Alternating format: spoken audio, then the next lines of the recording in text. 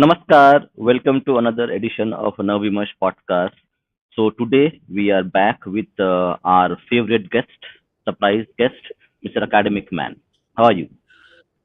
I'm fine, alive, doing well. Okay, you are alive. Thank you for this. I thought I would not see you. So I think we are meeting after a long time. There have been Yes. some very important events happened at your end. Okay. Yeah, yeah, yeah. So, and also very important events happening in the history of Bollywood, the so-called Bollywood. Yes, yes, absolutely. So we are going to discuss Bollywood बोल that. सकते हैं क्या? I don't know if we can call this Bollywood. I don't know. Yes, see, as per convention, it is called Bollywood because it is based out of Bombay. Okay, Yeah. so But we can call it anyway, Hindi film industry or yeah. Anyway, we sure. can say Hindi film industry. Yeah, I think that's also not a bad thing. So we are going to talk about today the movie Dhurandhar, which is breaking records across India and also across the world. Yeah, In US, it has made I think about $1 million recently. yeah, yeah, yeah, yeah. So it has done really well across, and it is about to break 500 crore barrier in about 10 days time. So, Yeah. but we are not going to talk about the money or the reviews, how the acting is. We're going to talk about something else where I think a lot of people are getting it wrong, technical point of view, and also in terms of movie genre. So we have named this podcast Dhurandhar is a Desi Western or a Indian version of Western genre cinema rather than a spy thriller. So Yeah. why don't you start with your opening statement? Why isn't so? So if you look at, I'm assuming that our viewers today have watched the movie, so I'm going to give some spoilers. Spoiler alert. um and I will go into some points otherwise, but even if you haven't seen the movie but you've seen a trailer and you kind of have a basic idea of what it might be about, yes, there is a spy element. Okay, there is a spy, and you know what he is doing in a foreign country. That is very important. That is, in a way, that is the whole movie. Now, the point that I'm trying to make today is that it works not because it is a typical spy thriller. When I say typical spy thriller, it's more like a James Bond movie, or let's say one of those YRF. YRF is crap. Like YRF is the worst kind of spy movies you can make. But let's say the good old James Bond movies, where in a weird way, the spy movies that you would watch, like even the James Bond movies, the the spy was at the focus of the movie, right? What James Bond, he did with his martini, shaken not stirred, the cars, the Aston Martin he would drive, the women he would date, that kind of stuff, right? So uh, his country England is in trouble. That's not really the main focus of the story. His How he deals with it is the main focus of the story. Um, so in a sense, it's not so. I would say Pathan and all these movies, they are actually, in a weird way, they are closer to those, James Bondish type movies. Uh, and that's why they are more of, I couldn't say spy thriller because they're not exactly thrillers for me. I have never watched War or Pathan and Tiger Zinda Hai and all that crap. I have a lot of work in my life. I don't waste my time. Uh, so yes, so I deliberately told you to put James Bond on the cover because yes, if you look at a movie like Casino Royale, he is technically playing to save England, but but the entire focus of the movie is James Bond. So you can watch the entire Daniel Craig series or the Pierce Brosnan or Sean Connery and all of these people, whoever portrayed Bond, and there were other copies of Bond in different times, and there were even comedies like Bond, James Bond movies. So if you look at those movies, they kind of set the template for spy thrillers. And there are even more serious movies. So if you think that James Bond movies weren't really serious, they were, sometimes they were a bit uh, too outlandish, let's say. Even then, you could maybe look at a lot of other Hollywood movies which portrayed spies, where uh, but again, the spy was at the center of the movie, right? That's the genre. But this is not really, I mean, it shows the Ranveer Singh as a spy, but he is not really the focus of the movie. I mean, he is a very important character in the movie, but the focus is not really him. The focus, strangely, is that town called Liari. And yes, why, how it is connected to India, how things they do there is kind of is kind of connected to our national security concerns. And this is very important because our national security concern, we that's what Bollywood actually tried to show, that ISI is fundamentally okay, they're not bad people, they're actually trying to kill the terrorists, but they're never successful. They are actually like us, that kind of thing. And your attention was diverted to somewhat, whoever was the terrorist was a larger than life character. He could not be your neighbor. He could not be this one paraka gunda, right? Galika gunda. He is not like that. So you think that a terrorist is like beyond your comprehension, but it's not that. I think what Dhurandhar also does brilliantly is it shows you that there is a potential that the next door neighbor you don't know about, that guy can also be a terrorist.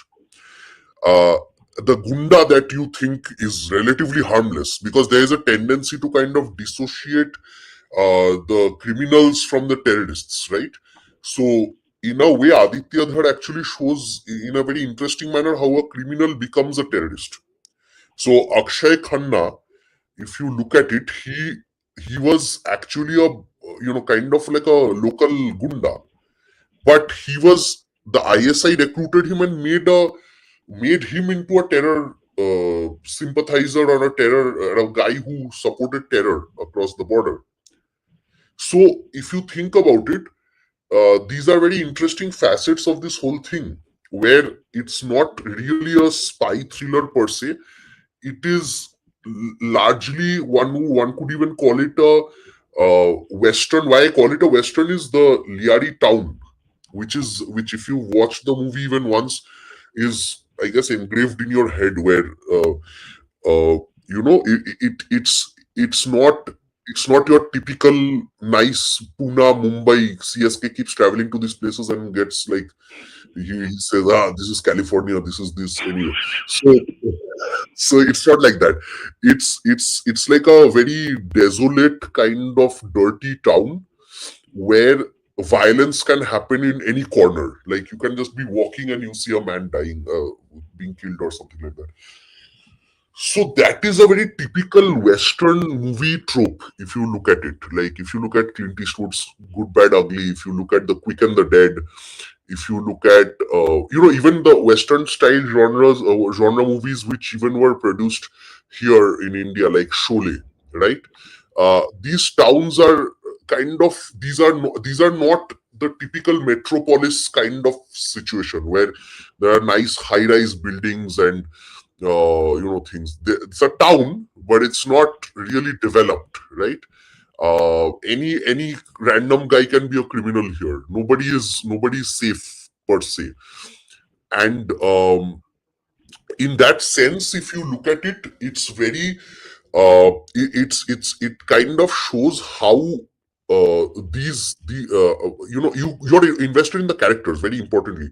So that's why you are given a backstory of Rahman Baloch, you're given a backstory of this thing, his so-called father or whatever.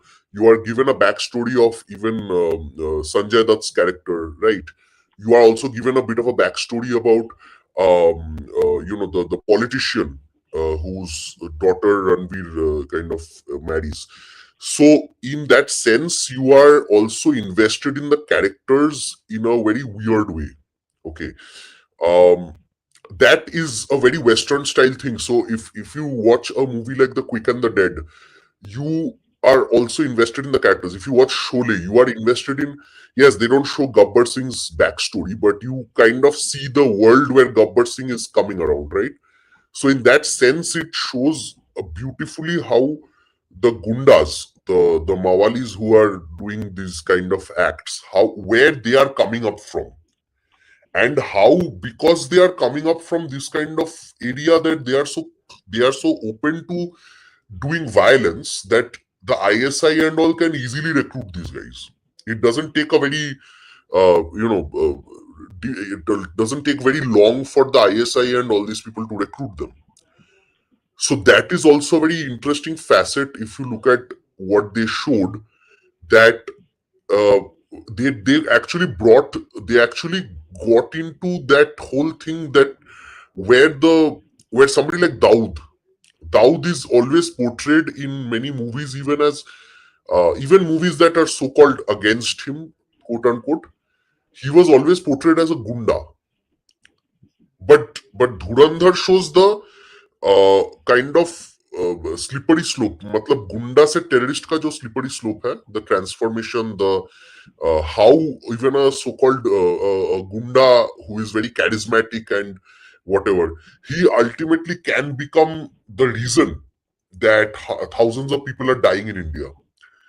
That aspect is so beautifully shown that uh, in because of that uh, aspect, I would say that it's closer to a Western or something, or it's not, it's it's it's a very beautiful portrayal of human character in that sense.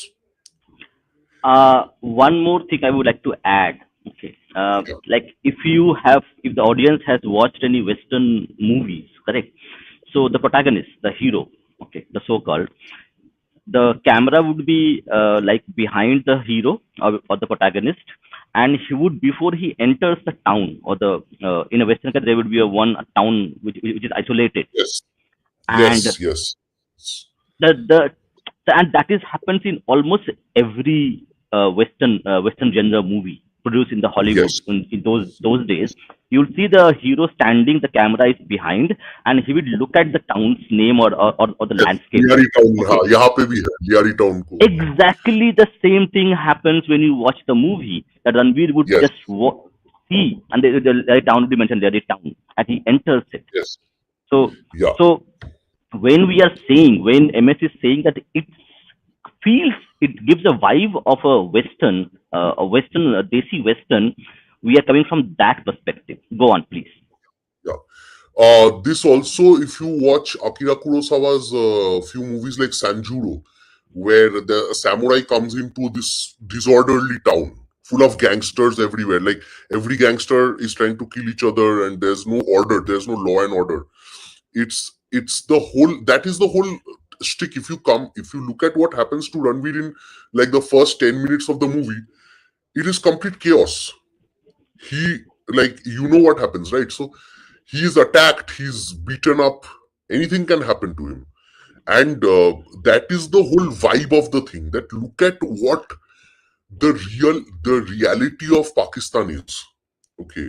Or the reality, and like many people have pointed out, that it seems very similar to some parts of India as well. And that's why one very famous minister in Kolkata, minister mayor in Kolkata said, "This is mini Pakistan," right?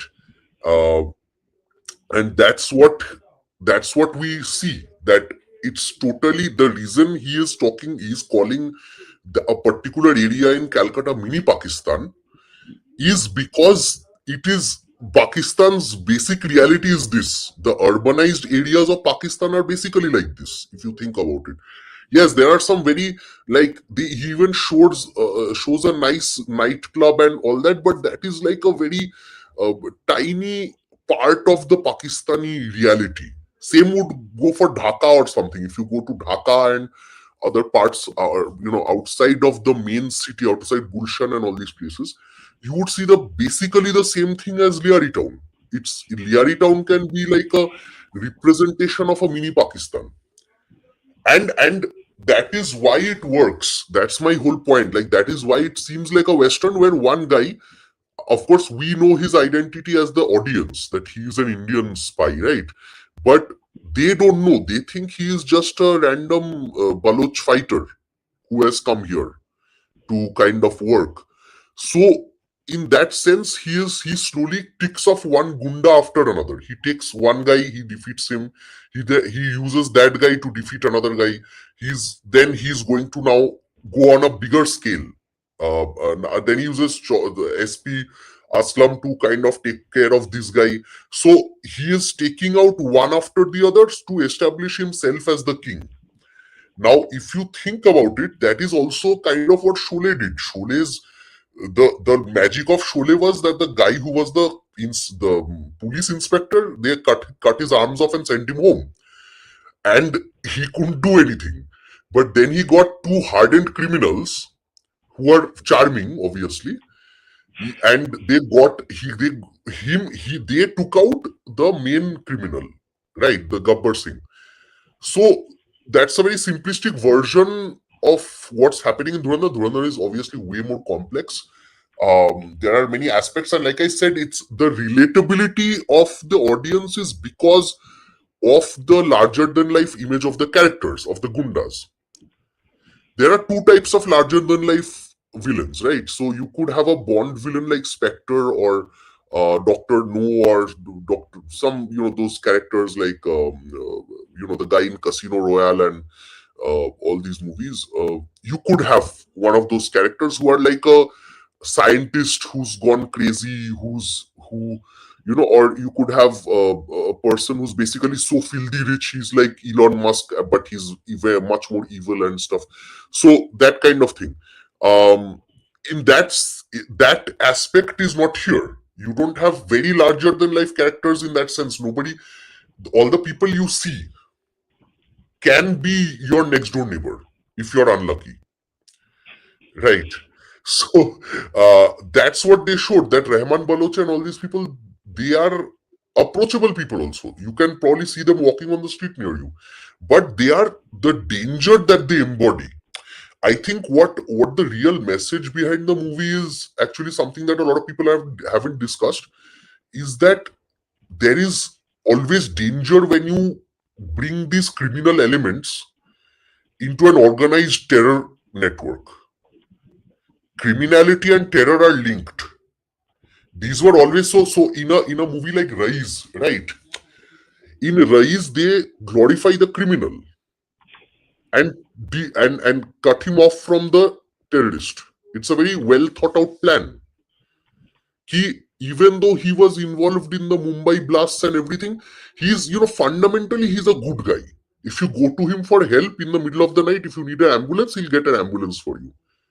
So always these, Diwar, where Haji Mastan was basically portrayed, or Once Upon a Time in Mumbai, right? Or where also Haji Mastan versus Daud were shown, and then these all these movies where the gangster is actually a good guy. You actually feel bad for the gangster if he dies or something. It was done deliberately, just to cover up the real activities of the gangsters. It was done. These were all these were all created in that sense, right? So finally we have a movie which shows that no, these gangsters are not just random people who will help you in the middle of the night if you need an ambulance. No, they are not like that. You might have a romantic notion of that as a middle class person sitting in a home somewhere. You might think, oh, these are very good people. Actually, you might think that, but the actual danger they embody is extremely, is at a different level. Like this is like a butterfly effect. Like, you let a gangster in Pakistan thrive, and 2,000 people here in India are in danger. That butterfly effect is beautifully documented here, right? So that is, I think that's in a sense, Aditya Dhar's greatest success, I would say, is kind of undoing Bollywood's this glorification of gangsters slowly. I mean, even here he did it. He did it to undo it. Like, look at how Akshay Khanna's entry is so glamorized, right? Like everyone is sharing that video. But at the end of the movie, he kills him brutally. He is not the hero of the movie. And that, I think, is the biggest success that Aditya Dhar has shown. That, yeah, he can be a very glamorous guy. He can dance well to a Balochi song.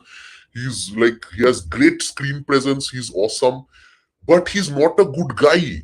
When the Mumbai terror attack was happening, he was cheering it. Actually, that scene was very beautiful, where he wasn't initially cheering, but then the the Arjun Rampal told him to cheer, and to show his allegiance, he started to cheer. Okay, initially, so in a sense, I think that is a very subtle but beautiful way in which he shows this, kind of metamorphosis of the gangster onto a, a terrorist. And this is exactly what happened with Dawood. I think that if if the government and all knew that this guy would one day be like the head of terror, I don't think they would have let him thrive for so long. Maybe I don't I may like to believe that maybe the Congress government, actually, no, that was a stupid statement on my part. Congress would encourage it even if they knew. So Congress का तो pant खोल के रख दिया यहाँ पे. So forget that. the the printing, the money printing scam, right? So that no wonder. Why do you think people are going against Aditya Dhar so much? It's because of the money printing thing, not because he showed Pakistan को bad light में पहले भी दिखा चुका है वो उड़ी में. But this one was too personal. He's basically saying that before 2014, the people we were ruled by could sell the country for माने कौड़ी के भाव बेच देते देश को, right? So that's the real reason they're unable to say it out loud. They're unable to say it like, oh my god, how can you show this? How can you show a top minister? Which is very evident who it was, right? I'm not going to name the guy, but exactly. So in that sense, that's the real mirchi. If you ask where kaha se mirchi lagi, that is the main mirchi. Okay. Where Madhavan is getting the information, like Ajit Doval's character, Ajay Sanyal is getting the information, but he can't do shit because he's like his hands are tied. So, and why? He's getting horrible information. He's getting the information that the same company that did the printed, that supplied us, I don't know why a foreign company would supply us with all the printing material. Then what did Congress do in 70 years? I don't know. We couldn't even we had to buy raw materials for printing our money from Britain, right? So anyway, apart from that, he's getting that information that the same company is now supplying to Pakistan, and he can't act on it. His hands are tied, and that explains demonetization as well, right in 2016. So in that sense, if you look at it, it's actually, that's the whole reason that so many people are against the movie. So many people, as in not the public. The public is with the movie. You know who all are against the movie. So that's the whole reason, that how can they show this? Itna dam kahan se aaya inme? So that's good. Maybe that's another side effect of 240, that you actually develop some Shatru bodh. You don't leave your Shatru open to do whatever they want. So yeah. Okay, so actually, do you want to cover any other parts of this cinema, or correct? So now we are trying to establish, actually, like if you see in detail, correct? Yeah. Categorizing it as a Western genre movie rather than a spy thriller, which is being shown, which is being told. Uh, maybe actually because of the multiple layering, the social, the political, the bureaucratic, uh, the emotions as well, the way the layering is being done, okay, over several Yes, layers that you can peel off one after yes. another. It may not be even, it may be its own genre itself, because it Yeah, yeah, mixes of bit course, of of course. spy, it mixes spy This is the genre, it kind of movie mixes western people genre. Mm, exactly. It's a genre. It's beyond genres. I could call it that. But I mm, think like if we like take percentages, it's maybe 70% more of a western than a spy thriller. mm. That's like a basic thing. So yeah, Yeah, actually, that's one more thing why we are calling it a Western genre movie, because the movie starts in Mm. Liari, it ends in Liari. Yes, yes, So yes, if yes. you see any Western movie, the movie Yeah, doesn't move away from the focal location where it started and where it ends. exactly, exactly, exactly. So, so in terms of technicalities, correct. So all the people Yeah, have done all the reviews, correct, in terms of how good things are. But yeah. I watched the movie twice. Maybe you have watched once, or maybe you watch again. I was, yeah, Okay. yeah, Yeah. So like we figured out, okay, okay, he told me that, okay, this. Then I also realized, okay, what's going on here? Let's dig deeper into it. So yeah. that's why we are calling it a Western genre. And one more thing which is important is that we don't see a lot of technology. We are No, not, no, although, exactly. hmm, hmm. He's writing on a diary, bro. I mean, he's not No, even no, like whole although the point. Like, movie is, although the movie is based in 1980s, correct?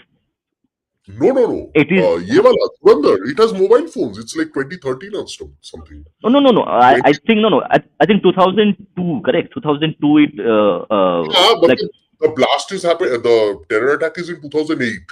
So around okay, that yeah, time, when mobile around phones were okay, there, around a time. yeah. I But I laptops, think laptops and computers were fairly common. Like were there 90s. IPhone Okay, ये so ना iPhone दिखाया था वो जो iPhone were, लड़की को iPhone got है it. वो आईफोन हाँ Yes, but one more trope which is there for a spy thriller is that use of technology, advanced technology. Yeah. And yeah we don't see any kind of thing happening. We see Ranbir using that invisible ink to see things. Okay, that's quite, yeah that is but that's Bomkesh that's like Bomkesh that's like प्याज Bomkesh era, प्याज प्याज वो करके invisible ink Bomkesh era, Bomkesh era technology that they are using. So these are three primary things that we have actually observed, and so there are many more things are there. Okay, so three things are primary that we have observed, that this makes it a kind of Western genre movie, okay, rather than yeah a spy thriller in the conventional sense. yeah So yeah that's one part of it. Okay, yeah, but you can share your other thoughts as well about the movie, anything else, and then also we will have one more guest join as well. We'll have a one special yeah guest yeah joining us. surprise Yeah, guest yes yeah, surprise so guest. this one if you think about it Mukhtar Ansari and his मतलब जो vice president था यार क्या नाम था उसका the one of the best vice presidents we ever had um अरे I'm Mukhtar forgetting the name Ansari itself. elder brother the जिसको मोदी जी ने एकदम वो मतलब पेल दिया था Ah, basically yes, yes, yes, yes, yes, yes. I Hamid forgot the Ansari name Hamid itself. Ansari Yeah, Hamid yes, Hamid Ansari Ansari. Hamid Ansari, correct. so if Hmm. you look at the Ansari brothers the great Ansari Hmm. brothers Hmm. they are also like this if you think about it Mukhtar Ansari is a don in UP. So again, the same trope happens that if you make a movie about Mukhtar Ansari, if Bollywood, classic Bollywood, let's say Javed Salim made a movie about Mukhtar Ansari, right? In that movie, what would you see? You would uh, you would see that Mukhtar Ansari is this very nice character who is, helping out poor people and all that stuff. You would see all that, right? But if you look at, what Hamid Ansari did, he basically I think, blew the cover of Raw Agents. If I'm not very mistaken, I think our audience No, will know. you are right. You are right. You are right. Absolutely right. Yeah. So how is this different? We have people like this sitting. वो तो एक line में माधवन भी बोलता है कि पाकिस्तानी हमारे main वो एनिमी नहीं है, वो हमारे देश के ही लोग हैं. Right? That is not just aimed at the minister who sold the plates of India to Pakistan. That is also the same modus operandi by which, Hamid Ansari and Mukhtar Ansari, people like these operated. One became vice president. Can you imagine? One became the vice president of India, and the brother is a bloody criminal scumbag. Okay. So this is the choice of the if you if you have parties like CPIM and Congress, you basically don't need China and Pakistan. I think you have one is Pakistan, the other is China. So you don't need these separately to kill you. So Inspired by Obama. so अरे Obama भी इतना मतलब Obama's foreign policy was माने much more patriotic than these guys. U.S. foreign policy. U.S. foreign policy is never mandated by the presidents. Exactly. वो भी है. But that's the whole point. Like if you look at what these people were doing for the last 70 years, that's like it's one of the worst. I mean, the fact that this country is still existing, it's a miracle. Only God's the blessings of the gods are the reason that our country still exists. What were they doing? I think that is the main reason. मैंने पाकिस्तान को खराब दिखाया. My main thing is I think that इतने जगह पे उंगली डाल दिया ना उसने. He showed some horrific realities about India, not just Pakistan. Aditya Dhar actually showed some of the most terrible things that plague Indian political parties. That's another main reason that Arfa Khanum Sasta Sherwani is so angry. So Okay. So yeah, go ahead. You continue. no, So that's I think if you have more points, what you observed, okay. So I have observed tons of things. Okay. So I think it will take yeah. maybe 10, 20 episodes to actually discuss. But yeah. So one of the more things. See, I will also ask the audience to actually share their opinion on this. They had mentioned a very important word in the movie that जो लियारी पे राज करेगा वो हाँ, पाकिस्तान पे राज करेगा. yes, So, but this statement is very correct. Although Pakistan is a large country, it's not a very small country. So, how can or instead of Karachi is a city, correct? Karachi is a city, has a very yes. huge population. The population is about, I think, 20 million plus as of now.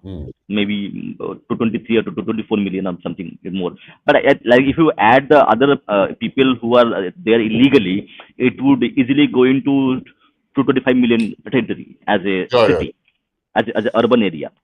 So it has a large population but a small area. How can this small area have so much political influence over a country like Pakistan? And that's the now we are diverting from movie yeah, discussion to something absolutely. else. Okay. Yeah. So what do you think? Like what do you think? What happens? Because I am showing some data to the audience to actually ponder over that what really happens in Liari. So the interesting aspect is why I'll draw a parallel with Calcutta because it actually reminded me a lot of some things that happened in Calcutta. For example, the port area of Calcutta, it is there was an IPS officer who was killed there many years ago in the 1980s. He was chopped in broad daylight. Okay. Calcutta में एक आध area है जहां से पूरा कलकत्ता चलते हैं, right? So entire Calcutta is run from some parts of Calcutta. So you might be the kind of person who goes to a restaurant, goes to a nightclub, whatever. You're having fun in Park Street or something, but you don't have any power. You don't run the city. The real money the entire, the machinery, the police, the state, everything is concentrating the power in certain parts of Calcutta, which is near the area where, interestingly, the mayor of Calcutta comes from now. इतने लोग हैं waste Bengal में, कलकत्ता में इतने लोग हैं. Why do you think that guy became the mayor of Calcutta? Not and it. One clue is his religion is a very important aspect, but the other clue is that he controls that flow of wealth and weapons and all that stuff. I don't know if weapons are. I mean, we can't. We shouldn't say that openly. But there is some power in the area in which he rules. Okay, and that is precisely why we can see that these areas are so impactful in their effect on the rest of Karachi. So Liari town ko control karo, Karachi control mein aa jata hai. Once you control Karachi, then I guess you control the rest of Pakistan through some kind of this thing. And in a sense, this is exactly like how West Bengal also weirdly works. Like the elite have always been from Calcutta. But who supports the elite? That group is coming from that area. जैसे शायद मुंबई में भी है. I have no idea. Maybe that's the same in Mumbai or other cities. But this is far more pronounced, I would say, perhaps in Karachi and these parts. Because वहाँ पे तो criminality very criminality is like a fair, like a very open part of your life, a very, very common aspect of your life in that country. Absolutely. And now, actually, we delve into one more point. Uh, okay. So, one more point. So, that point is in terms of writing, correct? The script and the screenplay Yeah. that is Yeah. there. What do you think about the writing? Oh, it's wonderful. I would say the dialogues are crisp. Not one word, not one character says a word that is unnecessary or useless. The screenplay is brilliant. Even the songs, like I was hearing your review with HV Didi. Hmm. What you guys were saying that even the songs are short, they're not very long, and मतलब Bollywood style एक वहाँ पे चले गए Switzerland में जाके that kind of crap is not there. So it's very interesting, and I also liked some aspects of truth that the script brought out. For example, the girl's father, when he confronts Ranveer Singh, he says, "Teri umar to 32-34 ki hogi," or something like that, right? Sharam karo, whatever. And the the point I'm trying to make here is that this may not have been the main point, but it's like a common dialogue. Like, imagine if this situation happened in real life, and a guy knows that his daughter is going to marry this gangster, and he can't really say anything about it, and then he kind of starts making more excuses that, oh, what are you, you're too old for her, this. So it was, I don't know, it was like a very good sketch of human character. Like, in that situation, what would he say? And then how Ranveer Singh traps him as well. Okay. uh it is very, very interesting, like how they showed, and the love jihad angle that you were also bringing out in that review. Hmm. How the age of the girl is very important, which is why you see how bhaijans, the bullahs, they stand in front of schools. They don't stand in front of I don't know, offices so much. Offices also have women, but the schools are always on the target. Girls schools or whatever, and schools are that it's easier to catch them young in that sense. That's what grooming gangs also do in England, right? It's a very common method. Oh, we know the identity of this guy, but if you forget the identity for 1 second and just see it as a gang war movie, he actually showed you how they they do love jihad, right? And how the girl is dumb enough to actually go and leave her house, which is very nice and posh, and live with him in a dilapidated room somewhere. Strangely enough, that also, the Rizwanur Rahman case in Calcutta was very similar to this, right? So Yeah, in a very weird way, the human psychology is also well shown, but without actually saying this is human psychology. So they show you some things without actually spelling them out, which is what a good filmmaker would do actually. So in that sense, it's quite good. I mean, it is brilliant. I don't know where 3.5 hours of my time went, how it passed, and yeah, it's brilliant. I can't say any other word than that. yeah. But I have not watched a lot of movies. Okay, I do not watch entertainment as such. Yeah, But like making a movie 3.5 hours long, yeah, maybe I can count around, let's say, six and seven layers of the movie are yeah. going at the same time. Okay, you have the Mm, political angle, you have the family angle, you have the yes, protagonist who is a kind of a enigma to the audience, why he's doing this. Okay, what, why, how he is there. And you also have, and one more thing which I think academic man lost his connection. Okay, so we'll have him back. Okay, but anyway, I'll continue. So that's one important topic. I think the way Pakistan politics is shown in the movie, it's literally, I would say, better than any other Pakistani channel has done. The way they have shown the movie. Okay, he is coming. Academic man is coming. So just wait. Till then, we'll continue our discussion. So, okay, do you have any questions to me, or something that you want to be discussed? You can post it there. But how many people here are familiar with the Pakistan politics itself? Like, do you read about Pakistan politics or Pakistan society itself, or movies that you watch sometimes? But I have watched quite long Pakistani politics itself, politics, bit of their cinema as well, their songs as well.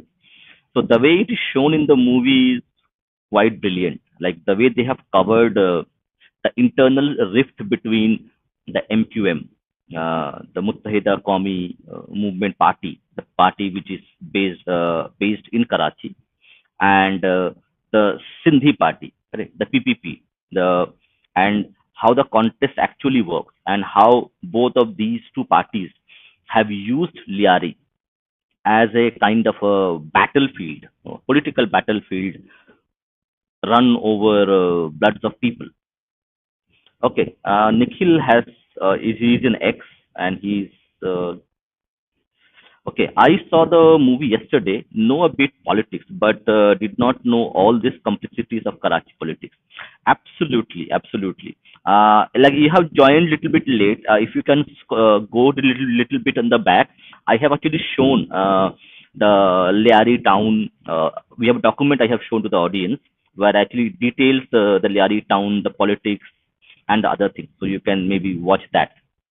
And we have the academic man. Yes, sir. so I think this one Anand has a interesting question. What do you think about Ranbir Singh during 26/11? Okay. Okay, so that was a bit confusing for me initially, right? So number one, they did not initially show him to be a army guy, right?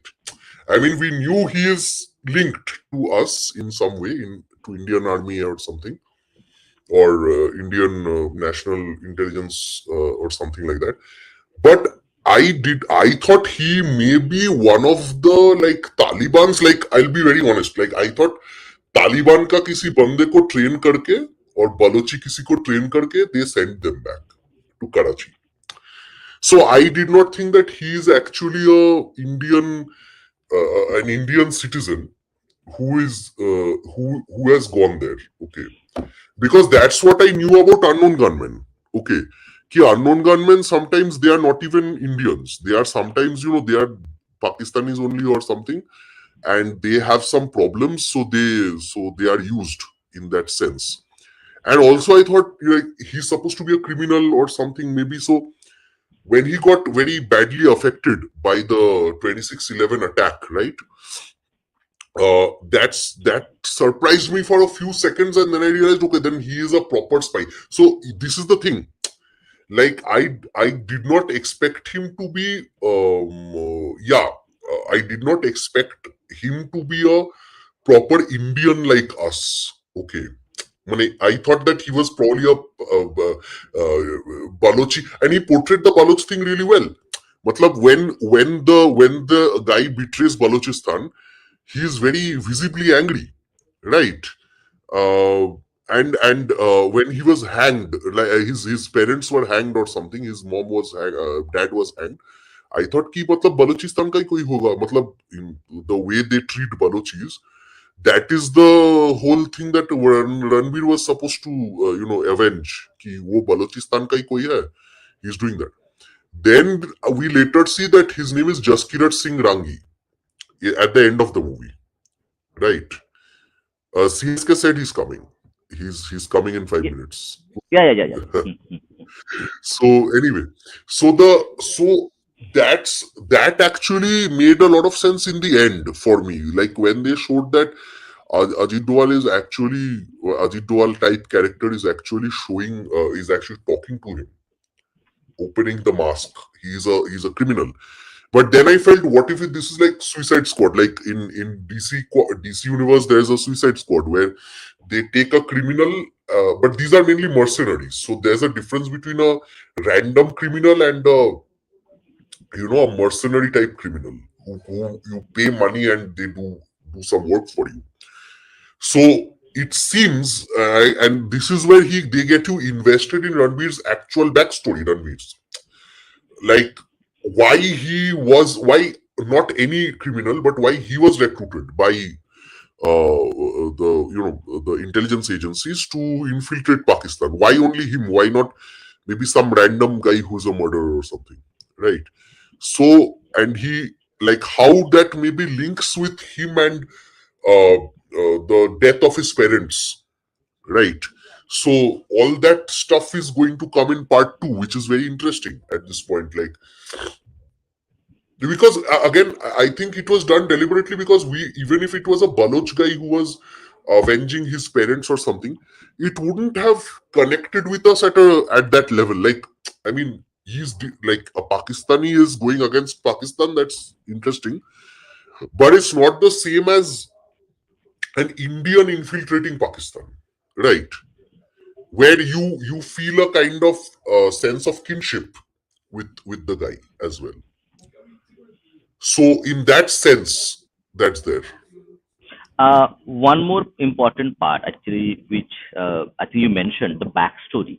I think every character, every character in the movie, the main characters, the prominent characters, certainly in between scenes, they have actually shown their backstory very smartly.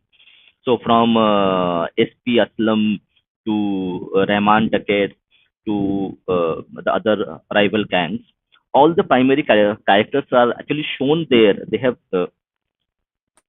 actually shown their backstories very smartly in few dialogues. I think that also done very And smartly. it was done without wasting a lot of dialogue. Like, so Aslam, when you see the jinn, right?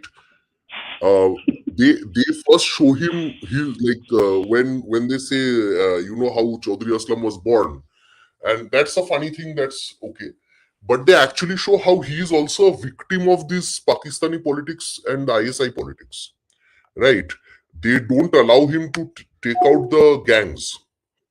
So in that sense, it is shown, but they don't waste a lot of they don't waste a lot of dialogue or a lot of flashbacks. Itna nahi hai kuch, right? And Yes. that is another beautiful aspect of this whole movie.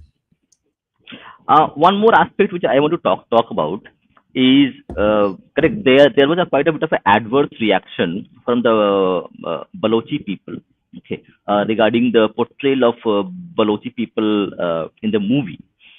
When I watch the movie, I see there is a kind of a like gray area where you Hmm. see. I think SP Aslam is a kind of he says कि you are Baloch, correct? I had a Baloch. Yeah. Hmm. Hmm. Okay, I think we have our guest Mystery Nirajanda. guest. Hey, sound encore.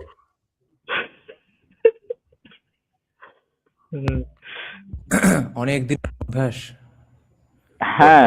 Yes, back to our colonial language. We should হ্যাঁ, not decolonize. Yes. হ্যাঁ।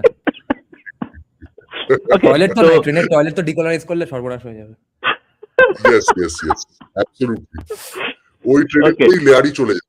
হ্যাঁ, তো হ্যাঁ, যাতা। I think we need to get back to English. হ্যাঁ, That the people are Yes. Yes. watching, they would be cursing us, But having why are Bengali you adda. simultaneously live streaming? Your live stream at your channel is not happening. Oh, not yet. I see. Wait, what do I have to You do? need to ও you need বাবা! to নাম add. ফাম দিতে হবে। Yes. ঠিক আছে। আচ্ছা দাঁড়াও। আচ্ছা ঠিক আছে, তোমরা Yeah. কন্টিনিউ করতে থাকো, আমি এগুলো করি তাহলে। Okay.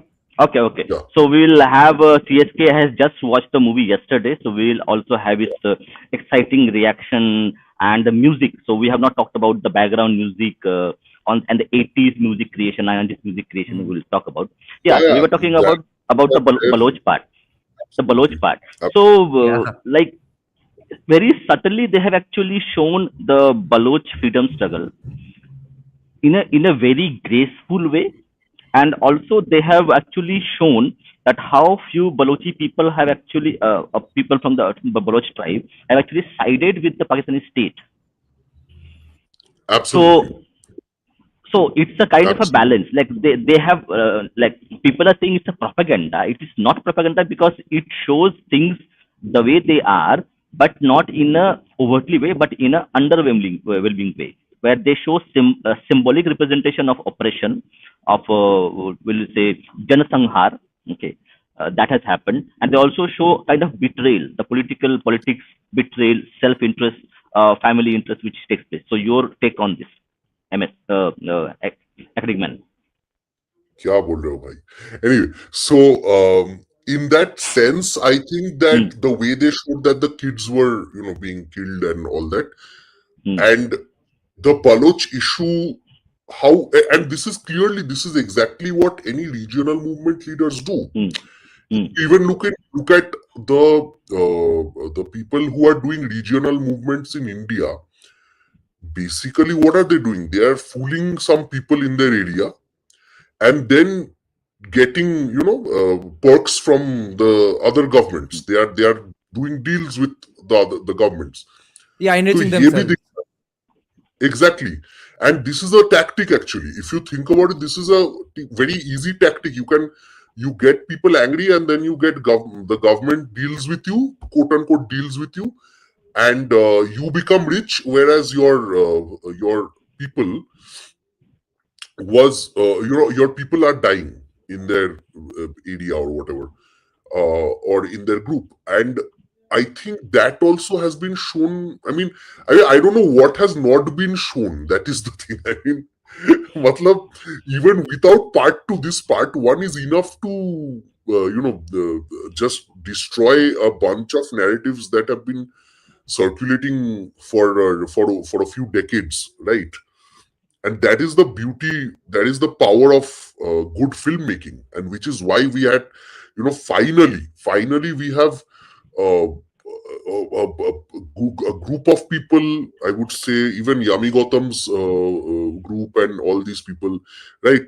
This whole group who are trying to do good art, which is also serving our purpose, that is to show the indie queen, the struggles of the indie queen, or the importance of these kind of issues for the indie queen. That is the best aspect.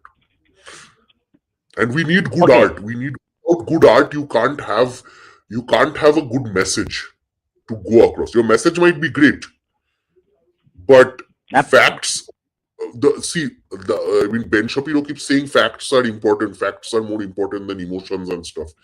But the truth is that emotions triumph. People are mostly emotional, especially young people. They are emotional. So you have to give them the facts through an emotional medium, which you can do through a good movie or a work of art.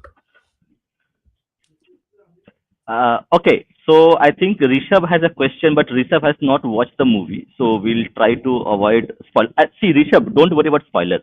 The movie is 3.5 hours long, so whatever you Yeah, talk about, you are still not you're not going to get the movie. So you have to watch the movie at least till 2.5 hours to get the movie itself. So exactly. uh, don't Exactly. worry about, and we have not given any spoilers. Like we have spoken something which people already know, okay, and we're not going to do details. So that would not be a case. Yes, is your so we will take a recommendation from CSK. So your first reactions, Nejanda. Yes. Uh, I was very apprehensive about giving my thoughts because I was a little disappointed in one way.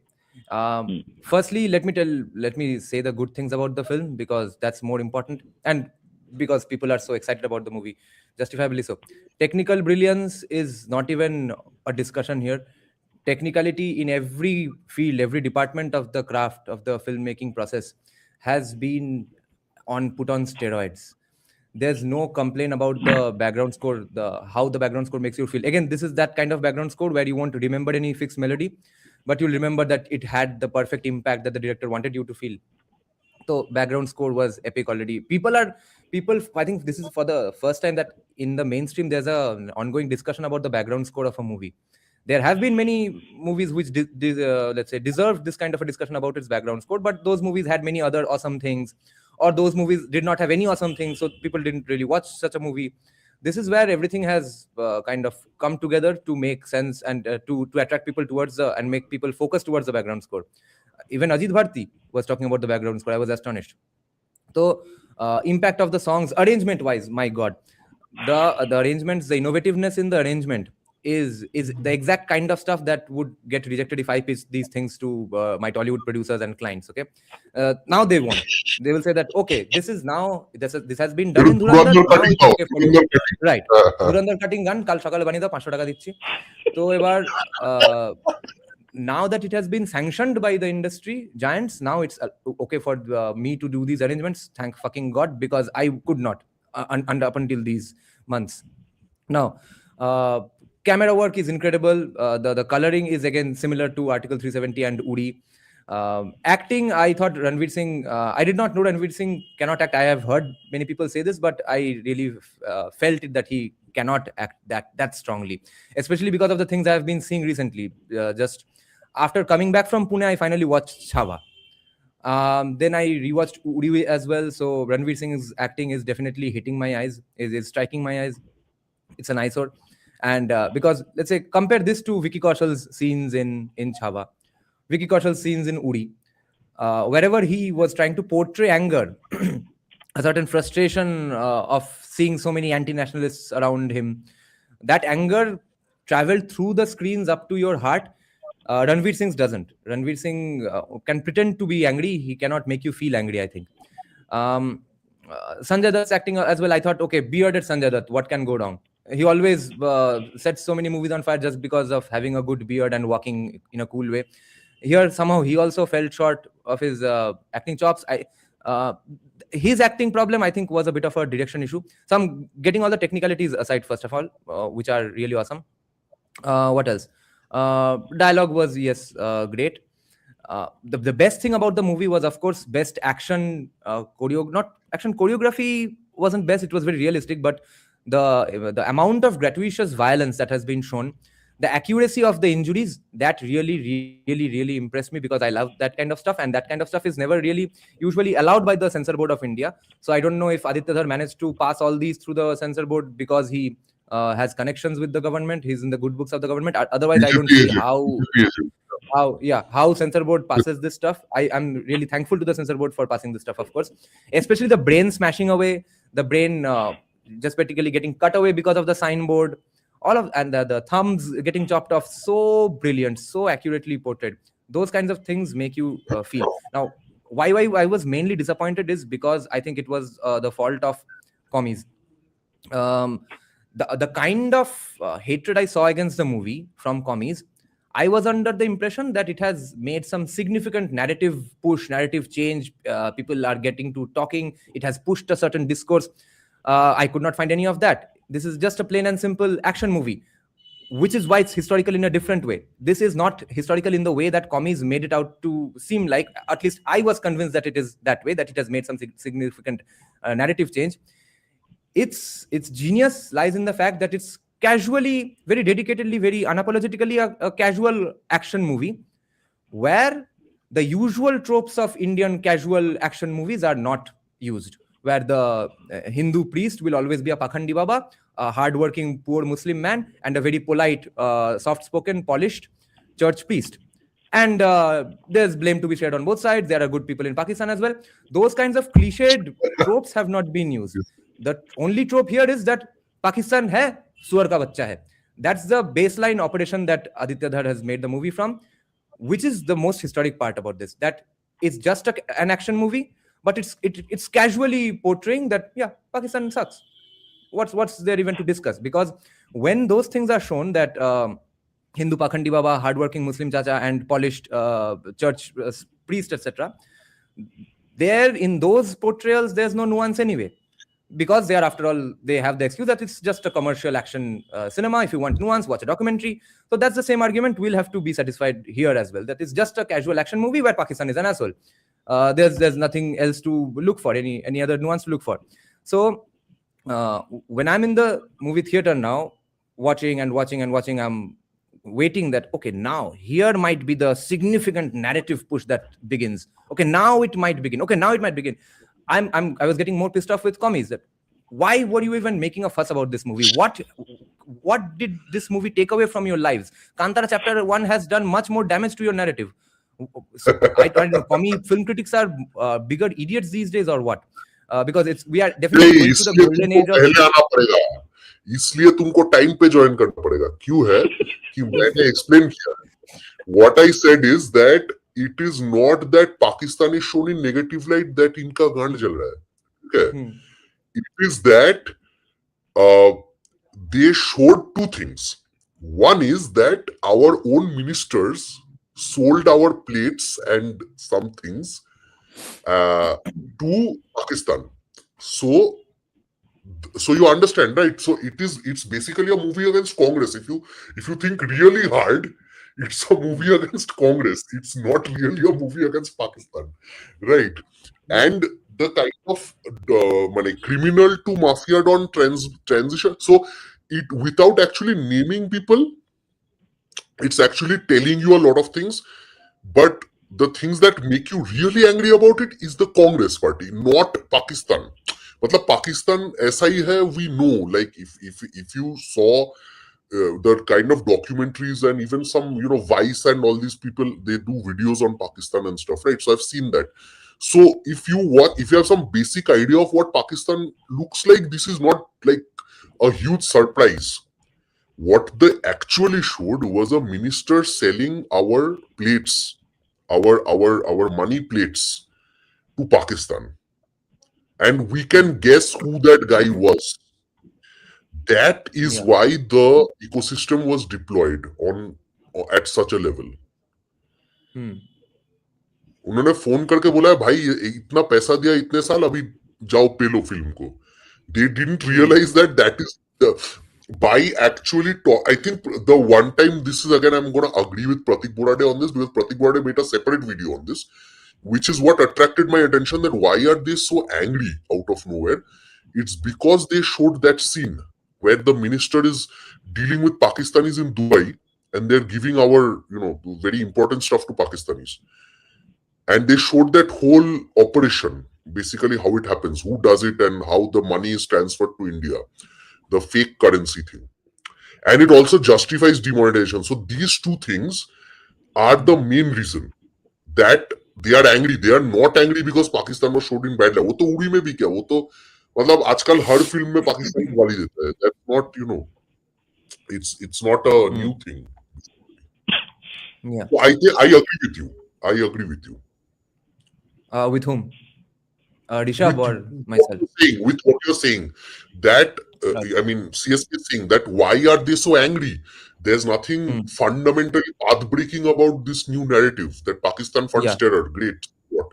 But Hmm. that's the whole point. That it wasn't that pissed these guys off. Yeah. What pissed the establishment off was that they showed 70 years of rulership जो थे उनको चुतिया दिखाया है basically if you think about it. Hmm. उनको चुतिया Yes. नहीं Yes. हरामी दिखाया. Okay, Yeah. that is why these people, Arfa Khanum, Sasta Sherwani, and Anupama Chopra, and all these people were deployed. Yeah. Yeah. See, if this movie released 5 to 10 years back, and if I was my younger self 5 to 10, as I was 5 to 10 years back, then this would be like it would give me sleepless nights. I would watch this movie thrice, 4 times in the cinema theaters.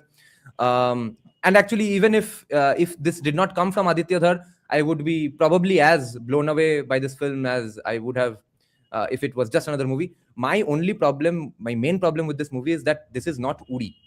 The kind of feel and depth of emotions, the roller coaster rides, along with that, the insane background score that Uri has, where you can remember every background score melody, the songs, the melody composition, Shashwat Sachdev is still not being able to replicate the recall value of the melodies of the Uri songs. So, and that movie was made in what, 22, 23 crores, and it went on to make 211 crores. So now Aditya Dhar has practically been given the keys to the empire. He's a kid with a bunch of keys and he's standing in front of the chocolate factory. 250 crore रुपए दे के बोला है हाँ movie बनाना है बनाओ, and he goes and shoots 7 hours of footage and makes 2 movies out of it. It's practically a one movie story. My main other problem was this is something that Zack Snyder and a lot of people, let's call this the Snyder syndrome, which Aditya Dhar is not suffering from. He's doing it deliberately because he doesn't give a shit anymore, because he doesn't need to give a shit anymore. All the feel, all the depth that he can show, that he has the skills to show, he has shown in Uri. Now he doesn't care. He just wants to make high quality mass action movie. When people use the word mass for some reason for Indian cinema, it usually means very very bad horse shit action cinema. This is insanely good action cinema, which is being let's say which is meant to work as a mass movie. But the Salar Snyder syndrome is where you have not established the value of your characters. The audience is not invested in those characters. Now anyone can tell me that, okay, yeah, I don't care about being invested in the character, I just like the movie. Fair enough. But I can definitely bet that you didn't feel the same things while watching this movie, the things that you felt while watching Uri and Chava. And it's not just because all the people being shown here are mainly Pakistanis, and we have not yet reached that point in the story where we'll feel something else for Ranveer other than, yes, go ahead, bro. But you can still be invested. You were invested in the Aurangzeb character. You were invested in almost every character in Uri, especially even right at the beginning. Those CRPF Jawans are having a good time. They are singing. You are already invested a bit in that character. You know something about this character, that yes, he's a fierce Jawan, likes to sing. 2 minutes later, he is blown up by Maoists. The problem with Salar and Zack Snyder type of movies is the priority. And Zack Snyder did not do this with every movie. He also started doing this much later on. Every scene, every action set piece, every action sequence, every dialogue of every character, every new character is treated in movies like Salar and Snyder movies and in Dhurandhar as if it's an incredible, phenomenal thing that you are watching, without making you Yeah, fully invested in the characters in the first place. So what Dhurandhar yeah, has ended up becoming, and what Salar is, and what Zack Snyder later movies have become is, oh my god, incredible cool scene 1, then oh my god, incredible cool scene 2, then oh my god, cool incredible scene 3. That's the first half of Dhurandhar. And at the cost of almost being heretic, I fell asleep in the first half after 20 minutes because I was that disappointed. And it was very loud, yes, but those kinds of action set pieces, that kind of accuracy, that kind of beautiful portrayal of violence, if it was done at the hands of or against some character that I really knew and really cared about from the very beginning, that impact would be twice and thrice. Then I would feel how I felt while watching Chhava, Uri, Kantara Chapter 1, etc. Even Kantara 1. That was not there. And Aditya Dhar didn't even try that. So from the very beginning, the main reason for my disappointment was that, okay, who are these people? Random Pakistani gangsters. What's the direct connection with India?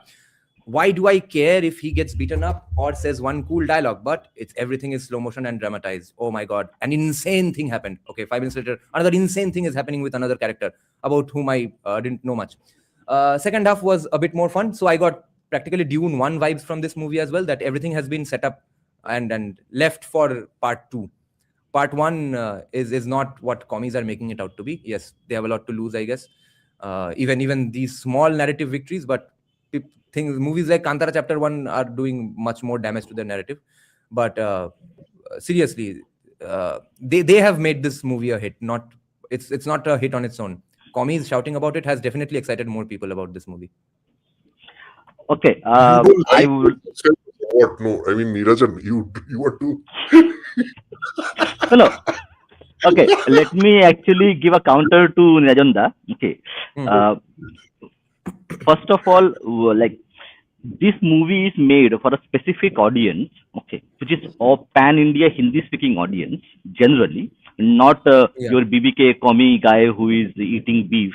Okay, so this Yeah. movie is primarily directed at a Hindi speaking audience, primarily who Yeah. speak Hindi across India, and they Yeah. actually know Pakistan is bad. They Yeah. know Pakistan is bad. Ajay has shown Yeah. why Pakistan is bad. That is the Hmm. that is the pull of the movie. That I know Pakistan is bad. First time I see for 3.5 hours or let's say 2.5 hours of the movie, why Pakistan is so a shithole place. That's why I am Right. watching it. Yeah. So the audience that it is given towards, it has did the job. Hmm. So But I that is have a my few points. go Yeah. ahead. yeah, go ahead. Uh, yeah. I'm So done. number one, Liari is not Liari just like that. Like the images of Liari are meant to trigger some aspect of your disinterest in Indian politics. So think about it. If you look at Liari, you remember certain areas in Calcutta, some parts of Delhi, some parts of other cities you may live in, some villages, some neighborhoods, right? And you know that, oh my god, okay, this is not just a gangster. That's what I was explaining in the earlier part, that this is not just a random gangster. They have glorified, Bollywood has glorified gangsters for 40-50 years now. The gangster is actually a very problematic character who can end up destroying your life, you as a Hmm. basically maybe educated middle class person living in a flat somewhere. They have an effect on you. So the gangster in one part of Calcutta, very nice part of Calcutta, you know which part I'm talking about, can have an effect on you in your house in South City Mall, near South City Mall. Right. I think that was one part of the narrative. Second part of the narrative was, like I said, that they openly showed some of the scams that were done by Congress, which destroyed completely the economy of India in many ways. Number three is that's what Varun Dev was going on asking, that what is the second point that the commies were angry on. Liari may be in Pakistan, but your imagery that you will associate it with is Raja Bajar. Okay. Or Park Circus or Metia Bruj. You will associate the people in those areas now with the most dangerous terrorists you can think of. I think they have one thing they have been successful in from a narrative point, if you ask me, is that the potential of a random gangster like maybe Haji Mastan or Daud to become an international terrorist who can ruin your life. Who maybe you're gone to a restaurant and the 10 of those guys come and attack you, kind of a thing, right? And then you whatever happens to you. So in that sense, I would say that may be the more subtler aspect of what is being done. Although they also glamorized it, like Aditya Dhar's I think the main, the main contribution that Aditya Dhar has been able to do is that uh, he has also shown those guys to be glamorous. He's not shown ki ekdam ye they are sitting in a dark corner and plotting to take over the world. It's not like that. So they are dancing, doing all kinds of things, and they are all epic characters. But that same epic character is cheering on when the terror activity is happening, which is completely genocidal towards kafirs. Okay, so that aspect is well portrayed here. I would say, like, you can now look at that area, those areas that I mentioned, and you can think, oh, this shit might ruin my life later. So maybe that was another aspect of it that I think is done well. Yeah, and it's not like people whose tastes are, let's just say, not that developed, or people with lower IQ, or poor people who don't have time for a depth, for an in-depth film, etc. It's not like they don't appreciate good character work. The same movie with better character work, and where the makers want you to feel something for the characters, if it was made that way, even they would appreciate it, no matter how bad movies are your staple. Because look at stuff like Ramayana and Mahabharata. Isn't there great character work? It's not like from the very first one, which is why I disliked Chava so much in the first two attempts. Agar matlab, if I knew it's a semi gladiator like movie, Gladiator Troy, that's the kind of movie that the Right. director definitely deliberately went for, because the Yeah. song Zinda Rahe, that song is just like that that incredible operatic song that there was in Troy as well. And Gladiator, wo jo scene hai na Remember Me. when he's walking fields. Yeah, remember me.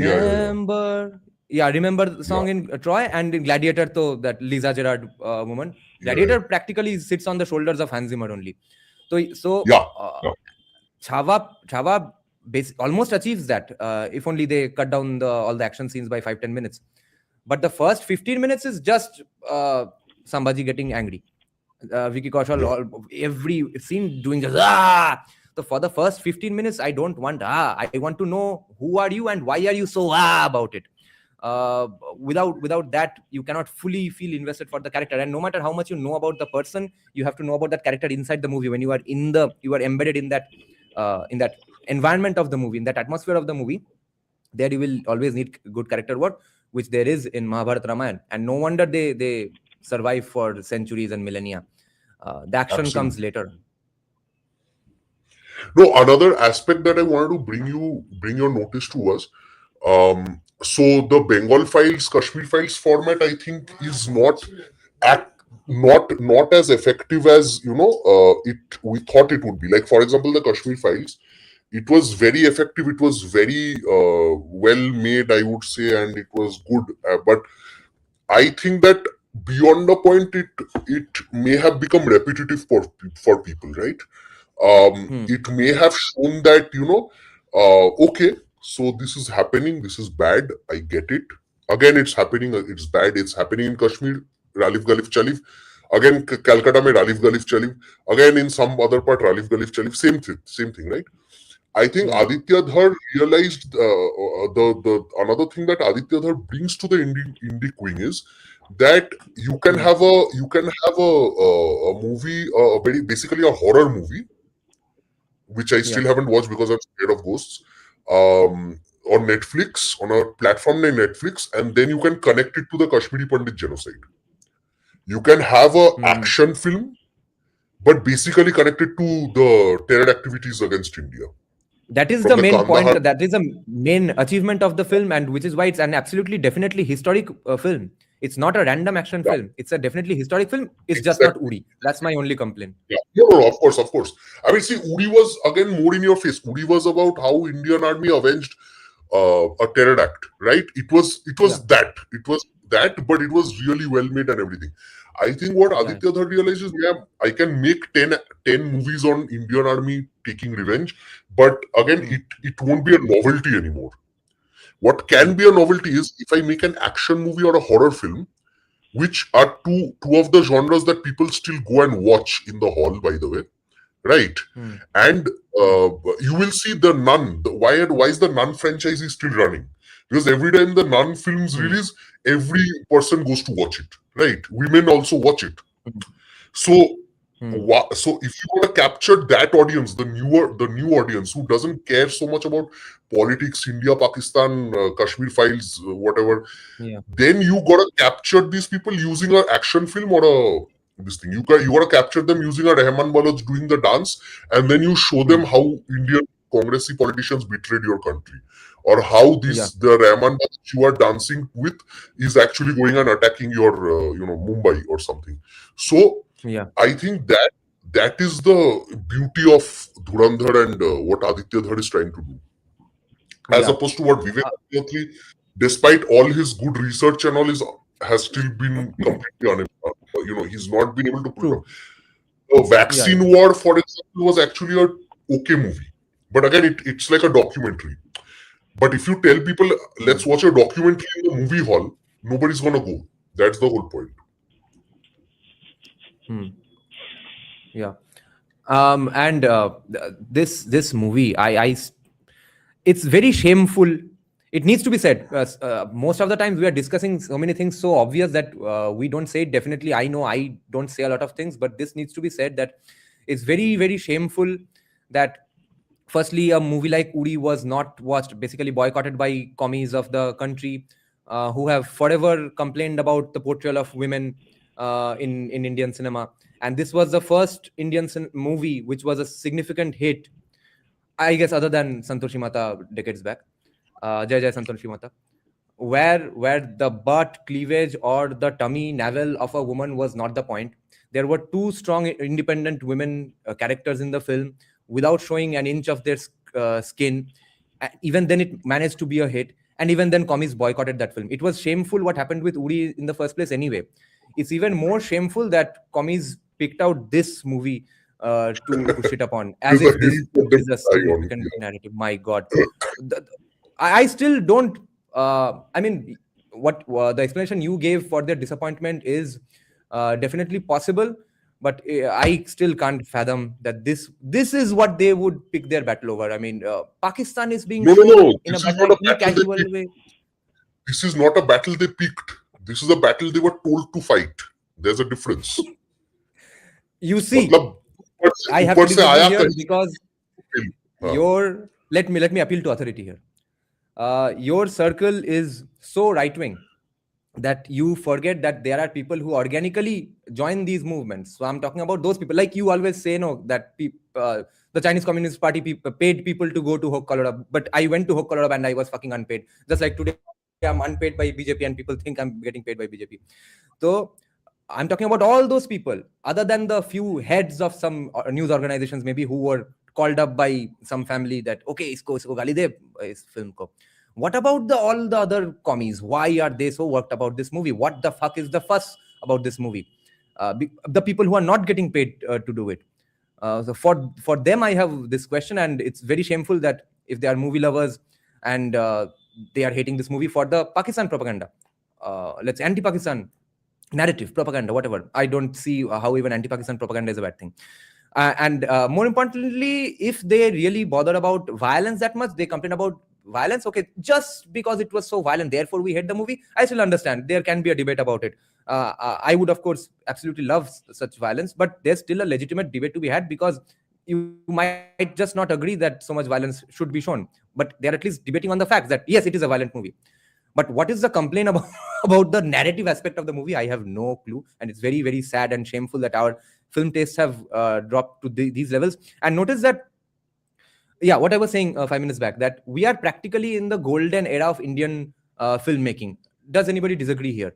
Let me not wait for your answers. Let me just push my point down your throat that yes, it is the best 10 years in Indian cinema in the last 10 years. And it's probably the next 10 years are also probably going to be the even better than these 10 years and is also going to be a golden era. Now, in that golden era of Indian cinema, no significant Bengalis, no significant Bengalis are making any news. They are not the biggest stars or the scriptwriters or the directors in such an era, such a golden era of Indian filmmaking. That's extremely sad. So we'll just be have to be happy with certain Bengalis working in certain places. Let's like Chava's cinematographer, DOP. And Chava's camera work is exceptional. The director himself is a cinematographer who got into direction much later. But his DOP is a Bengali guy from Kolkata, an SRFTI pass out. And his first film was a Bengali film, Bapi Badija. That guy has, let's say, been able to reach such quality as Chava. So there we have some few nice Bengalis to be proud of. Just like Odia and Bihari people used to be proud of certain Odias here, one Bihari there. Now we are relegated to that. In the golden era of Indian filmmaking, there are no Bengalis to celebrate. Oh, on what basis am I saying? Yeah, go ahead. Later I'll answer 2-3 this. points here, because after your great Shakespearean monologue, let me enter. See, Hook-Colorado issue, I fundamentally kind of disagree with you there, because maybe you don't know this. मुझे cut money दो CCP का. I don't have money. I wasn't paid. Do you have maybe you were an NPC. You don't know you were an NPC. You were an NPC without knowing it, na. मतलब NPC को मालूम नहीं होगा कि वो नहीं NPC का तो वही है ना कि सब कर रहे हैं, हमको भी करना है. हाँ, जैसे JNU वाले protest, there are going to be, देखो, although I was always on the opposite side of things, but even I was a masterstroke buddy. I never questioned anything that some two great people did in this country, right? I thought everything is masterstroke. Bringing farm laws, masterstroke. Taking back farm laws, masterstroke. Anything masterstroke. Not removing Bangladeshis for 10 years, masterstroke. Removing Bangladeshis after 10 years, masterstroke, right? I thought everything was masterstroke, buddy. So the same logic, perhaps, we have. It's that you and I are getting older, so I have come out from masterstroke buddy thing. You have come out from a leftist NPC mode. So masterstroke buddy is basically BJP NPC. Perhaps you were a commie NPC. That's the difference, right? So in that sense, but it is a fact that Hook-Colorado was really well organized, and the people who organized it were. I am aware of some of the people who organized it, and they are very, very much, urban Naxals, as this one, as Vivek Agnihotri has defined them. Okay, matlab they receive funding or support and all that stuff from global elites. You never did. That was your bad luck, and you're still having bad luck because now BJP masterstroke buddies are also not supporting you. So I mean, once NPC, forever NPC, I guess. So my point is that the Hook-Colorado thing and all this stuff, they have always been at the very top. They have been well regulated by some very powerful players. Now, if I bring that same logic to this review bombing of this thing, firstly, if you do remember, Aditya Dhar was marked because he made a movie like Uri. उड़ी बोल के एक film बना रहा है जहां पे surgical strike को अच्छा दिखा रहा है, अजित डोवाल को अच्छा दिखा रहा है, मोदी जी को अच्छा दिखा रहा है. So you're screwed, you're done. बस your leftist card or whatever is revoked anyway for life. तो उस logic people anyway start hating Aditya Dhar, and on top of that you make good movies, then to you're definitely fucked. Like if he made some movie like Conversion, there was a movie called Conversion, which if anyone watched, they would go and vote for Congress. So if you made movies like Conversion, then I don't think Aditya Dhar would be enemy number one for them. The fact of the matter is people are watching. Crores of people are watching. The problem is that it's awesome. It's an awesome, casually commercial movie where casually Pakistan is the asshole, which has never happened in India. Also, you are showing the way in which the Congress ecosystem destroyed the country, essentially. You have shown that. You have openly stated that. You are showing video clips of the 2008 Mumbai attack where they have used words like kafir and all that stuff. So you are doing some of that stuff while people are enjoying the action, while people are dancing with Rahman Baloch, right? So you have successfully invaded the mind space of young people and action movie lovers and horror movie lovers. So young men and young women who love watching horror movies and who love watching action films, right? तो इतना तुम्हारे और मेरे तरह इतना वो complex शायद नहीं सोचेंगे. हाँ, they love it, and as a consequence of them loving the movie, they might do some Google search and find, oh my god, people died in Kashmir, oh my god, people were dying in so that's the effect that I think I mean our masters wanted. Okay, and maybe that happened. Now with what happened with Bengal Files, देखो Bengal Files was also a flop because it didn't release in Bengal, but I tried to sit through the movie. I couldn't finish it. Okay, I bought a premium subscription, and I started watching it. It wasn't a very good movie in my opinion. Like it wasn't well made. Like it's like it's torture to sit through it. Not complete torture. I actually loved his vaccine words much more, weirdly, and I because loved it's his, loud and because it's loud and over dramatized, right? That's the same reason I never liked Tashkent Files. Tashkent Files has over drama, एकदम overacting and drama and shouting and screaming. Which again, देखो तुम documentary बना लो तो documentary बनाओ. तुमको action film या drama film बनाना है तो ड्रामा फिल्म के तरह बनाओ. Like then in make this it like a context, no. like Savarkar is a drama film. If you think about it, the Savarkar movie is a drama film, right? Docudrama. Now docu-feature in the genre of a drama. Right. Exactly. Now, if you think about it, have you ever heard Randeep Hooda shouting in the middle of the movie? He does not even raise his voice, right? But he gets the narrative out. He gets his monologues in place, right? And that is the problem with, I think, Vivek Agnihotri's problem. Vivek Agnihotri might be a great researcher, but he is not a great artist. Okay. No, in Vivek Agnihotri's defense, in this particular situation, in this particular soup that Vivek Agnihotri is in, with Bengal Files failing, he cannot really win this situation because this is the exact opposite of the Bengal Files way of making a movie is what he did in Kashmir Files, which I really liked, but which a lot of people didn't like. So now he's just confused that then let's change the game, let's change it to something else, and that has also not worked. Yeah. But Kashmir Files, people think Kashmir Files worked just because see, this is the thing with. So there was a novelty to Kashmir Files. Kashmir Files में जो दिखाया था, it was a novelty. Right.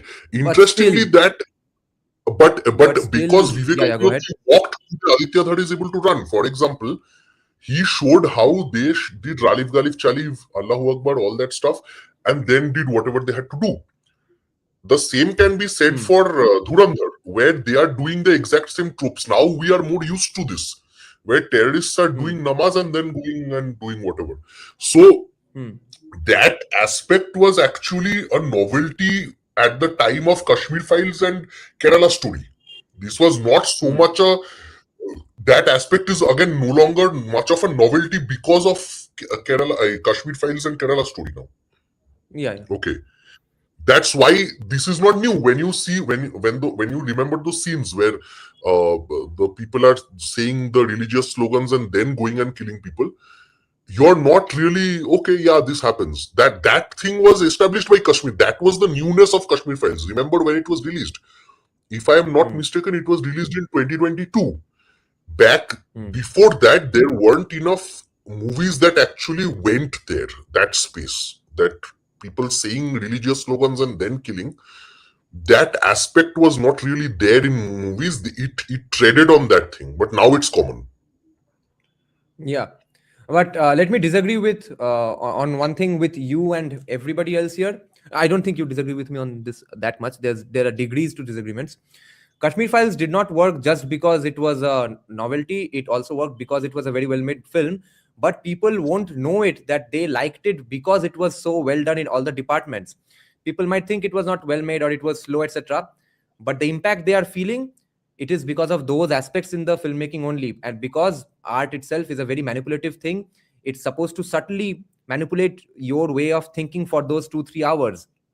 So the impact that you are feeling is not just because you came to know of those things in the first place or for the very first time. If Kashmir Files was made by those other kinds of right-wing directors, you would not like it. The Conversion, the director who made Conversion and stuff, right? Yeah. That was horrible. So Kashmir Files was I not agree that. with you. I agree The with effect Kashmir definitely Files, was and because of that. I Yeah. actually, the movie I loved of Vivek Agnihotri was Vaccine Wars, which nobody discusses. He actually made a decent Hmm. docudrama with Vaccine Wars, and I think that everyone should watch it because he actually is able to put forth a very complex message in a relatively short time without too much shouting and screaming and stuff. Okay, Hmm. so this is another reason why I did not like Tashkent Files, because Tashkent Files का message बहुत simple था, but he did so much. He made the girl do so much drama that it was annoying after a point, right? For me at least. Okay. About Kashmir Hmm. Files, what he did was he showed a simple idea, but he did it with a lot of guts, and he did it with a lot of what Yeah, can yeah. I All say? that was With there, definitely. over drama, and even It you was know all he underacting and minimalist playing. yeah, it was minimalist. जो Hmm. Tashkent files में नहीं था, by the way, right? Hmm. So Hmm. Tashkent Files was too loud for my liking. I just supported it because it was, well, said a lot of Acha. Yeah, I haven't seen interesting it. stuff. You should Yeah. definitely watch Vaccine Wars. I would highly recommend everyone watching to watch Vaccine Wars. Anyway, I'll leave in 3 minutes, so let's continue. Yeah. Okay. And let me tell you guys this story once again. I have discussed it from my live streams earlier as well. That when for the first time the technology was here where you could record background scores for a movie and play it while the movie was playing. There was a point when background score was played live in a pit in front of the screen. So back with a silent movie, there was some famous silent movie which came out from let's say reputed directors and producers in Hollywood, and it did not do well at all. It disappeared. Few months later, the technology comes about where people can use background scores, and they re-release it with some background score this time, and that movie wins an Oscar, and the background score does not get any mention, which proves that people liked the movie the second time because of the background score, but nobody knew that they liked the movie because of the background score this time. So, in that way, if you were not annoyed, bored, and did not feel anything with Kashmir Files, that would prove that the filmmaking techniques used there have failed. But the very fact that you felt something watching Kashmir Files proves that Vivek Agnihotri was doing everything deliberately, and he succeeded at uh, making you feel what he was trying to make you feel. Anyway, good night, all of you. I have to Mm. get back to some important stuff, which is more important than this. Anyway, Yeah. Thank okay. you. Yeah. Thank you. On what basis are you saying it is golden era of filmmaking? Because the kind of technical jumps we have made in the last 10 years, starting with Bahubali, be it action, see what we have achieved with Mahavata Narasimha, see what the hell we are going to do with Bahubali Eternal War. And let's say action technicalities, camera work, the stuff you are seeing in Article 370, Uri, now Dhurandhar, Chava to a large extent. Chava has other problems with its action scenes, where the problem is the choreography is very realistic, the wardrobe is very realistic, but you cannot focus on one person, and that never works for an action scene. You cannot randomly distribute your attention to 10 people fighting each other, and Chava repeatedly does that. And when Sambhaji comes on the screen, Vicky Kaushal comes on the screen, you cannot really distinguish him from the other people all that much, which was not the case with Uri and stuff. I'll tell you what are my favorite military action movies.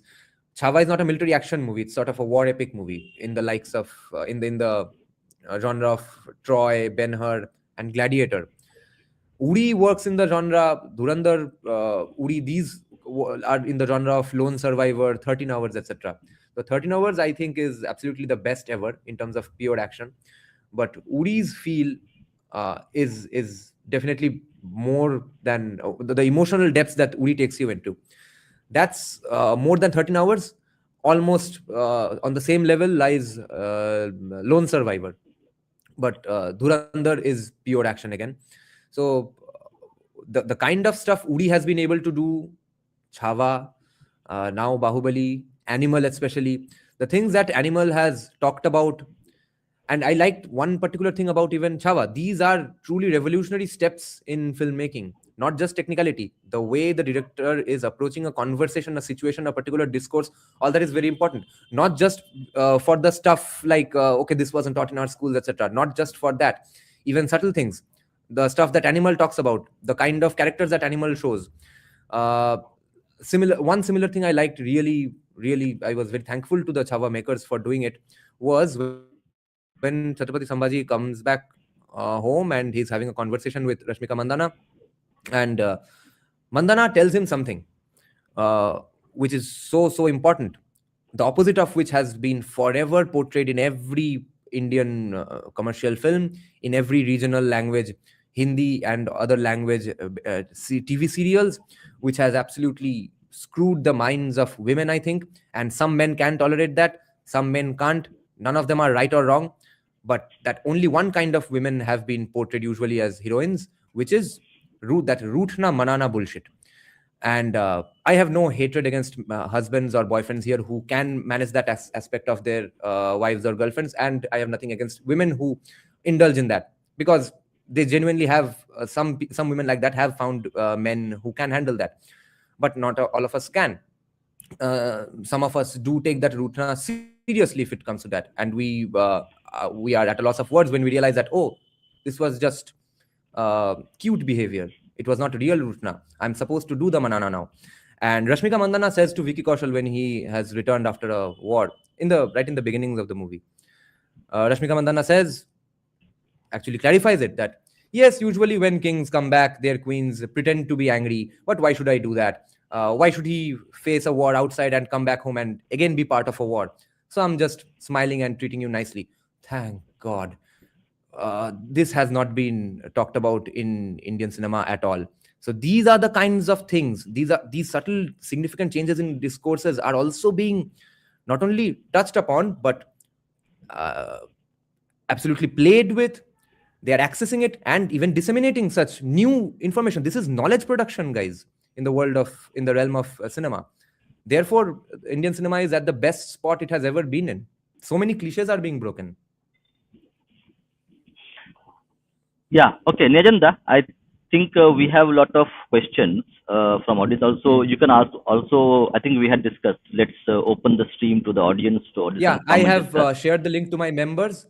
Those who are paid members of my channel can now join the conversation directly if you all want to discuss this movie or other stuff as well. By the way, we have our first. Yeah, go ahead. No. I think we have already one person already in queue. So we finish and then we will add him. Oh yeah. I was just saying that my friend Shayok Paul, went to Bali recently, and he got me this nice, this purple and black kind of a wristband. This one from some 1300-year-old Hindu temple in Bali. He got one for himself and one for me. This is nice special stuff. Yeah. Okay, so I'll adding Brahmical gods. Okay, Namaste. Namaskar, Dada, to both the Dadas and also Namaste. to academic man. Yes. बहिरागतों को अच्छा लगा, बहिरागतों को उड़ी better नहीं लगा धुरंधर से। मैं बताता हूँ क्यों, क्योंकि यहाँ पर एक बात मिस हो रही है कि उरी बहुत ही स्पेसिफिक इवेंट पर कॉन्सेंट्रेटेड था कि हम पर अटैक्स हो रहे हैं और जो हमारी सेना है वो उनसे प्रतिशोध लेती है। धुरंधर वो नहीं है, ये केवल एक रिवेंज स्टोरी नहीं है। इसमें पूरा बताया है कि पाकिस्तानी बिहेवियर, पाकिस्तानी माइंडसेट कैसे काम करता है। ओके, तो इसमें कैरेक्टर डेवलप करने का उतना टाइम नहीं था। अब हम महाभारत और रामायण से कंपेयर करेंगे तो दैट वोंट बी फेयर, क्योंकि भाई वो पुस्तक 100 श्लोक, मतलब 1 लाख श्लोकों का पुस्तक है महाभारत, उतना आपके पास समय नहीं है। तो इसीलिए उन्होंने ब्रीफ डिस्क्रिप्शन दिए है जितने भी कैरेक्टर्स के, चाहे रहमान डकैत या वो। उसमें मेन बताया गया है कि पाकिस्तान का इन्वायरमेंट कैसा है, कैसे एक दूसरे से मतलब लोग कम्युनिकेट करते हैं, या डायनामिक कैसा है उनका, माफिया एंड जो टेररिस्ट है या आईएसआई है उनका डायनामिक कैसा है, उनकी वो क्या करते हैं आपस में, उनकी सोच कैसी है।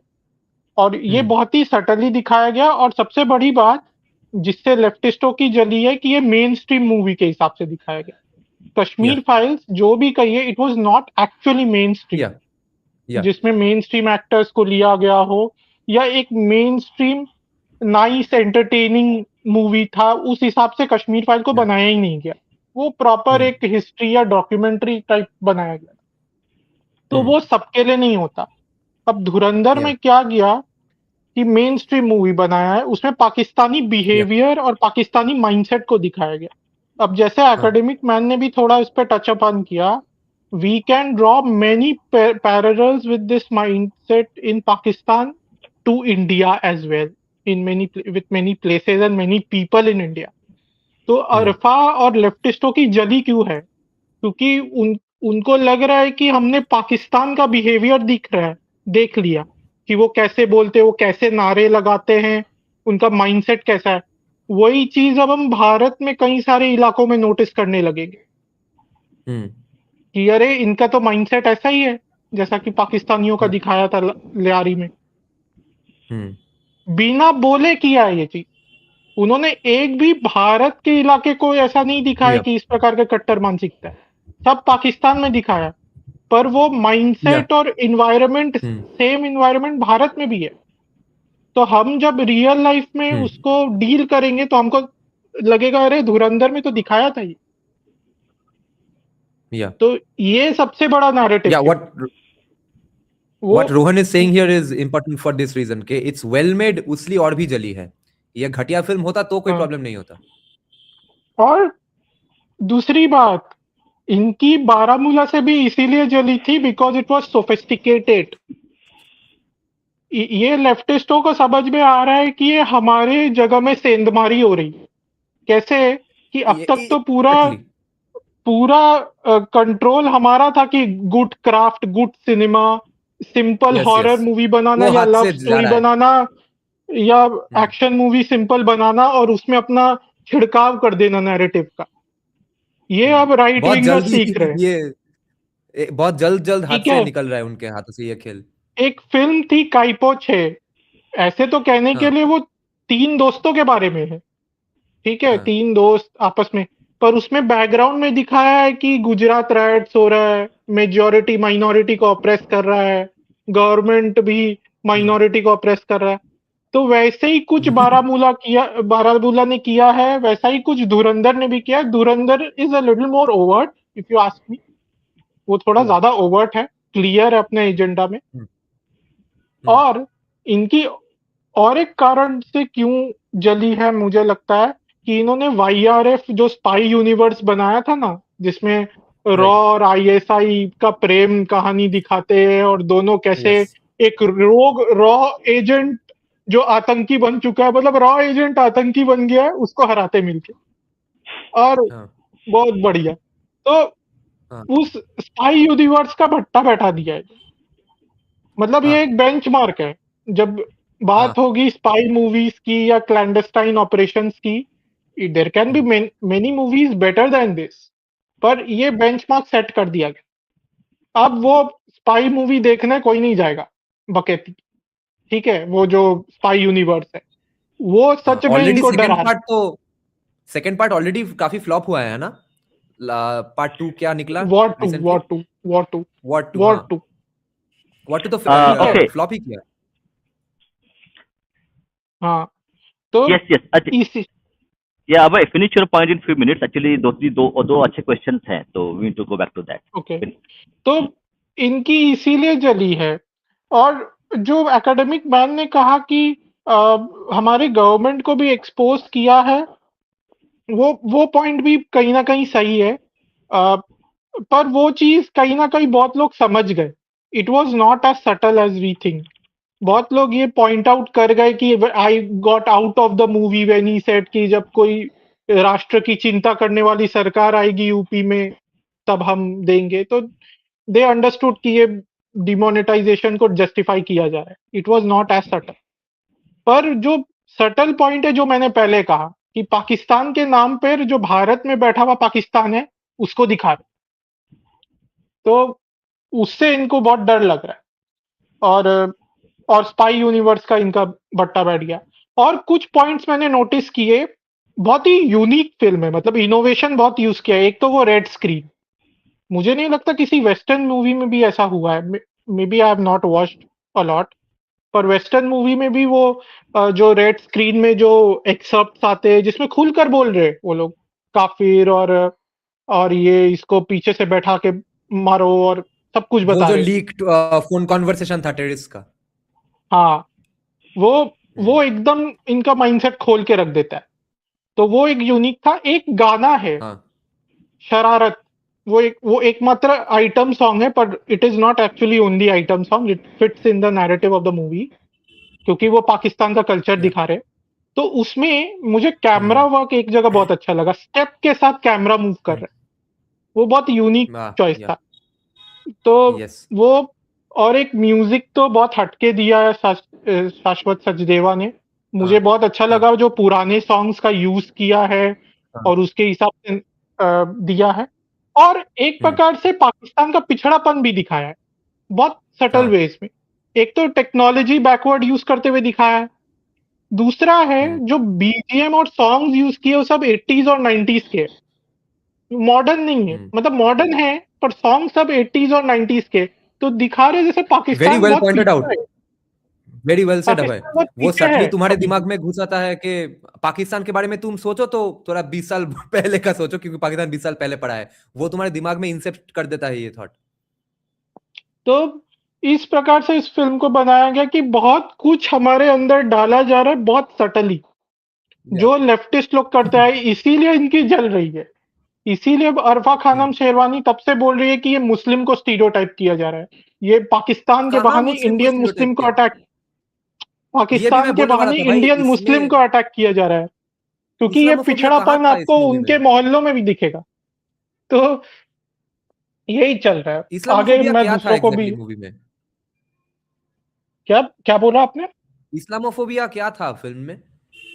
मुझे दिखा देखिए नहीं कोई इसमें इस्लामोफोबिया। मैं, इस्लामोफोबिया तो था ही नहीं, पहली बात, वो सबसे बड़ा झूठ है। हाँ कहाँ पर उसमें मुस्लिम है खड़ा भी है, पाकिस्तानी कहाँ था? माइंडसेट को जो दिखाया है, हाँ यस जिसमें टिंज ऑफ थियोलॉजी रहता है हमेशा, वो यस माइंडसेट इंडिया में भी है। उस प्रकार का यस रहन सहन, उस प्रकार के गंदे घर नाले, क्योंकि हम ऐसे इलाकों में रह चुके तो हम जानते हैं।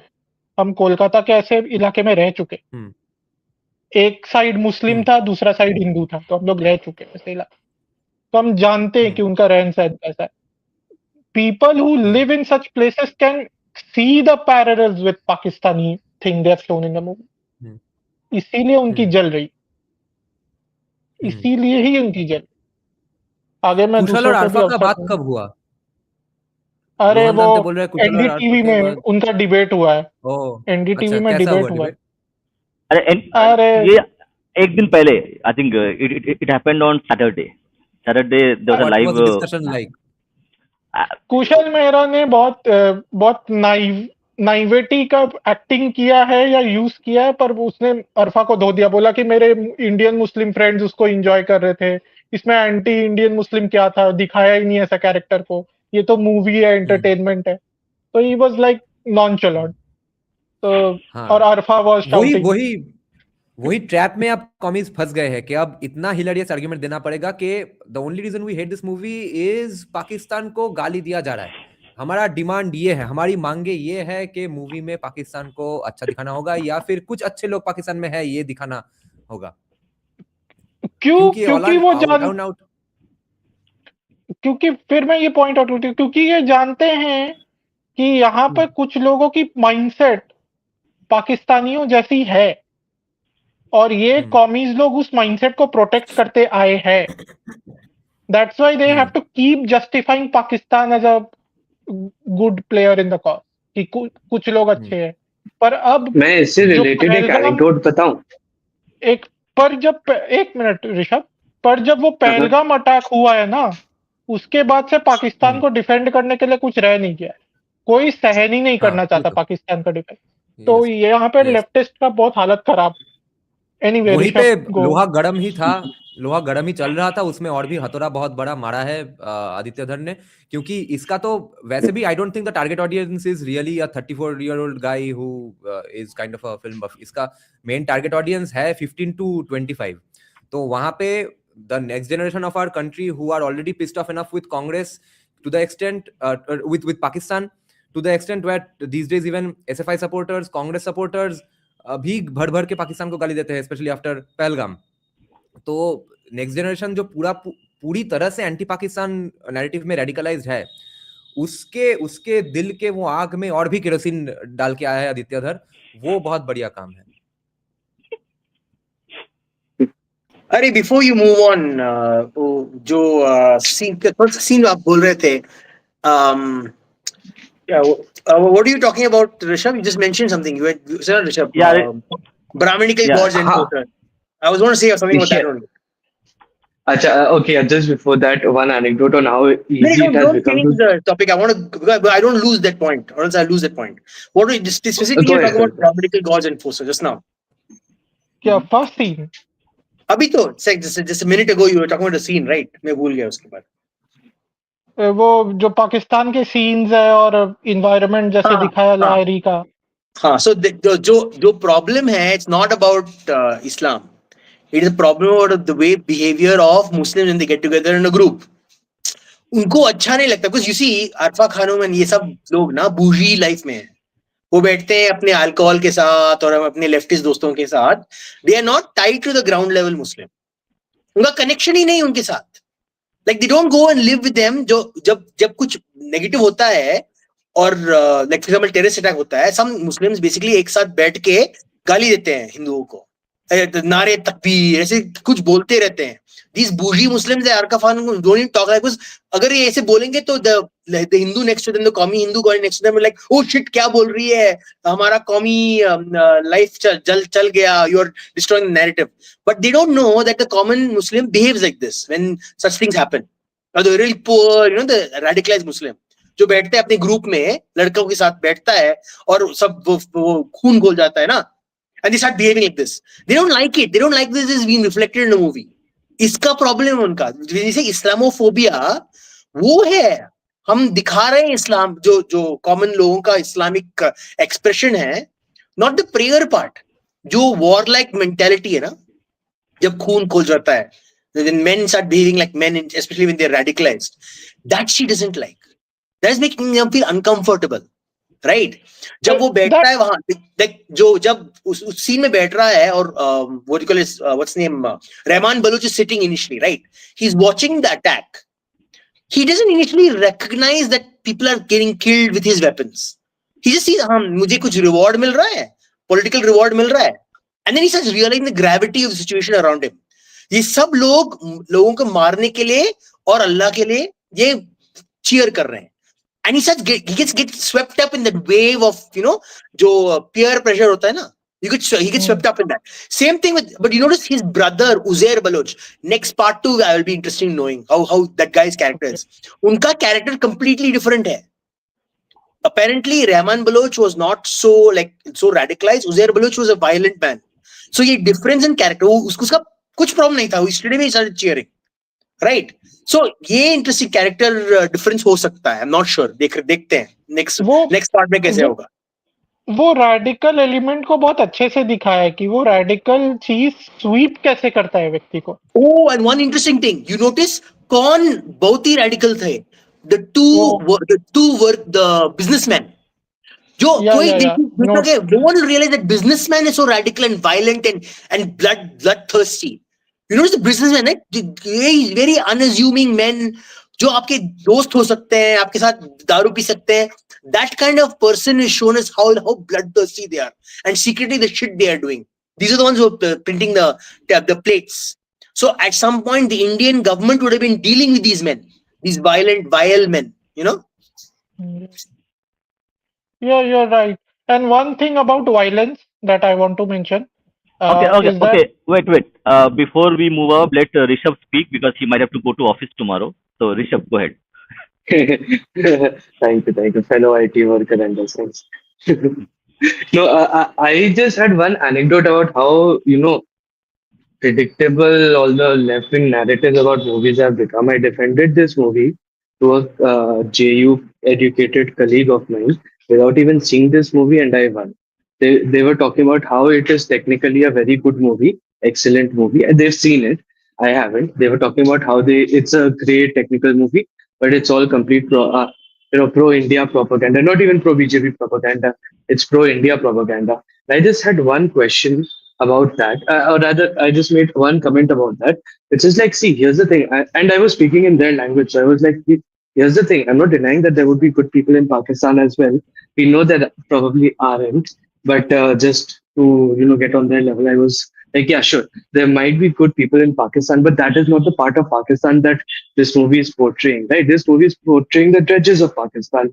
Anyways, do you want for equality's sake, do you want people to have a sympathetic view of JEM and Lashkar and the ISI? Is it a propaganda? Is it a propaganda movie if you don't show these people in good light? Because if that is what you're saying, then that's a very different conversation to just a movie review, right? And they had no response to that. They were like, yeah, yeah, sure, sure. Then they dropped their smoke and walked away. Yeah. Second, One of their. Yeah, go ahead. Mhm. No, no. The second thing is an unrelated question. So yeah, please go ahead.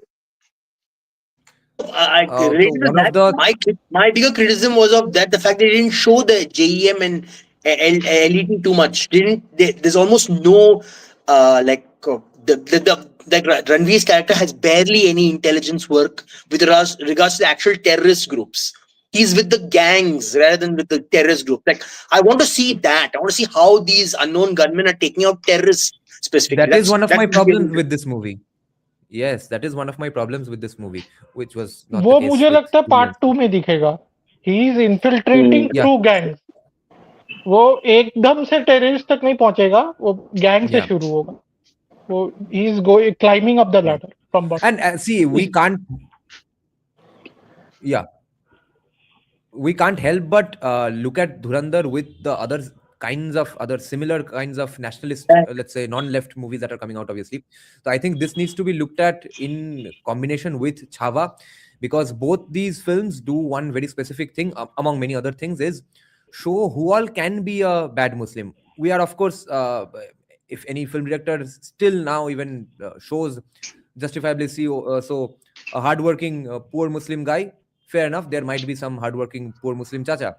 But the very fact that bad Muslims are being shown without an apologia, without the necessary good Muslim being shown, that's the first groundbreaking thing in the movie anyway. Because if for no objective reason showing the balance is somehow important, which is, even though it's not important to the point of your story, then not showing the balance is also just your requirement for your movie, and it should be fair game for you to do that.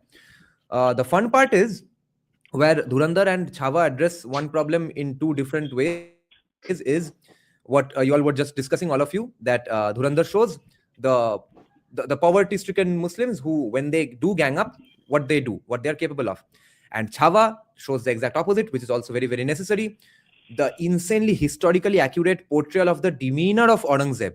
My God. And remember, all our old viewers, when we first read that insane, hilarious debunking by Meenakshi Jain of some pro-Aurangzeb historian. So the description that Meenakshi Jain gave, and actually the description of Aurangzeb's demeanor that even commies agree upon, we were kind of mocking that. And we have been discussing this since 2022-23, that Aurangzeb was not your loud, violent Muslim. That is so important for commies to remember. He is not the guy with a gigantic beard on a horse saying, "Maro Bosri wale kafir Hindu ko, maro mother chod dig gaya wahan pe."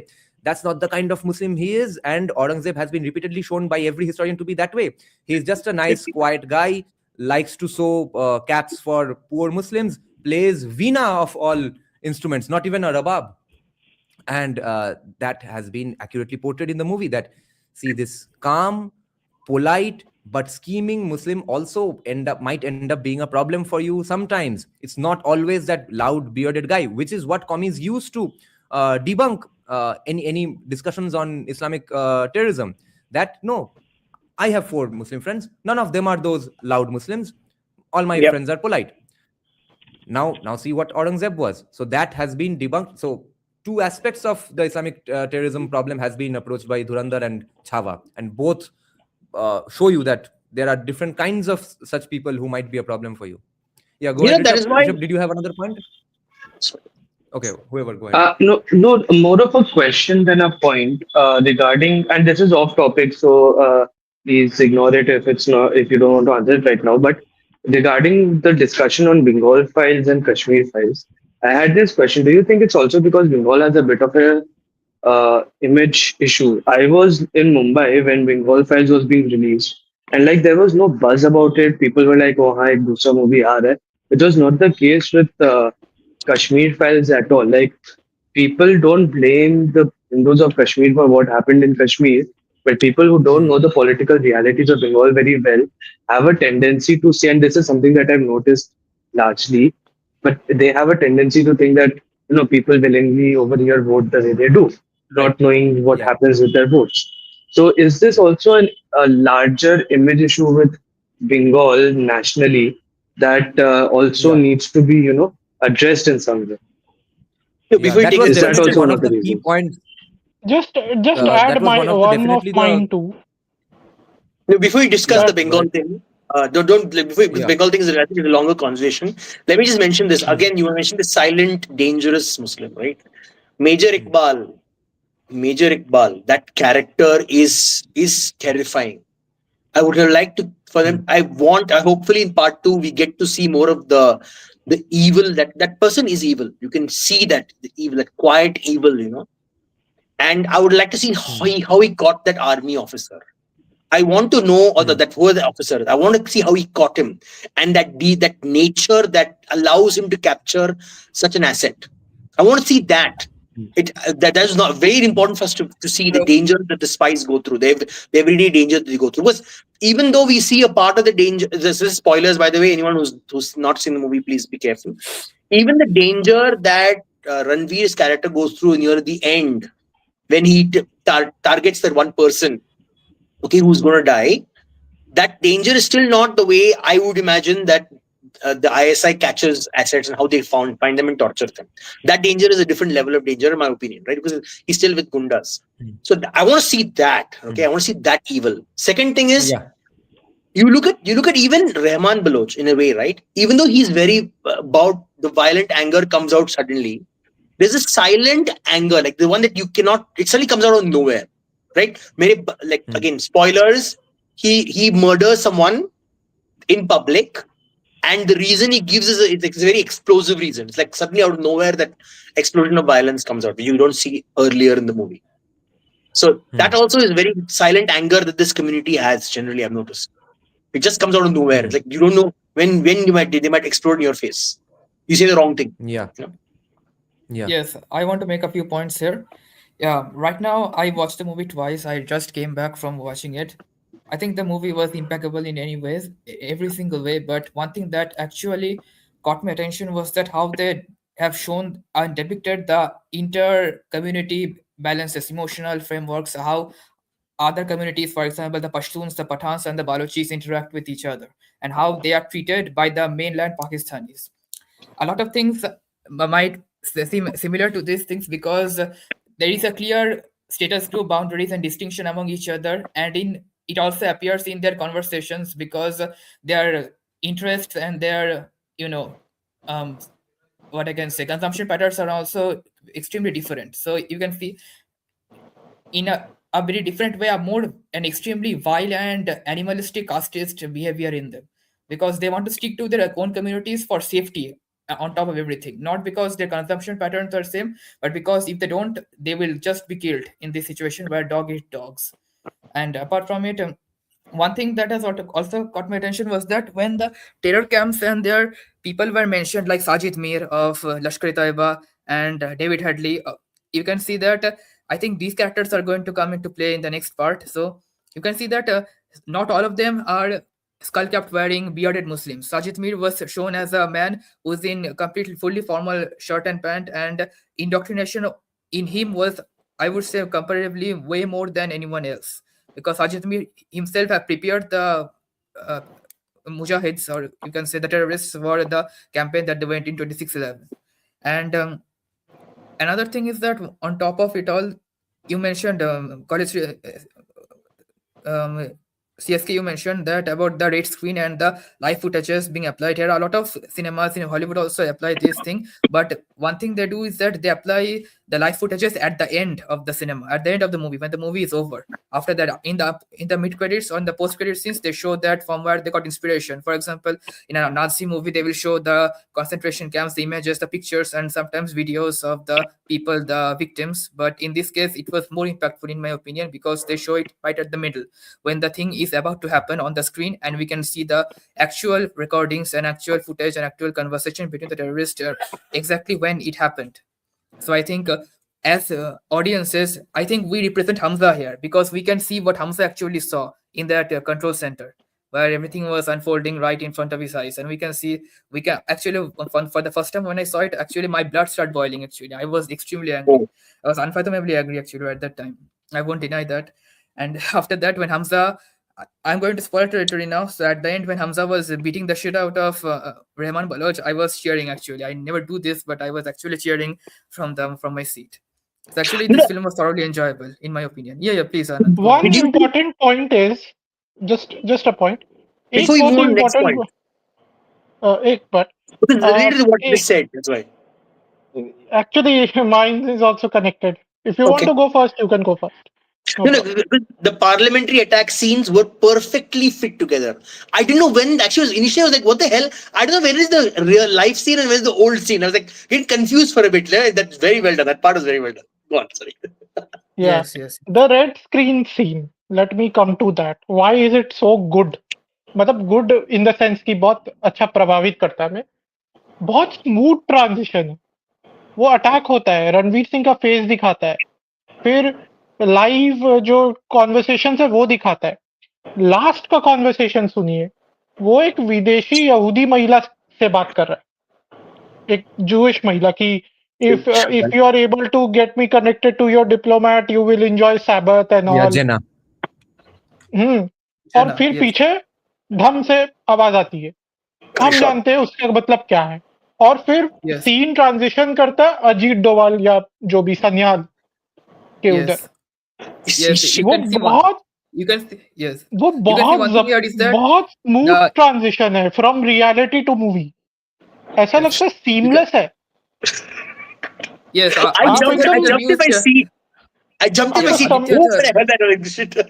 Aditya Dhar और could have used any other color scheme for this, black, white, or whatsoever, but he used red, specifically blood red. I think it wanted us to show that what Hamza was going through that situation. He was seeing red in his eyes because he was so disoriented at that time. He was almost going to pass out from the horror that he was witnessing.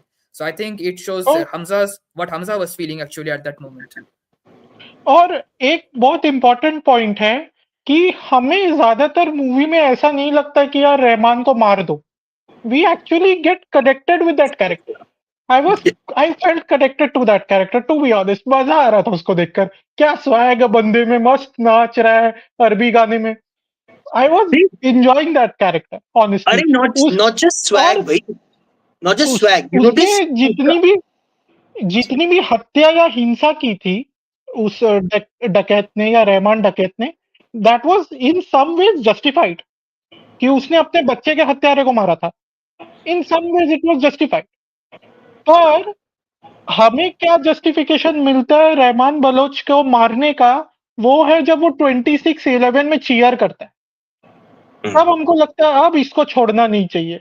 Last में जब रणवीर सिंह, अब चलिए spoiler की बात हो रही है तो छोड़ दो. Yeah, exactly. रात में बाद लास्ट में जब रणवीर सिंह मारता है तो उसको याद आता है कि ये बोल रहा था, नारा लगा रहा था, इसको तो मैं नहीं छोड़ूंगा. जबकि even Yes, Ranveer Singh character Hamza is connected with Rehman Baloch. He is emotionally invested in that character actually. अभी उसको फिल्म के लास्ट में वो असतो मा सदगमय वाला सीन आता है, No, but yeah. One thing I want to add here is that वो I बहुत think अच्छे से दिखाया each है. and every वो each and every न्यूआंसेस बहुत each, अच्छे से पकड़ा है. each and every conversation that Hamza makes when he infiltrates the gang of Daket, I think they were extremely calculated. I don't think I I think some connection was made, but I think mostly he was extremely calculative when he was making each and every conversation. For example, when Rehman Daket and they went to Iqbal, for the issue of having weapons taken from the Balochi Liberation Front. So after coming back, Hamza was making a point that why did you do this? Because it is a betrayal of your own caste.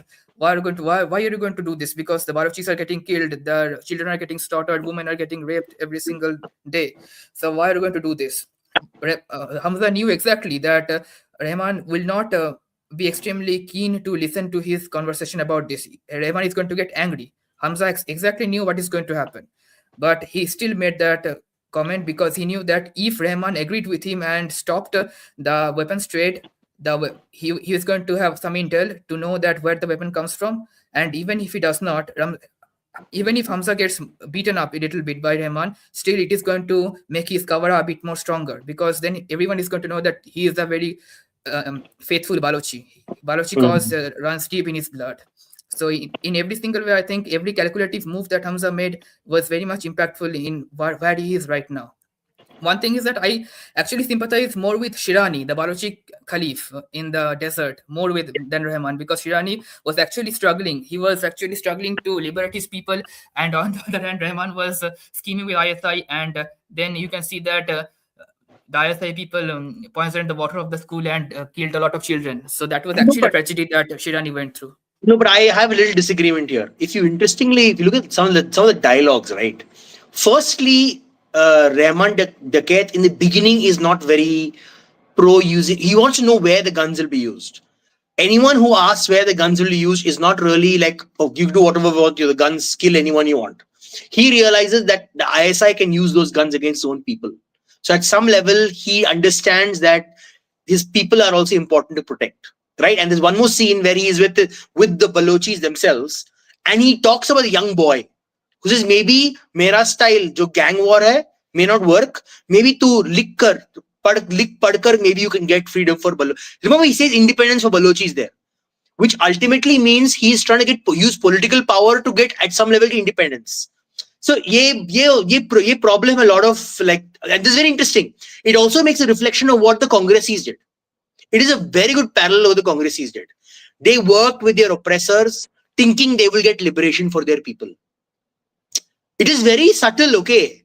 It is very Yes, subtle. I think The this cat movie things is even. a very good job. It does that. Yes, I agree with you, Anand, completely. Because No, let the me finish. one thing at least, Let yeah, me yeah, finish. please. So the cat thinks getting political power, getting into higher positions of power, will liberate his people, not realizing he actually sticks his people further in the problem.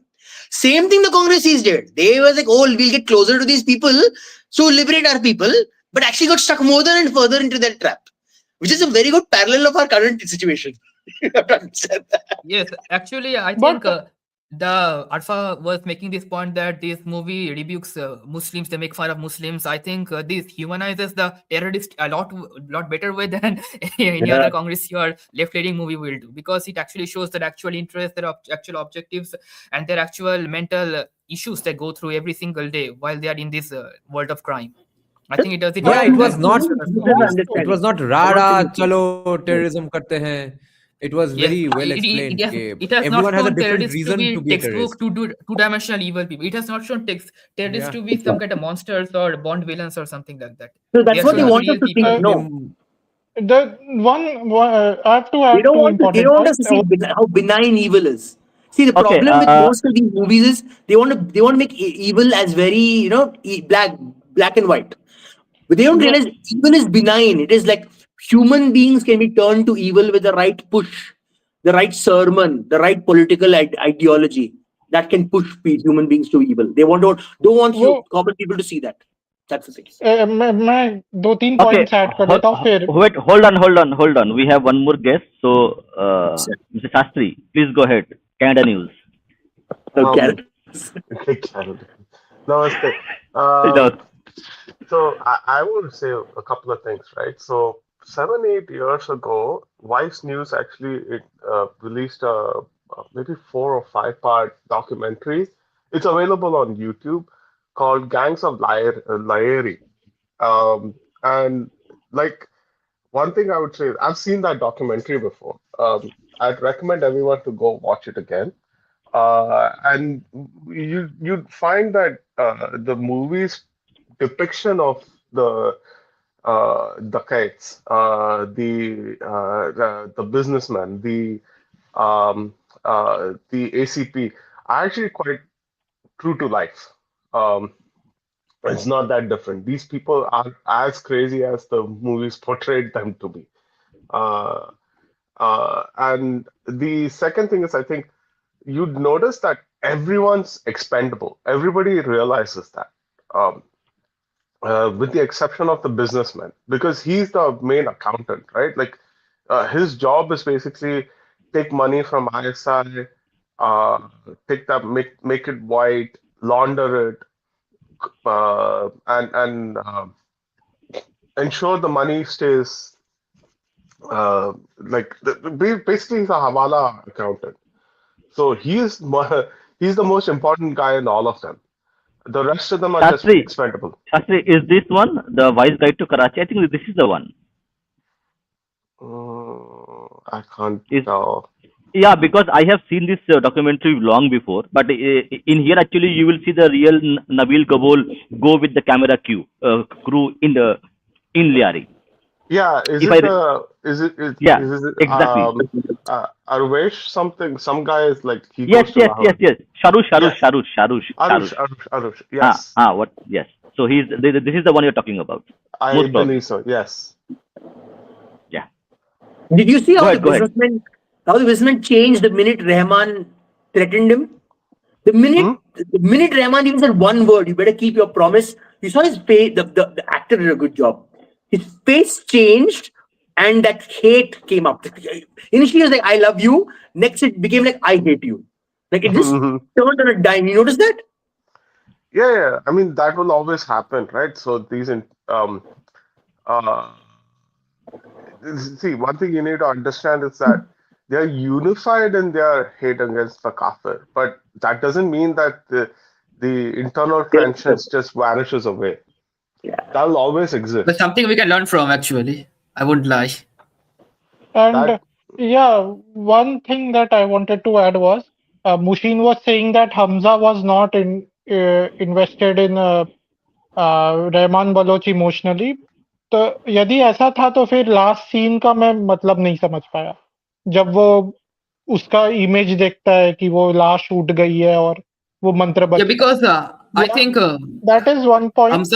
Hamza did not love Rahman, but actually he feared him as a authority figure. That's why when he actually saw him die, I think one of his mission, extremely key points of his mission was succeeded. So I think that's what actually signifies that. No, I, I, but Yeah, I Mushin, think I think there's a I'll wait problem till there. I think he romanticized him as an authority to some Yeah, extent. मुझे ऐसा because लगता Mushin, है. you see, he wrote his name later only. He didn't have it ready.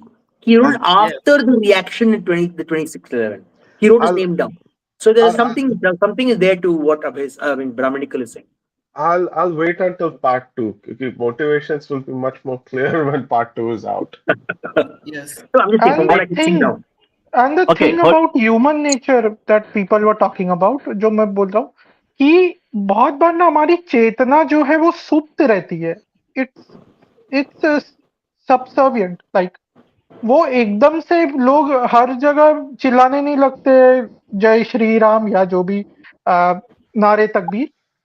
वो कोई भड़काता है, चिंगारी लगाता है. Yes. वो जब चिंगारी बढ़ती है, आग के जैसा फैलता है, तब जाके दंगे फसाद होते हैं. और जैसे ऐसे देखा जाए, जैसे पार्टीशन के जितने भी राइट्स हुए, ऐसा नहीं था कि सब एकदम ऐसा था कि एकदम पहले से तैयार थे. नहीं, उसमें चिंगारी दी गई, वो सोई हुई चेतना को जगाया गया कि जाओ लड़ो मरो. तो ये वैसा ही होता है. Yeah. व्यवहार हम सबके साथ अच्छा करते हैं, कोई मुस्लिम हो हिंदू हो, पर वो भीतर में जो एक सोई हुई चेतना, उसको चिंगारी देना पड़ता है. It's a very Brahmanical, I think I have psychological a thing. theory about this. Why Hamza heard the Upanishadic chant during Rahman's death? Because I think at the end of the day, whenever Hamza is going to look back at this campaign of his, I think he's going to remember Rahman just like that, a cigarette smoking gangster. He's not dead, neither alive. He's in he's in a kind of purgatory right now in Hamza's mind. Who's going to remain I think like the that Upanishad forever? chant is for us, not for him. I think that chant is more for our benefit, not for his benefit. I think Hamza chanted something like that in his mind that let God give you peace and let you go transfer yourself, so let it get transmigrated. I think in one way Hamza chanted it for him. He's One a thing- and criminal, it was he can't be so probably much of a philosopher. One thing I Harvasti. want to Probably discuss also- is what is the significance of Okay, that Bhagavad wait. Gita shlok. Wait. Now let's speak in lines. Okay, CSK first. Go ahead. Okay. Yeah, Yes. those Upanishad lines were probably also shown as a hint to point out the fact that these people were converts, recent converts. That after all, you are dead now. तुम्हारे लिए श्राद्ध का customs ही हम गा देंगे. चलो तुम्हारा post death, postmortem, posthumous conversion घर वापसी हमने करवा दिया movie में. Posthumous Gharwapsi. Yes. Yeah, actually, Pakistan घर region वापसी actually is करवा the heartland of Vedic culture. Actually, the Pakistan Yeah, region was Takshashila भी वहाँ elite. वहाँ पे ही है. Yes. Which I think would solve terrorism in 5 days if this was actually applied. That we are not saying only Muslims become terrorists, of course, but whatever the religion of a religious terrorist, just do their last rites in the religion of the one they hate. So if you cremate Oh, the all Muslims are Muslim going to hate terrorists, this. they are going to. No, I Yeah, would. we can do They're that. not See, going to we become don't need to suicide do bombers. any last rites and all. We just burn their bodies over. That fear will always be, oh shit, मेरा body burn हो जाएगा. I should not be caught by the enemy. नहीं, मुझे नहीं करना है भाई. Okay. Yeah, Yes. yeah. Throwing a body If you're randomly caught by us, is not going to. we will do your anteshti. If you're caught by us, we will do your anteshti. Just burn. Yeah. No, That I is the wouldn't even forget about doing any. Just put in a big pile and just burn all the bodies together. No, you treat it with discard. You discard rubbish. But That's Anand, the attitude to be. No respect. secular burning is not as effective as burning them according to the religious rites of the religion they hate the most. It is just as effective. Because we are- Their body, they can Yeah, never क्योंकि go to वो तो Please. posthumous नहीं, घरवापसी है. the minute you burn a No, I body, think you Brahminical can has a never go to point here Jannah. because Anand, अरे I think अरे Brahminical one by has a one, point one by because- one बोलो. Nobody will understand. Sorry. Okay. Yeah, Anand, I think Okay. Brahminical has a point here because if you burn their body in a religious and ritualistic manner, especially, I think it is going to hurt them actually a lot more. That's what I'm saying. Array, they want to be buried because they want to rise during the time of the final what the Messiah, and then all the bodies will get. You have to understand. We are thinking too complex. They are very simple. That body needs to exist because even till today, Muhammad's body exists, and during the end No, times, no. his body will rise from the grave. That is not how a general Muslim thinks, Anand. Really, okay. When you do it with I'm little religious archaized, thing, I it guess. will add to their salt to their injury. And one point that I wanted to discuss, if anyone can explain this, वो जो भगवत गीता का श्लोक दिखाया था आरंभ में, उसका क्या सिग्निफिकेंस है? वो कैसे चलचित्र में उतारा गया? अरे अजदोल के बारे में बात ही नहीं किया, असलम के बारे में. अरे no. Okay, yeah, then that's a very interesting question. Actually, उसका जवाब उसी में है. पर anybody wants to answer this question? Shastri, CSK. Can you remind? It was very fast. The first picture. Can you remind what it was there in the first thing? I don't remember. It went very fast. I was like trying to read it, but it's zoom. Oh, okay. I remember that. I don't remember the exact slope, but what it says if you are going to fight and die, then like you will have some good thing, but and if you survive, you will have the Vasundhara for you. So it is like a call to action. So the movie starts with that call to action. You can call it in English. That's what the meaning is exactly. Okay, one more. This is a very good question. Is there any serious recommendation for spy novels in India or in Bengali? CSK, I think you might give a few Bengali recommendations. No, I haven't not read any anything. Bengali spy novels. No, only detective stuff. I Okay, read so Western spy novels, none India. Sorry. okay, you can recommend. No? You can recommend. You can type it on the chat, Oh. so he will. Okay, Robert Ludlum. You can watch read any of them. Frederick Fawcett. Read any of them. They're all phenomenal. Robert Ludlum and Frederick Fawcett are phenomenal. Okay, this is also a spy novel. Actually, I had interviewed the author. His name is Juggi Bhashin. So he is the person who interviewed the supreme leader of North Korea. So you can read his novel as well. So he written about 6 books. It is 7th book. Indian perspective. Yeah. He Okay. was the first Indian to, I think, first journalist in the world to interview Kim Jong Un's father. He will come on my Yeah, he podcast was as well there. after I'm done reading the book. Okay. You can ask this question to him. Yeah, Yes. regarding By book the way, of I the need to, I want Yes, to yes. answer or ask something to unknown guy here. Unknown guy is saying Ah, that uh, this is a propaganda film. Unknown guy, what is exactly the propaganda? Propaganda means a lie, right? What aspect or which part of this movie is a lie? Tell me, factually speaking, what is the lie? And half an hour back, you were also asking that don't we see any incidents of Hindu terrorists? First of all, I don't think so. All Hindu things that can be designated as a terrorist activity are all retaliations in the face of impending death and doom and danger. Retaliations cannot be termed terrorism, no matter what the actions as part of the retaliation. Secondly, again, if you can think of some one-sided, conjured up act of violence from the Hindu side, let me know, and let me know if the numbers even match up to some other religion. But more importantly, what are the lies in Dhurandhar? There aren't any. So this is one of the books, Robert Ludlum. Can you see the Matlock paper? hmm. This is a Yeah. good one. Sorry. Then this one is the Cassandra. You can get all these in India, by the way. Not difficult. Very old books. The And Cassandra if you want, Compact. and if you want Indian author to write about Indian history, like I think this author has written about Khalistan problem in his novel. So that also will give you a bit of an Indian context. And I the Veteran by Frederick Fawcett. Also very good. Frederick Fawcett Uh, is actually a good recommendation. I actually have non-fiction recommendations that will actually enhance your experience, right? Um, I'd say Spying in South Asia by Paul McGarr. It's a really good read. Um, it'll tell you, it'll give you insights into political decision making behind intelligence operations. And also gives you an insight into intelligence operations themselves. Um, Pick up any book by Vikram Sood. Vikram or Rakesh Sood. Which one is the one who used to work for? Vikram Vikram Sood. Vikram Did Sood. they Vikram. Sorry. write fiction? Yeah. Hmm? No, he write non-fiction. Non-fiction.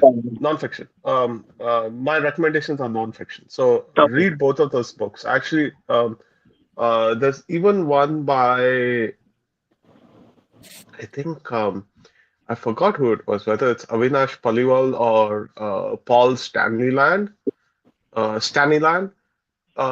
Either one of them are really good authors. They explore spying in South, like they're actually researchers and they explore like the use of violence by the state. Uh, there's one more guy. There's like two authors who recently wrote about like the spy wars between ISI and RAW. If I remember, I'll post it in the comments again. So one more By the author I way, forgot I by the way, Tom Clancy. yeah, go Tom ahead. Clancy also very good. Yeah, by the I way, saw one comment here hinting at possible cinematic universe between Uri and Yeah. Dhurandhar. yeah, That would great be very connection fascinating. there because in Uri you can see that the mention Yeah, of Air Commander Jaskirat Singh. Jaskirat Singh Rangi, Yeah. and here Hamza's actual name is shown as Jaskirat Singh Rangi. Anyway, I wanted to Oh, Mm. yeah. Yes. Just there. Anyway, I I think wanted to a lot of things will be get cleared in part two because I think like we are a bit hurry in terms of judging the movie. Let's see the part two and then we will see the whole Yeah. thing. So it might shape up. I think Yeah, in part two, I by the think way, what Anand was expecting, that's not going to happen. In part two, he's going to be running Liari. So you're not going to be seeing nuanced, subtle, spy-like shenanigans here and there. You are just going to see him do a rock star mafia thing while also serving India. maybe a different movie, but again like in this universe, there where the other spies who are Yeah. not specifically Right, the right. Dhurandhar, maybe they're unknown. One interesting thing, if you observe Chaudhary Aslam, right, is a very interesting character, right? It is not explicitly evil, it's not explicitly good, Yeah. right? Yeah. He's a He's functionary another hero. of Pakistan, of the Pakistani system, Yeah. right? And he has a lot of personal biases, right? And you see how the bias is built. It built because of one friend of his. One friend's Anecdotes, behavior was enough anecdotes, for to anecdotes. hate the entire community.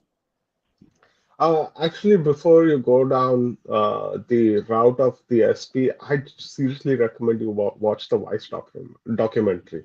Which one? He's real. So That The Vice. Oh, the Vice.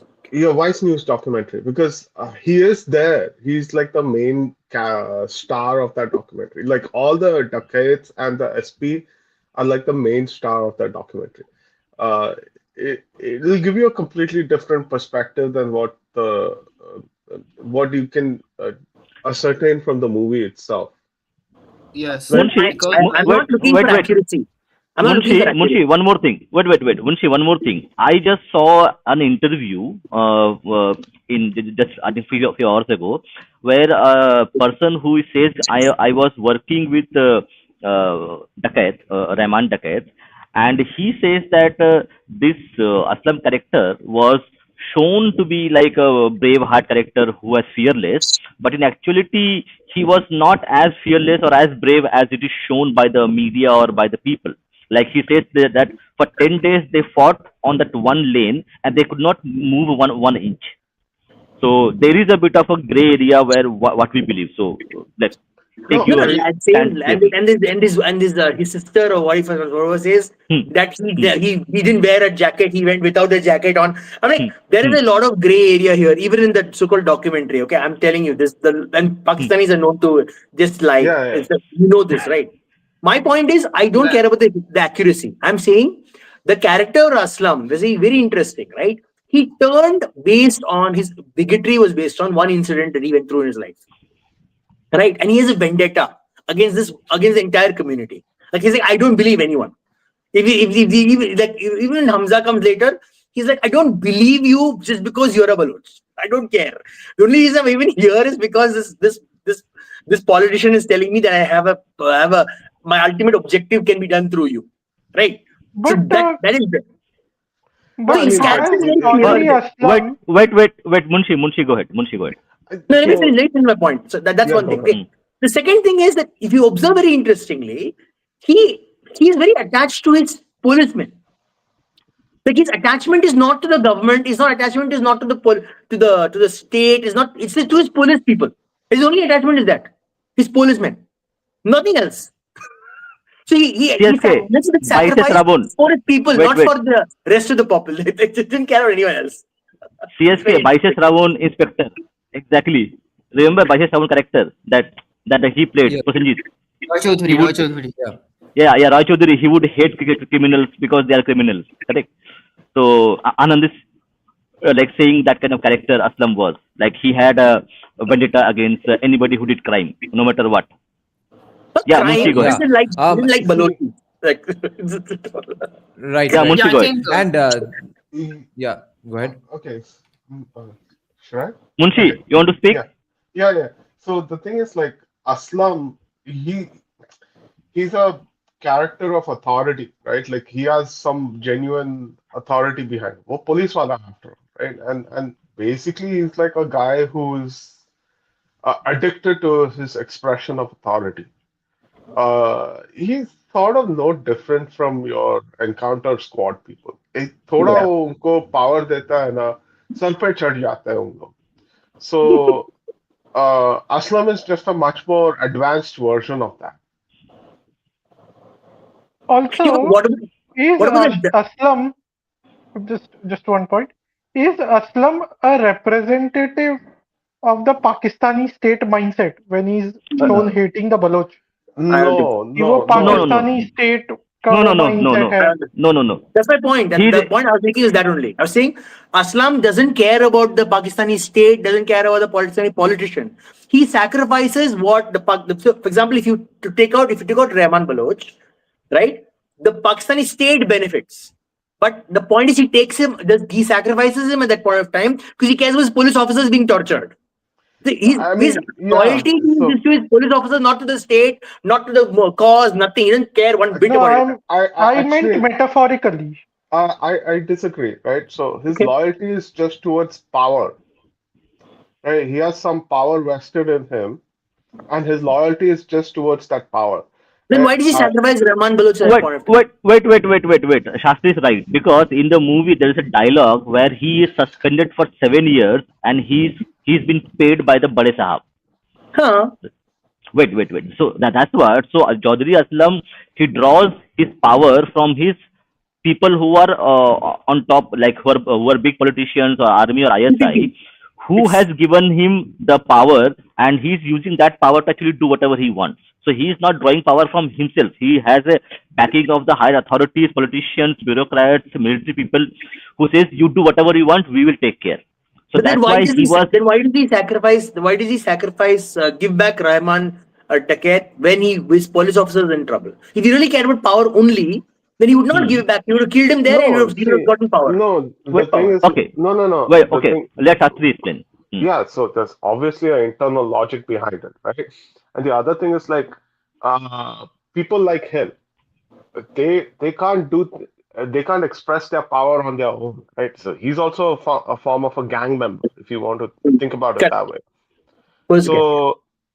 So if his subordinates are tortured and murdered, that Yes. means he also loses power. Correct. He That's loses true. respectability, Correct. That is true. right? In a failed state. True. उसकी भी एक क्या बोलते हैं इज्जत है. Correct. In a failed state, the police is a gang. I agree. Now that makes a lot of sense. Correct. You're right. Police Right, is a so caste. We didn't even discuss the character of what's his name, Benazir's husband. What is his name? I forgot his name again. But Zarwari. We didn't discuss the character. The character is not in the movie most of the time, but he's always there. Have you noticed? He's always there in every bloody conversation. He's the Bade Saab. And he's doing everything without being there. Have you noticed that? yeah. Okay. One more thing. So now, CSK, I will take a dinner break for 10-15 minutes. So you can take over. Yeah, एक I want to बात say मुझे something करनी about थी.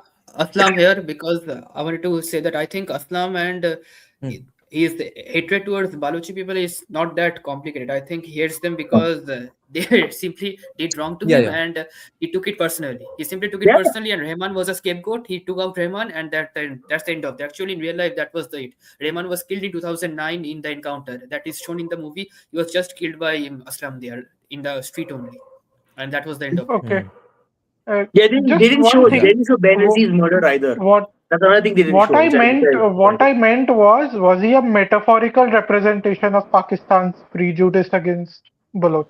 I don't think so because actually these are real life characters. So in real life, you can see it as a metaphor. I think that's a separate thing because it is shown as almost as similarity as it was in the real life events.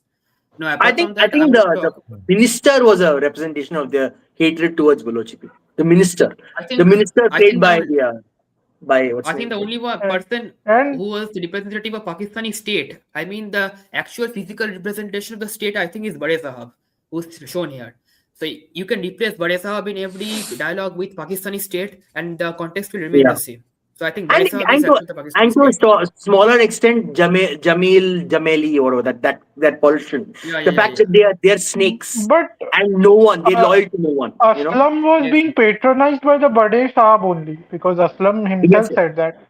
Everyone is patronized by Bade Sahab. Even Iqbal Everyone is quoting Bade Sahab. No, apart from that, I think the deeper discourse here is, as CSK pointed out, the Gita, Bhagavad Gita line. It is chapter 2, verse 37. Actually, I'm going to read it here. Hatova prapyasi swargam jitva va pakshate mahim tasmadutishta kauntaya yuddhaya kritanishayah. It means that if you are killed in battlefield, you will attain heaven. If you win the battle, you will attain the earth. heaven or earth will be your abode, and that is the only thing that you should aim for and fight. The son of Kunti, it is your fate to fight, and you must fight.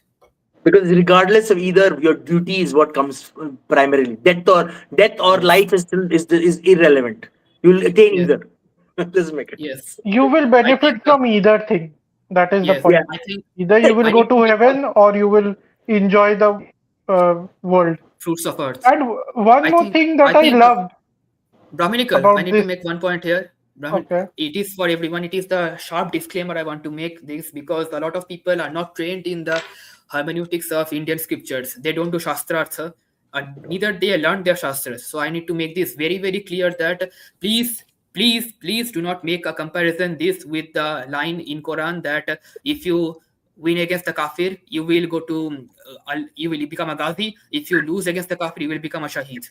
Do not make this comparison, because these two worldviews are not the same. Gita Yeah. talks about dharma as its key point of view, because dharma, as being one of the purusharthas, ensures your transmigration towards a superior realm. Yogakshem and karma yoga, raj yoga, vibhuti yoga, all these things need to be taken in consideration.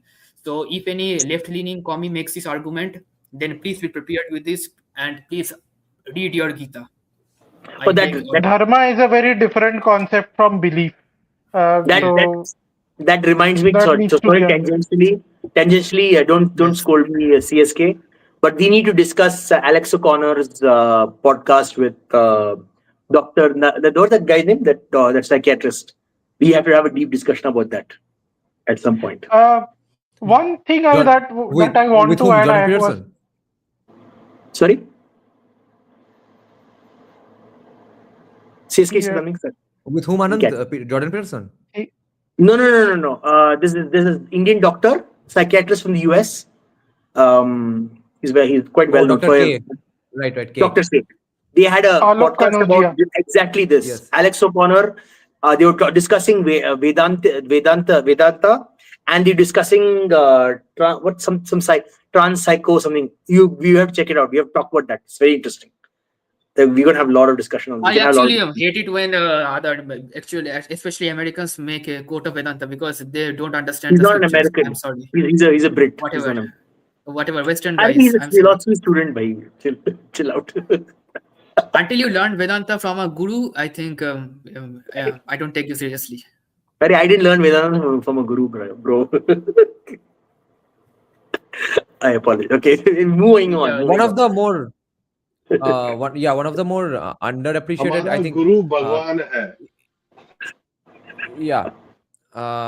If we are talking about the movie, I guess it has really succeeded at this. But one of the things that will be less talked about is the movie's treatment of the actually showing the nuance in realistic ways of the terrorists themselves, which I think one of you were bringing up this point, that it actually humanizes the terrorists more than any commie movie or Yes, leftist I movie, told because you. even when liberals actually portray a terrorist, they show that yes, that Muslim terrorist is all bad. He's a mustache twirling villain. But there are other very nice Muslims as well.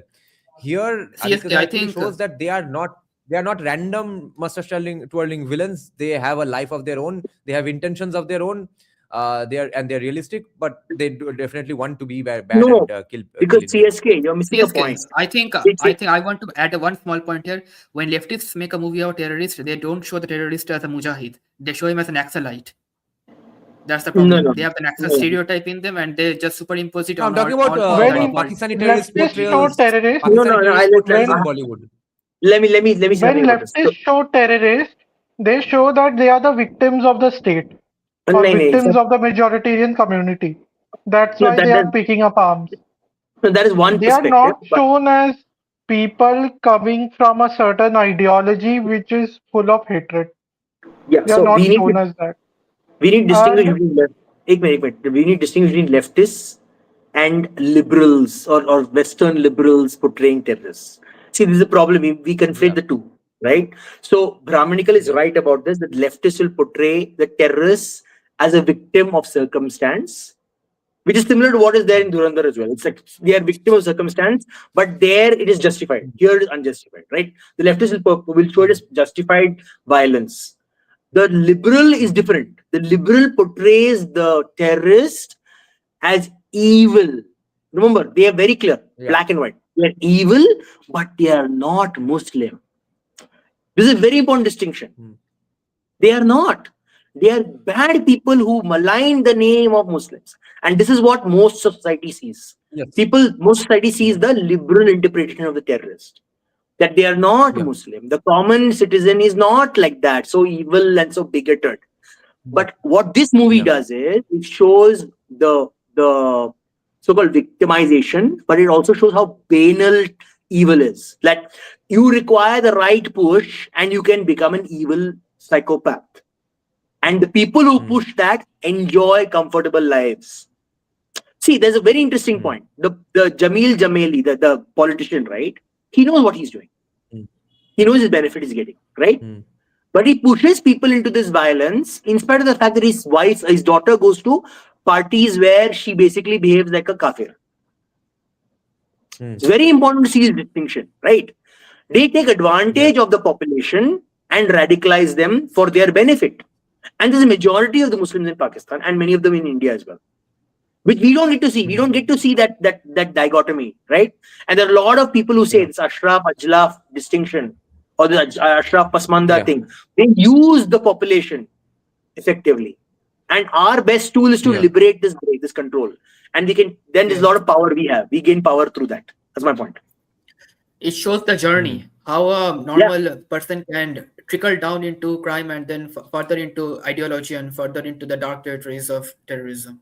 And you're easy victims of the cleric. The cleric they can catch you like that around your neck. No, I think that's a gross misinterpretation of what's happening. Like, I mean, if you look at all the main characters in the movie, they're not like living in shabby hutments and like walking with no shoes and begging or whatever. No, like each one of them has like a really nice palatial house.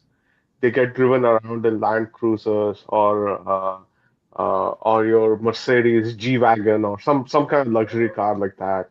They all of them have enormous amounts of money. Rahman Dakit has enormous amounts of money, like so much so that he's able to like he's spending money on like all these fancy entertainment stuff.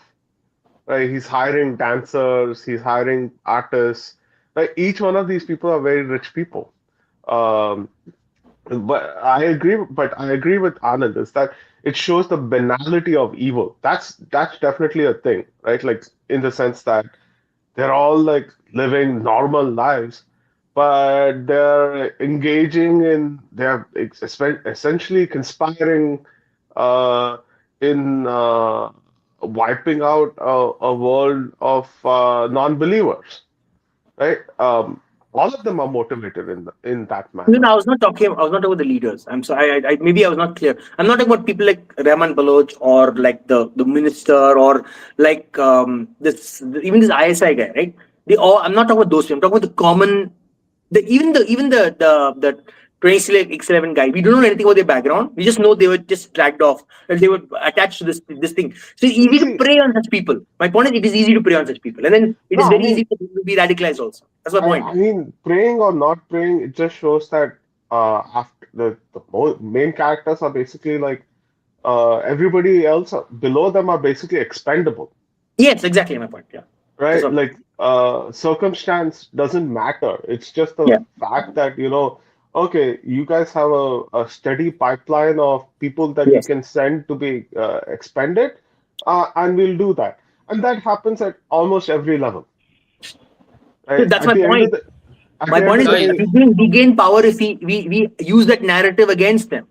Because we know that they treat them as expendable, and if we make sure that their own people know they're expendable, then that attitude changes. I think. Guys, while we are talking about Pakistani terrorism, today only 2 Pakistani terrorists killed 12 Jews in Australia, in Sydney. Saw that. And one Arab sells fruit seller was seen on disarming a Pakistani terrorist and taking his rifle from him.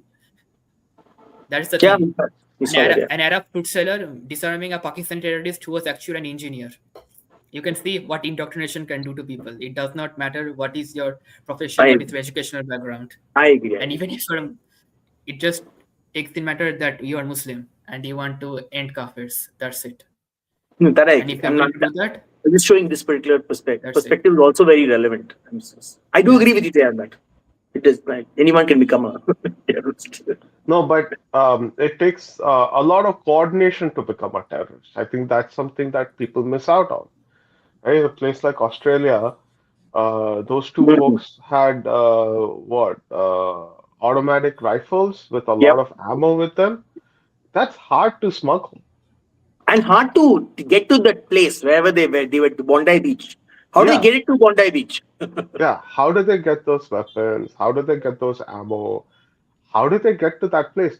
This is it's not an easy operation. I think It's not. that's the first thing you guys should realize is that that's what the movie eventually also depicts, The right? supply chain and The yeah, the entire supply chain. So That was good. Actually. yeah, and that's the I, these are the details that people need to start paying attention to, not the folks that do the foot soldiering stuff. Because, whoa, that guy is always obviously expendable. Yeah. तो उसको torture भी करेगा वो कुछ नहीं बोल पाएगा वो क्योंकि उसको क्या है कि उसको एक ही लेवल तक उसको मालूम है कि कौन क्या क्या बोला उसको. There's and one still thing like what multiple layers above him. There's still a whole hierarchy of people above him. Right? And the No, movie but also shows that, right? Above Rahman, there's the politician. Above the politician, there's Bade Mia. But behind all of them is the ISI. no, but Bunshi, you forget one interesting thing, right? This is very useful for our grand strategy. But for Dharmapsi, the idea that you're expendable by your like the superiors is very useful. Like, why do you want to be stuck to these people when they're technically looking at you as expendable? At how do some you show level, them that they that's are what I'm not saying. expendable, These they movies, are if something. there's enough of these movies, right, showing that how expendable people are, over time people start understanding this concept. They You start need 10 feeling it. Aditya Thars in each and every True. state for that. Yeah. Yes, exactly my point. Exactly. My Yeah. point. That's Yes, one thing I wanted to Yeah. point out that I think Anand only made this point and Nirajanta also, that Pakistanis are shown as backward because 80s and 60s songs were used. I think another thing we can notice Dhurandhar. that Pakistanis consume Indian content because Aslam was shown tuning in Hawa Hawa in his entry. So it shows that a lot of Pakistani people actually love Indian music and stuff like that. That is a reality actually that is shown Yeah. in the movie. Hawa Hawa is Pakistanis are not a obsessed with Yeah. India. Hawa Hawa is not a Indian song, by the way. Not So an what? Indian song. No, Hawa Hawa is not an Indian song. It's a Arabic song, Lebanese song most probably, and Pakistanis stole it. Then Indians again stole from others. So Okay. The Okay, I point don't know is, that. the Yeah. point is, Pakistanis are yeah. obsessed with India. That is very true. The Pakistanis thing are is, obsessed with India. that is the reason why Bollywood also caters to Pakistanis and they try to monkey balance a bit to No, some Bollywood extent. doesn't cater to Pakistanis. Yeah. Bollywood caters to Muslims. We make this mistake. Bollywood caters to Muslims because the largest markets of Bollywood have for historically been Africa, Central Asia, Muslim parts of Russia, Muslim parts of Middle East, like Middle East. The markets outside of India are ginormous. We don't realize Yes. how big the markets outside of India are. Yeah, I have seen my Filipino friends talking about that their mothers see Indian serials, and in Africa also they see Indian Indonesia, serials. Malaysia. My goodness, you have no idea how big the market outside India is. Yeah, That's why they But are. Rishabh, I think yes, CSK can know highlight Rishabh's serials don't comment. have much appeasement of that community.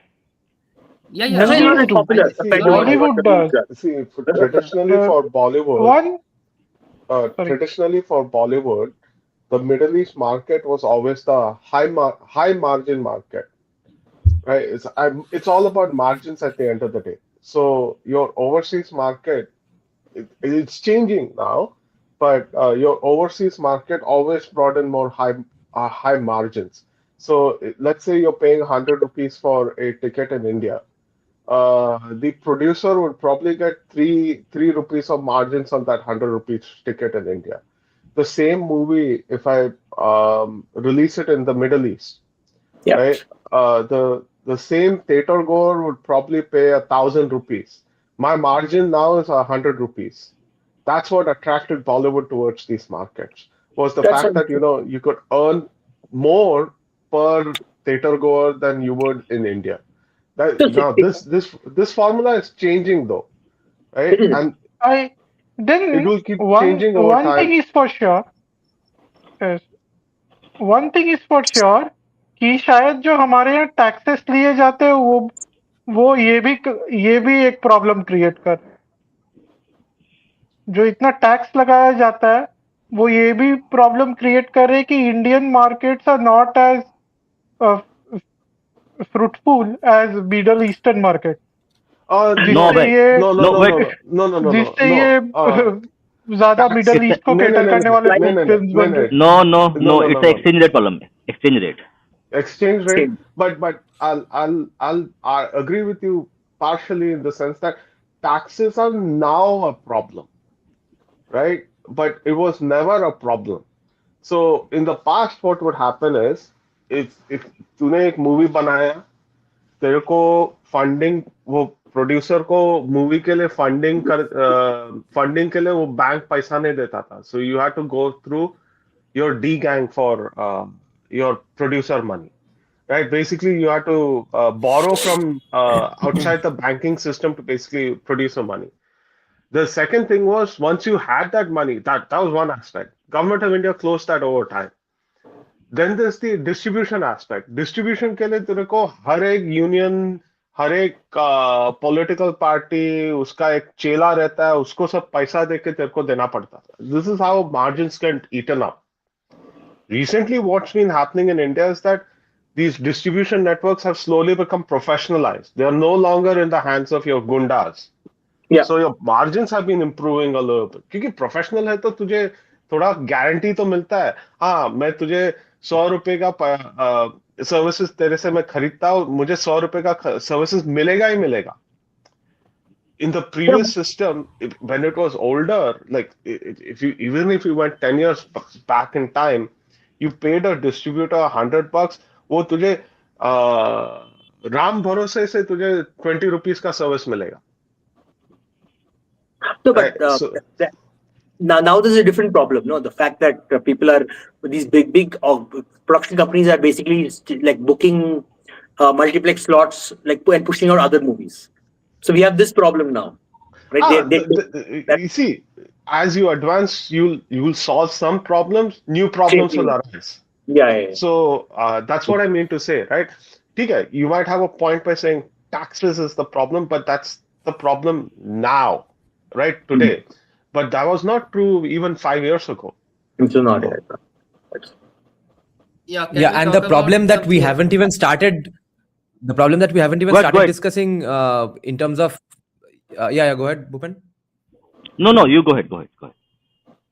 Okay, the problem we haven't even started discussing in terms of Bollywood. We have discussed this in terms of Tollywood, because the problem is much more dire in Tollywood, but it's much more streamlined and well-oiled in the rest of the country, which is the unionbazi of all technicians.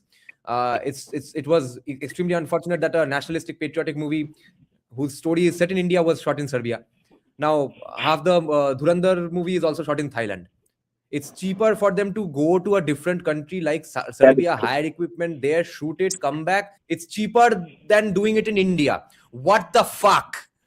Technicians are losing out on their jobs by being more unionized and more united and demanding collective bargaining power. चूतिया Serbia में जाके shooting कर रहा है nationalist movie, patriotic director out of Thailand. Yes. Yeah. But ये सब it'll come back and it'll सबके sir पे अभी दंडा होने वाला है कुछ भी करके. See, this is all a cycle. I've seen this in Mumbai. It's just a point of time. Same thing right? in LA as well.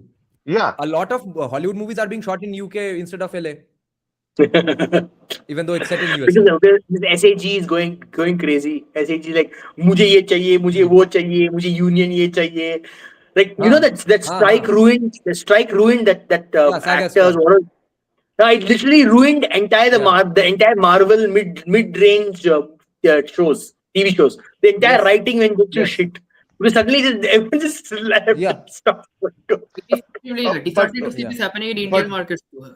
No, but if you if you notice one thing, except for location shooting, which is a different ball game completely, Telugu cinema is primarily still based in former Andhra Pradesh. The Ramoji Film Studio basically turned the entire production aspect of it on its head. And So Kannada then cinema why too, did I think. RRR go I to see it. go Kannada to and Serbia? Tamil cinema. To Ukraine then? Uh, Why did RRR go to n- Ukraine? like I said, except for specific location shots, right? Sometimes a director might go to a location, basically be like, oh, this is a perfect place for a dance number, right? And those are Yeah. very specific things, and that's like you can say that's up to the director's creative process. But the rest of the movie was primarily shot in Ramoji Studios. Oh, okay. Yeah, True, same true. thing for RRR Dhurandhar, I going think. to RRR going to Ukraine and Uri going to Serbia are not the same problems. RRR is more a creative decision, like all Shah Rukh Khan Okay. songs being shot in Switzerland. Serbia तो मतलब if push is coming to shove, therefore जा रहा है Serbia shoot करने का Sorry, can we stop getting Shah Rukh Khan because movies, of the please? army equipment that they were showing, all the gears. Yes. Yeah. And I Can we think stop getting Shah Rukh same Khan thing movies, can be please? said for Dhurandhar too, because Dhurandhar, you need to depict Liari in Pakistan. I think that's why they chose Thailand for that, because some location issue was there. He cannot be shot somewhere What in location India, issue? I think. अरे local दादाओं को पैसा देना पड़ेगा, वही है location issue. और RRR going to Ukraine might also be that वो वैसा ब्यूटीफुल बिल्डिंग इंडिया में बहुत मिल लेकिन जाएंगे, बाकी कार्डबोर्ड सारे से बना शॉट्स तो लेते हैं फिर भी. उत्तर प्रदेश और उत्तराखंड, हिमाचल में तो शूट कर लिया था उन्होंने, इसलिए मैं बोल रहा हाँ, हूँ इसके वहां बारे पे में. लोकल दादाओं को पैसा देने का पैसा था, फिर गाने के टाइम पे खत्म हो गया होगा. अनलिमिटेड किटी तो नहीं है. I mean, the thing is like if they shot this in say any studio in Mumbai, सब अपना गिरगिट लोग अपना वो लेली लेफ्ट लिबरल लोग सब आके they would have basically completely destroyed the movie promotion process while during production itself. I think Thailand also, it's not just the fact that they would have been opposed or something like that. Thailand also brought the Aditya Dhar and his production a lot of privacy. The guy has a big red target behind his back. That is true. No, but Yeah, that's a fair very point. interesting. Yeah. If they built the sets in India, right, that could have been reused for so many shows, and you could have like literally made some money out of it. Like literally, because that kind of set, that grungy set, is so imminently reusable. I think you can still take Actually, Thai Rishabh industry Shetty into Thai did film that with industry. Kantara. What you're Yeah. talking about, Anand? Rishabh Yes, Shetty yes. has actually done that with Kantara. He has Seriously. set up a movie town, a film town in his Kundapura village, Yeah. in Kantara. Hmm. So And those जो कि locations are Jodha Akbar के साथ reusable भी हुआ for. था. Sorry, किसके साथ? जोधा अकबर के साथ भी वही हुआ था. वो सेट अभी भी एग्जिस्ट करता है as a tourist spot, and फिर लॉर्ड ऑफ द रिंग्स का तो पूरा विलेज ही अभी भी एग्जिस्ट करता है. नहीं by the way, Exactly. Before वो anybody else makes a point, smoking is injurious to health. Smoking causes cancer. Do not smoke, guys. Yeah, please go ahead. Yeah, I ये mean, कुंदनपुरा में जो set बनाया है ना ऋषभ शेट्टी ने, that is not for tourist only. You can shoot movies there. वो पूरा film city के हिसाब से बना है. It is Yeah, reusable. I mean, and it the, just the shows. benefit of having these kind of sets is they have to be maintained. So you create an economy just to maintain those sets. या It's so But immensely valuable, like these kind of I, things. but it he just has shows. created a film economy in that, in his village. Yeah, Yeah. but most important thing is it shows um, how much more freedom there is in other movie industries within India, right? Like Bollywood, like a person like Aditya Dhar has to go to Thailand for his production just so that he can produce a movie, which and get some privacy for his production shows how captured the Mumbai industry is, right? Versus say Karnataka, versus say the Telugu, so Kannada movie industry versus say the Telugu movie industry. They are all more freer than Bollywood, right? I mean, look at it this way: the entire industry right now. So sad.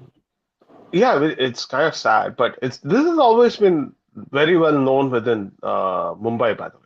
My question is to CSK regarding this. I don't understand that even suppose I am a director, I have a good script, I have chosen the actors, they agree to do the movie. I go to a producer, he is going to take all the expenses for my movie. Then why on earth do I need to hire the union technicians for that? I can hire my own technicians. I can hire them from Well, anywhere in the world. they come So to your why do I set need and to bug hire you. my They union they they come technicians? to your set and they destroy your set. They Horrible. Then I harass The your problem is producers. That's what kind of argument is that? I No, can they work. that's harass I you. that's can the get Age illegal paid. doesn't route. matter. The state doesn't know how to control law and order. No, that's the whole problem with India. Yeah. Why do we have a growth rate of 8.5? We should have a growth rate of 12%, 15%. But the problem is the state doesn't provide the entrepreneur the protection to do his fucking shit on his own without Our any state is disturbance. an enforcement deficit state, and Exactly. that is the root of the issues and problems we face in India. Tomorrow, Enforcement deficit. even if 10% more enforcement happens, our GDP will go up by 2 or 3%. I'm telling you. Yeah. Our problem is enforcement, only enforcement. Yes, but I think people discount the ideological capture, right? Now, you can have enormous, great kind of enforcement, but there are some, let me call it, holy cows the industry will not allow to be produced, But right? how is it So, not allowed? Yeah, but Aditya How is Dhar it? didn't go to Serbia because he feared commie journalists. He went there Yeah, because of union buzzy in Bollywood.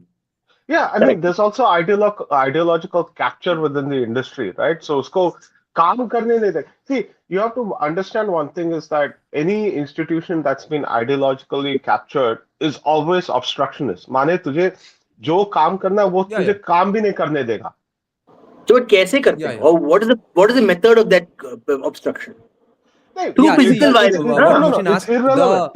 the illegal route, the illegal route is what you all said is absolutely right. That is the fact that you will get physically attacked, your sets will get destroyed and stuff. Even legally, even if no one harms you physically, you won't be able to do it because there will be no technician to work for you because they will not get any job after that if they work for you without their union. That is Yeah, the same yeah. problem in Tollywood as well. It's just insanely more creepy in Tollywood.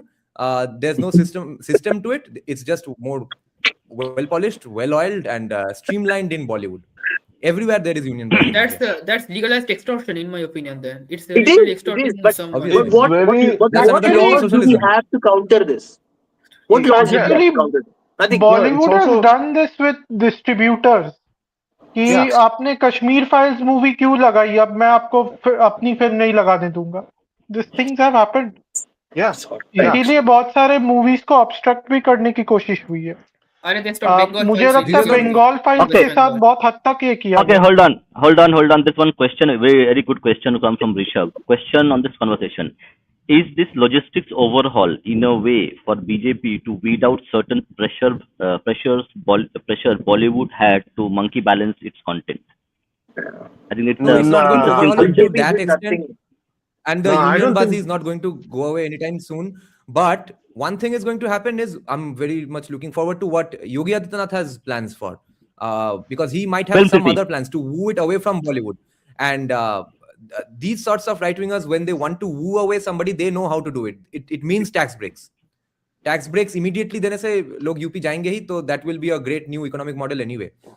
So I don't have all that much faith with the logistics overall working out for the Indian film industry, but Yogi's idea with UP might do a lot of good to the But Indian film Niranjan, industry. you need more than tax breaks. You need infrastructure. You need No, law and no, order protection. You Anand. need legal protection. There are a lot of things you got to do to keep to allow the entrepreneur to be free and Uh, create his vision, his or her vision. Anand, you're jumping 10 steps towards pessimism, right? So the thing is Hey, I'm like an optimist. Don't call me a pessimist. How dare you're you? I'm just pointing you out. But the thing is you need to understand one thing is that in when it comes to Hindi cinema, right? Bollywood is essentially Hindi cinema, right? Um, the Mumbai film industry has always had a very dominant role in it. Now, that dominance meant that you could dictate terms to everybody else, right? Now, what Yogi Adityanath is doing is that he has the right idea. Create a film industry, film set banao, film city banao, bring people in, right? To once you do that, you're essentially breaking the dominance of Bollywood movie industry. You're breaking those captured A new institutions. heartland for Hindi cinema. A new Then how heartland do for you Hindi cinema, distribute? not Then Mumbai, how do you distribute not them? UP. No, वो wait, सब अपने आप wait. आएगा. Arey, See, wait. Anand, hold on. See, I know about it because I read a lot of things on that. So he's building probably a film city in Noida. Okay. Exactly, I don't remember. Yeah, in Noida, he's building a film city. So Noida Okay. itself is a kind of a separate zone from UP itself. Noida is a kind of Okay. like a near NCR. So he is Okay. building probably a film city near Noida or areas, and you already have the infrastructure, everything from roads, Okay. everything is there. He's building it there. So and that will cater to a lot of regional cinema, Bengali, Odia, Bhojpuri, all those things they will cater to. They will have the market immediately, and then they will pull in other, especially Bollywood, to actually come and shoot there. See, that's my point. See, you're missing that one step you're missing. But The statement you all made earlier was that what they do is they find out that your this particular filmmaker is making this. Then this and these technicians, these blah blah blah people want to work for this filmmaker. The minute they work for this filmmaker, they're blacklisted. Correct? Now, if Yogi Adityanath is building this studio, and anyone who works there can be blacklisted the same way, right? wait, And then they will not be able to wait. distribute. Arre, What no, happens then? wait. See, when he's building a film city, he's building a whole ecosystem. That film city will have everything from choreographers to everybody there. They're not Correct. going to import anything. See, it will be like this: a production company will come to film city and they will shoot the whole film there itself. They will have the electricity, they will have the infra, they will have the people there already there. They will choose and go and do work.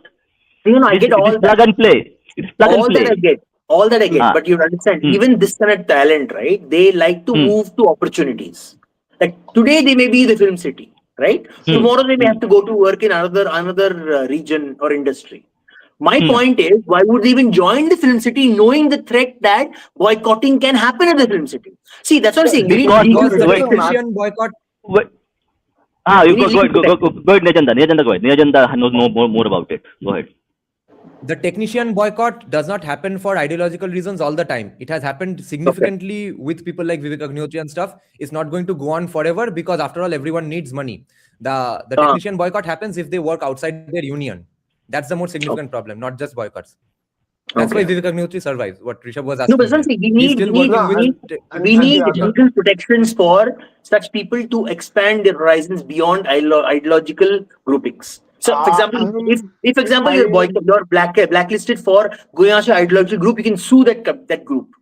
There should be such legal protections, in my opinion. Okay, Munshi, go ahead. That's all secondary, right? Let me give you an example from the past itself, recent past. Rajiv Gandhi comes to power in the late 80s, and he's like full on hardcore on secularism, right? And in Andhra Pradesh, you actually had N.T. Ramarao over there. And the Telugu movie industry is like very, very, very bhakti oriented. N.T. Ramarao is like heavily into, he's a big Ram Bhakt. So Rajiv Gandhi says, hey, your movie industry also needs to secularize, नहीं तो हम तुझे facilities नहीं देंगे.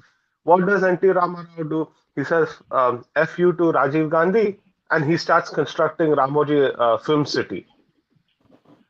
And there you go. Like, and the Telugu movie industry just continues the way it is. वो अभी भी उन लोग आजकल भक्ति मूवी बहुत बनाते हैं without any diktat from New Delhi. So the ultimate thing is that when you build what Yogi is trying to do similar things with the Hindi movie industry. Right now, it's, let me put it in very simple terms, monopolized by Mumbai. I get that. The Hindi movie industry is monopolized by Mumbai. Right? He's breaking that monopoly. The moment you break all that monopoly, your union bazi sub it'll become extremely muted. I'm not saying it won't go, it'll go away. I'm saying it'll become muted. If you're an ambitious technician, right, you can't find an opportunity in Mumbai. Okay, fine, you could go to Noida. You can get the same kind of you can get funding, you can get technicians. you also get a set. No, no. Maybe it might be even cheaper. Same, Right? Today an exact Aditya Dhar is exact same formations of Unionbazi will immediately crop up in the Noida film industry as well, This but was happening it under just won't face the risks of those ideological boycotts. Ideological boycotts won't happen. Let's see. The systemic problem will persist, but the ideological problem can be solved.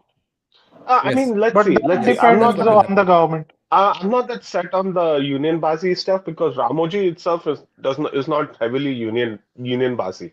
Yeah, but my point is That has the to also Ramoji do doesn't with have to the be culture of Unionbazi. Telangana.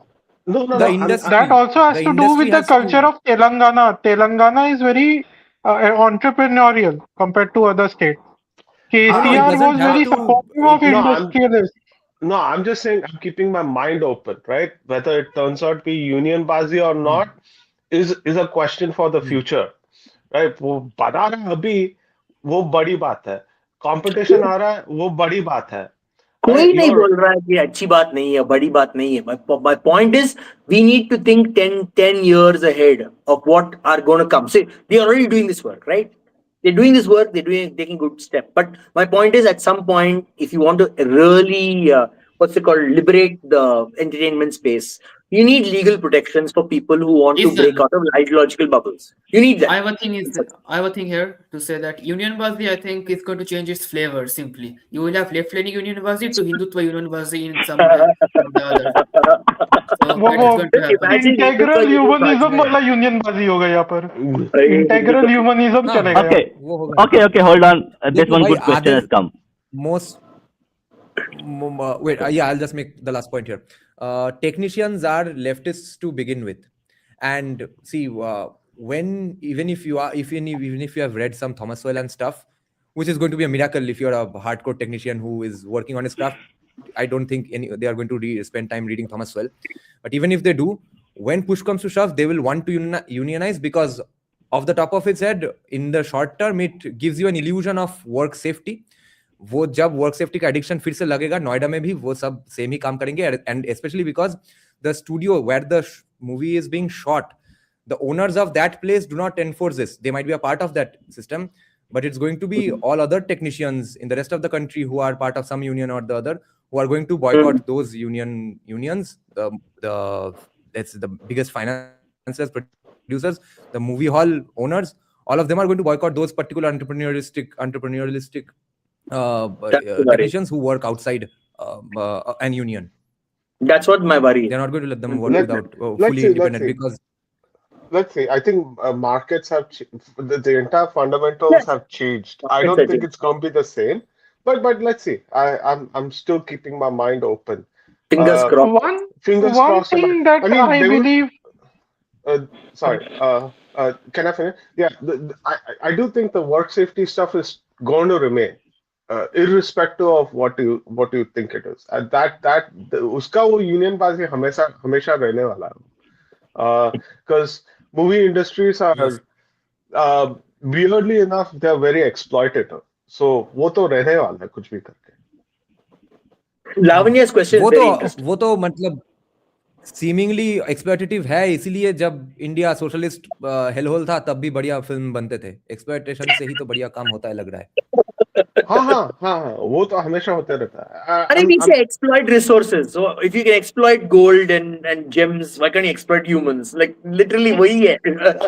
No, I mean like I live in Hollywood, near Hollywood North, right? यहाँ पर it's even despite union bazi, they still make people work 15 hours and make them work overnight, right? So ये सब work safety related exploitation हमेशा होते रहता है. अरे games industry में Yeah. they make them work like mad. They don't get rest. They work like 16 hours a day, and their quality is just going down because there are these big companies like EA and stuff, right? EA, Epic and stuff. They really like they suck the life out of their people, like literally. A lot of these game developers are leaving their old companies because of the same thing. Because these publishers just suck the life out of their workers because they have nowhere else to go. They basically they're like क्या बोलते हैं there's no other companies to compete with them. Indentured laborers. Indian there's no effective competition, right? ये देखो ये बना ये non-stop बनाता रहता है ये FIFA का. Every year there's a new FIFA game. When there's nothing effectively new about each new FIFA game. But the people who make that shit are made to work like crazy. Right? So what do you think about the workers in Kantara now? Yeah. Tell me. Bhupendra, can you read the question again? Yeah. So does Dhurandhar success prove that domestic audience, less than Gulf Muslim nation ideological, greater than Muslim nations ideological pressure and boycott? So she's saying is that because this movie is banned in the Gulf countries, but still it has made about 500 crores. It has made good money in North America. Okay, so does this represent correct that because they are making those monkey balancing movies because the market is there in Gulf, so will that change? This movie will change that scenario to everybody actually. I have a different take here, right? For me, it's not ideological. For me, it's more financial, right? So if a movie like Dhurandhar can earn 500 crores in domestically, it just means the audience here is ready for those kinds of movies. One, two, that it is a profitable venture with higher margins. Three, you don't need to depend on the Gulf market for high margins now. I have a different thing here because Okay, I have hold on, something to add here. hold on, everybody. Nijanda, your take because. Yeah. I agree that it's definitely going to show more people who are banning these movies or who think banning this will get them anything. That no, यहाँ पे भी पैसा कमाने का बहुत बढ़िया मौका है, तो ban नहीं करते हैं, वो भी होगा. And besides, a good movie is a good movie. Ultimately, people will watch it. Especially developed Muslim countries, I bet you they are secretly watching this movie already, have watched it, or they are going to watch it definitely when it releases because they don't give a shit about Pakistan's terrorists anyway. So Saudi Arabia, UAE Muslims are definitely going to watch it and love it, and they're going to look forward to more such movies because everyone loves, after all, a heroic police officer versus an asshole terrorist movie. That's on streaming, correct? I mean, On streaming. On streaming, they watch on streaming. Correct? They watch on streaming, most probably, not on cinemas. Yeah. Correct. Yeah, I have one thing. Okay. Okay. Hold on. Before anybody, Skanda has come. So Skanda, go ahead. Do you want me to take the same question, or can I talk about films? You can answer this question. So you can answer this question, and then you can your point later. So let's stick to this question. If you have anything to say. So Indian domestic market for movies has always been bigger than the Gulf nations market. I'm talking about film theaters. Now they are actually expanding that business there. So for a few years, this will be the case. Domestic audience should be the focus because our market is bigger than theirs. In 10 years, if they do exponential market also, then maybe we can think about this question. But again, Dhurandhar has excellent Arabic fusion music and all. And as Niranjan already said, they don't give a fuck about Pakistan. This country could have been anything, like Afghanistan or something else also. Still, the result would be the same. And one more thing is, they have more affinity towards Indian movies than Pakistani movies or something like that. So this can be utilized by us in a far more better alternatives if we have more film cities or more something like that.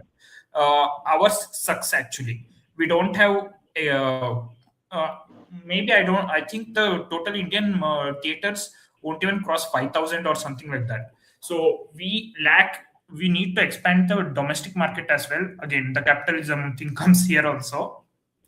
So maybe we need to work on improving the infrastructure from the business point of view, and then we can think about this question. But I think that domestic market, even after 15 to 20 years or so, is going to dominate the Gulf countries market because we have that many population.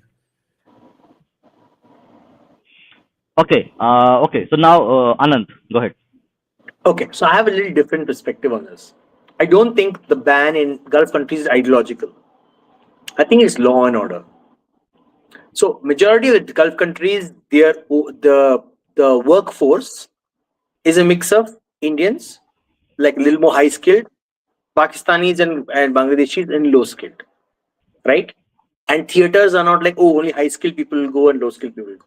The worry is that if theaters show this movie, there could be conflict in theaters while people are watching the movie, right? So their risk is not about ideology. It's about the fact that there could be law and order problems in such a mixed market, right? Yeah, quite possible. My opinion. Sorry? Yeah, Yeah, I you're said saying quite something. possible. Huh. So that's what the reason why this is pragmatism, because I think Gulf people are very pragmatic. They're not like these Pakistanis. Like, I'm sorry, Pakistanis are a mental case. Gulf people actually are with some brain. Okay, so let's differentiate the groups. Because it's not banned in Africa. Africa also a lot of Muslim people, but there are not many mix of Pakistanis, Indians, and Bangladeshis there. So that conflict chance is not there. It's not banned there. Second thing, I think the Indian market is important, more important than the Gulf market. Not it's for the movie to do well in, because fundamentally it needs to change the attitude in India, not in the Gulf market. They're not. We don't have to preach to them. That's not required, right? Third point, I think, like someone said about OTT, they will all watch it on OTT, or they will watch it in private screenings. There will be private screenings for all the rich, because most of the Gulf people are rich people, right? They'll have private screenings where the riffraff doesn't have to watch. So they'll have private screenings, and they pay distributors money for that. So the money that these people make will come from that private screen, not through the public market. Yes.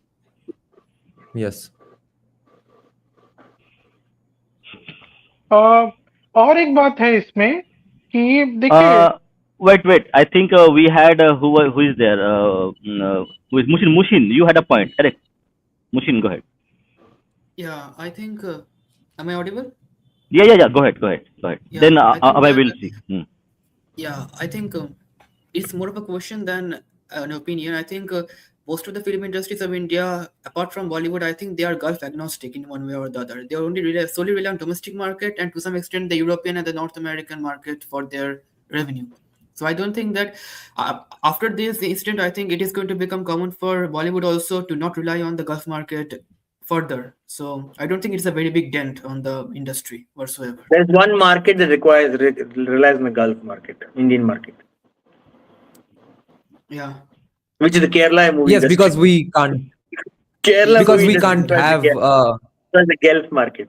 Because we can't have a situation like China, where Chinese people alone watching the film will make it a gigantic worldwide hit budget-wise. Therefore, we need to look elsewhere. If all Indians watched at least some Indian movies. China is an aberration, Nirajan. China is an aberration because China allows 10 movies in a year, outside movies. So China is an aberration. You can't take that as a like a. And the Chinese viewer is not like the Indian. And besides, we are not going to do. Wait. Yeah, because I don't now we will have Brahmical God speak. Brahmical God, your turn to speak. Okay so मुझे एक बात और लगती है कि पहले बॉलीवुड पर एक मोनोपोली थी कुछ प्रोडक्शन हाउसेस की, और जो फिल्में उनकी आइडिया से हटकर होती थी वो उसका प्रमोशन नहीं होने देते थे, उसे बाहर ही नहीं आने देते थे, लोगों के कॉन्शियसनेस में ही नहीं आने देते थे. अब क्या है, जब से ओटीटी आया है, सोशल मीडिया आया है, सो a different avenue for promotion has opened up. लोगों को पता चलता है कि अरे ये कुछ अलग टाइप की मूवी आ रही है, जिससे जो इंडियन मार्केट में हमारे जो नेशनलिस्ट टाइप के लोगों को एक्सेस नहीं मिलता था, अब वो इंडियन मार्केट में भी एक्सेस मिल रहा है. They are still sort of barriers created for them to not allow their movies to be promoted, but वो उनको एक अलग एवेन्यू मिला जो कि सोशल मीडिया है. ये आप हमारे नेशनल आइडियोलॉजी के साथ भी देख सकते हैं. हमारी आइडियोलॉजी ट्रेडिशनल पाथ से नहीं आई, सोशल मीडिया से आई. तो उससे इंडिया में एक मार्केट क्रिएट हो गया है जो नॉन लेफ्ट मूवीज का है, और हमारे मार्केट का इंडियन मार्केट का पोटेंशियल पता चल रहा है कि ये हमेशा से गल्फ से ज्यादा रही है इंडियन मूवीज के लिए. हम लोग गल्फ को ज्यादा ओवररेट करते हैं. स्पेशली बॉलीवुड, जब से ओटीटी आया है, सोशल मीडिया आया है, तब से इंडियन मार्केट ने स्पेशली जो राइट विंगर्स है उन्होंने अपना मनी का पावर दिखाया है। I think right wingers have generally have more money than the left wingers on an average, middle class and वो लोग, तो वो ज्यादा Yeah. केपेबल है इंडिया में किसी भी फिल्म को हिट बनाने के लिए अपने दम पर, तो वो हो रहा हाँ, है। क्योंकि पहले तो and properly pan India movies तो होते नहीं थे। अब तो धुरंधर भी kind of pan India movie ही है शायद। तो अगर पैन इंडिया ना हो के भी 500 करोड़ कमा लेता है इतने कम दिनों में, तब तो पीपल विल नो कि कौन से मूवी में पैसा है, कहाँ पे स्कोप Because अच्छा है। generally in societies worldwide, left wingers are the elite or extremely poor. Extremely poor or extremely elite. Majority of the so-called right wing or center right are middle class. And the countries with the largest middle class will tend to be more right wing or center right. Working class is And- right wing. और लहू कहाँ लगा, मैं बताता हूँ कहाँ लहू मुंह लग गया वाला मोमेंट हो, वो था बाहुबली। बाहुबली ने वो पोटेंशियल दिखा दिया कि एक ऐसा फिल्म जो कि राष्ट्रवादी कहना तो उचित नहीं होगा, जो कि हिंदू कल्चर को रिस्पेक्ट करता है, हमारे वैल्यूज को रिस्पेक्ट करता है, वो इतना बड़ा हिट हो सकती है कि वो 1000 करोड़ से ऊपर कमा सकती है, और उसको अरे, विदेश idol में भी worship- जाने की आवश्यकता नहीं है, भारत Idol में ही वो worship 1000 proudly करोड़ कमा दिखाया है सकती है। भाई। Idol worship किसको? proudly दिखाया है। हाँ, Sacrifice हाँ, proudly दिखाया है। हाँ, You know, तो- subversive that is. Yeah. Indian दोनों cinema कहीं can ना कहीं- absolutely be described as pre-Bahubali and post-Bahubali eras are completely different in Indian cinema. The main historical turning point was Bahubali. And you notice, And then- leftist ने एक problem Baahubali ने pickup नहीं किया है, which they could have really used to destroy Baahubali, वो dark skin वाला problem, जो racism का अरे, प्रॉब्लम है उस मूवी में, ग्लेयरिंग मुंह पे दिखता है, Yes. वो उसके बारे में बात ही क्या नहीं आइडिया कर दे रहे हो आनंद भाई, ये सब आइडिया मत दो, Yes. दुश्मन को स्कीम मत बताओ। अरे इसलिए मैं बोल रहा हूँ, you need me in the right wing. मैं आई नो एग्जैक्टली अरे व्हाट लेफ्ट विंग थिंक्स। अरे तुम आ जाओ, तुम यहाँ आ जाओ। अरे ये जवाब दो। I think this is very good question for everybody. Did Nirajan and guest watch Baramulla? तो एक कुछ रिव्यू दे दो। We are doing a No. 4 hour long review show. नहीं देखा। I haven't watched Baramulla. Okay, who has watched it? Anybody can share any thoughts? किसने देखा है? I haven't nobody watched, has but I watched have it. some thoughts, which is I had some thoughts even without watching it, which is Hmm. that it was very well done because I didn't even know it's about the Kashmir Hindu genocide. So trailer देख के, trailer पूरा देखा भी नहीं शायद, teaser थोड़ा देखा, look बढ़िया लगा, देख I would have watched it. अभी भी टाइम कभी मिले तो देख लूंगा। तो even my farmer leftist brain did not reject the movie, कि वो राइट विंग मूवी है, वो लगा नहीं। राइट विंग मूवी अगर नहीं लगे और कॉमी देखने पे मजबूर हो जाए, that is the biggest game changer and victory we can hope for, and that's where Baramulla I think peaked, because with Chhaava और even Dhurandhar we know that there will be Pakistan bashing. Baramulla में मुझे पता ही नहीं था कि क्या टॉपिक पे मूवी है, उसके बाद तो राइट विंगर्स ने जाके हर किसी को बता दिया, चिल्ला के स्कीम बता दिया कि देखो अब हम सटल मैसेजिंग सीख गए हैं, उससे थोड़ा प्रॉब्लम हो गया। अगर हर कोई अपना मुंह बंद रखता तो और भी ज्यादा commie would have ended up watching Baramulla, which यही तो प्रॉब्लम है राइट विंगर का प्रॉब्लम यही है, सब पानी फेर देते हैं। हमको ढिंडोरा पीटना अच्छा लगता है, ढाक ढोल बजा के, एकदम जैसे बच्चे का जन्म होता है ना तो बर्तन बजाते हैं कि जन्म हुआ, हम लोग का वो हाल है कि बारामूला का जन्म हुआ, एक चीज सटल मूवी का बारामूला जन्म हुआ। मैसेजिंग है, सबको बता दिया। Ethan Baramula is a horror story. It's a horror film, right? इसलिए Yeah. मैंने देखा नहीं अब तक, Yeah. इसलिए नहीं देखा। Okay, I will check it out then. एक बात मुझे धुरंधर की बहुत अच्छी लगी, इस फिल्म का टाइटल। ये बहुत ही मतलब आजकल के जेनजी लोग ये शब्द का प्रयोग नहीं करते, पर हम लोग जहाँ रहते थे वो इलाके में हम लोग बोलते ते क्या बहुत बड़ा धुरंधर है बे। तो ये तो बांग्ला में बहुत धुरंधर का प्रयोग होता है अर्थ इस मैं शब्द का। समझाता हूँ, बंगाल में धुरंधर का अर्थ मैं समझाता हूँ, जो बहुत बड़ा मास्टर होता है, एक्सपर्ट किसी भी काम में। धुरंधर कि बहुत बड़ा धुरंधर है, कोई भी काम कर लेगा, इससे सकना बहुत मुश्किल है, धुरंधर है। तो मुझे ये टाइटल बहुत अच्छा लगा, ये टाइटल बहुत ही हिंदी टाइटल है यस और बहुत ही न्यूट्रल है।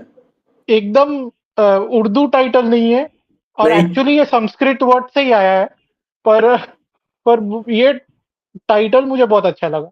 बहुत ऐसे शब्द को चुना अरे है जो धुरंधर बोलचाल की हिंदी में बहुत प्रयोग में लाया जाता है। इसीलिए if they had Dhurandhar used शब्द some, is completely Sanskrit actually, and it अरे means I'm literally telling means someone who can carry a lot of weight, someone who can carry a lot of load. Actually, it means literally that in Sanskrit. और नहीं ये नहीं वही हिंदी में ही ज्यादा उपयोग में लाया जाता है। मैंने बंगालीज को कभी धुरंधर बोलते हुए नहीं सुना, ये हिंदी भाषी लोग ही बोलते हैं। हम तो बहुत बोलते बहुत हैं बड़े हाँ धुरंधर, धुरंधर बंगाली हो में गए। Common word. ऐसा है। No, हाँ no, no. Bengali में अगर it's quite used. Dhurandhar, it's quite. yes, अभी नहीं होता है, but it was quite common you actually. can read novels, you can see it a lot Yes. used everywhere. अरे Yeah. I It have a has question kind for of you. gone out Interesting of question. fashion a little. Yeah. I have an interesting question for you. What do you think would have been a good so-called Bengali word to describe the entire action in the Bengal Files instead of the name the Bengal Files? Some word similar to what happens in the Bengal Files, but a good Bengali word. What do you think? What do you guys think? Trahi. Trahi. That sounds nice. Catchy. What about you, Bhupen? No, I cannot find the right word because I am not speaking Bengali for last 12 years, so my Okay. vocabulary is gone. Outside. Outside. मैं Okay, Ananda, because if you wanted a separate title for the Bengal Files movie, then I think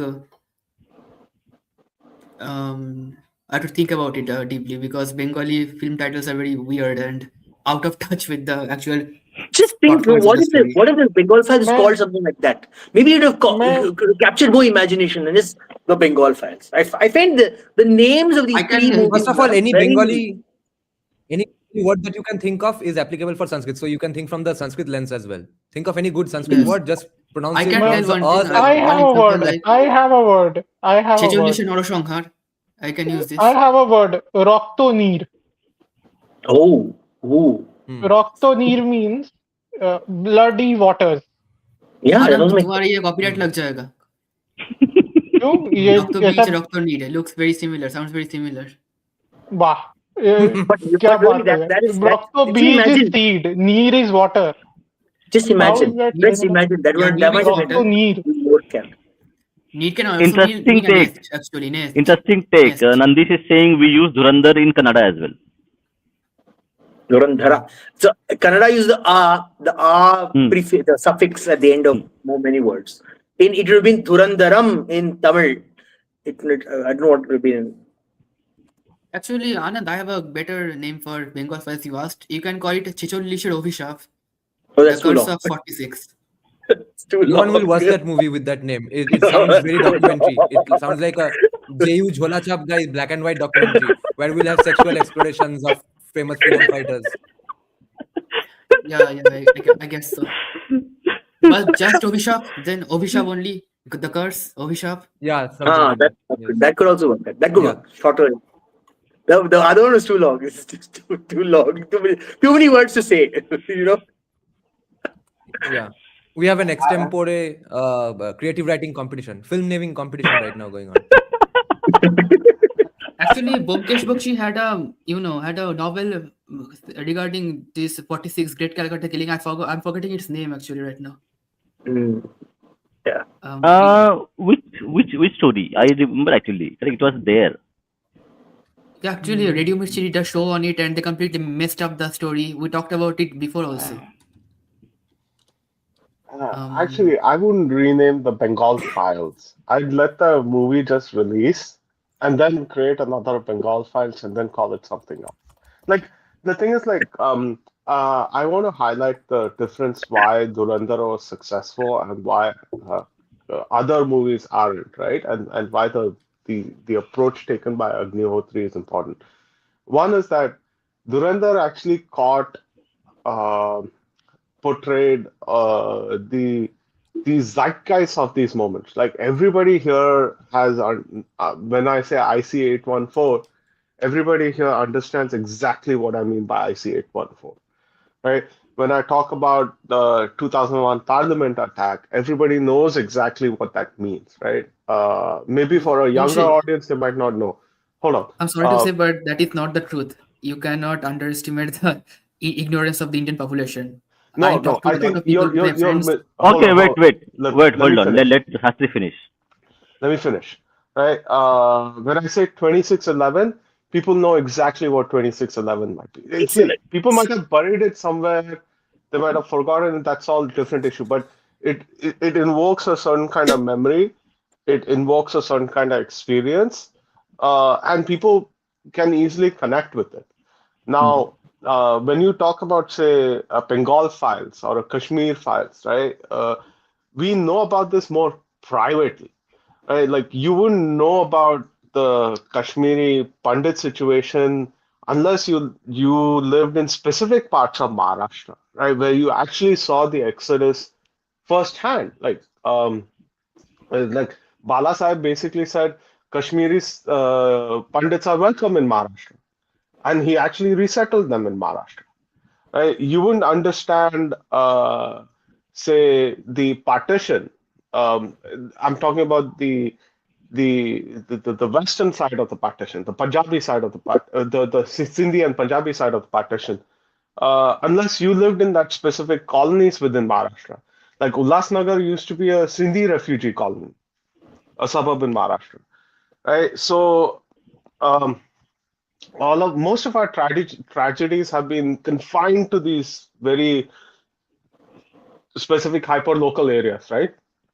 And you need to raise awareness. And the best way to raise awareness is to have a very dumbed down version of a movie that just lays it straight for you. Uh, then you can build upon this and basically have your more artistic takes, right? So a Baramulla would not be successful without a Kashmir Files. I don't know. I don't agree with that. People are going because Yeah, I it's agree a horror with movie. Shastri on this because Kashmir File has created a base. Baramulla gives references to that base. वो base literature होना बहुत जरूरी है तभी आप वो references subtle symbolism समझ पाएंगे जैसे फॉर एग्जांपल कश्मीर फाइल्स में दिखाया कि कश्मीरी पंडित्स को कैसे मारा गया ओके अब बारामूला में सिंबलिज्म है कि सबसे ज्यादा जो रील चल रहा है कि एक लेडी मुस्लिम लेडी घुसती है वहां पर एक शिवलिंग है और कुछ भगवान के चित्र है और पीछे वो शिव जी का भजन चल रहा है वो बहुत ही पॉपुलर सीन है तो वो उसके पीछे का कहानी आपको समझ में नहीं आएगा जब तक आपको कश्मीर फाइल जैसी अंडरस्टैंडिंग नहीं होगी कि मारा काटा गया तो वो बेस I चाहिए think, आपको पूरा फैक्चुअल बेस yeah. तभी So आप इस प्रकार के सटलर मूवीज बना सकते So you're Okay, saying The the base or Baramulla basic. doesn't explicit. One second, I have a question. So you're saying explicitly Baramulla doesn't show you doesn't explain to you the genocide that happened. It just hints to it. So you have to know या about it in advance. Okay. Yeah, या so you it need is that more base. Subtler reference Okay. Yeah, Okay. you need that basic awareness is what I'm trying to say, and that comes out with a very dumbed down movie. Like for That all makes its sense. flaws, Kashmir Files was very straightforward. एक छोकरी जिसको India के बारे में कुछ नहीं मालूम है, she watches it, she understands exactly what the heck is happening. That I understand. That I understand. Yeah, I think my take is a bit different here. I think if you compare Kashmir Files and Baramulla together, I think Stalin has a quote in this one. One death is a tragedy, a million deaths is a statistics. When we see Kashmir Files, it takes us to the realm of statistical understanding of a massacre of a lot of people, exodus of a lot of people from their homeland. But when you see Baramulla, it individualizes the victims. It makes you connect with them in a different way. So you can connect with it more. This is a leftist strategy. You must understand this because the leftists will never show something like Kashmir Files. They will never show exodus of a lot of people. They will not show some concentration camp where millions of Jews are being slaughtered. They will just pick up one Jewish family and focus on it. Focus on how that Jewish family is suffering in the hands of the Nazis. The similar thing is happening in Baramulla in small suggestive manners. I think No, that makes it that's not a Baramulla better thing, leftist. better. That's not a leftist thing. That's actually a Yes, definitely. filmmaking technique, Yeah. right? Like you Generally, there's theories of parasocial relationship and all of that. Yeah, I agree with that, But you I mean to say you that need a leftists apply this one. no. It's not leftist applies. It's a technique that everybody applies. It's not exclusive to leftists. Yeah. It's just that in India they're more competent than everyone else, right? We can debate that, but I think that's a digression for another time. But essentially, it's like for every movie, you need one character that can basically take you through that world, Yes. right? Yes. So that's what that individualization means. It has nothing to do with Marx or Marxist theory or anything like that. It's all just like, Marxist trying to put a sense of ownership behind it. But it's bullshit. It's just basic filmmaking. It's like how leftists appropriated liberalism when it's not their ideology. It's never been their ideology. They have conveniently taken same thing with what's the word, intersectionality, right? Intersectionality was not a leftist idea; it was a right wing idea. The idea of that human beings have different what do you call it, social perspectives, and some people experience multiple social perspectives at the same time, and solutions need to be tailored for them. There's not a left wing idea; it's a very right wing concept. Anand, one gripe is that don't you think that all the suave, subtle understanding of philosophy and all these liberal arts are usually catered to leftists in one way or the other? It almost become a subculture that we always connect it to leftist people or left-leaning people in one way or the No, other. that is I've, because you have to understand one thing. When culture recedes, leftism takes over the space. So yes, fundamentally, we have let our culture recede. See, yes, why did this have? Why did leftism take over India? Because we receded from the public space.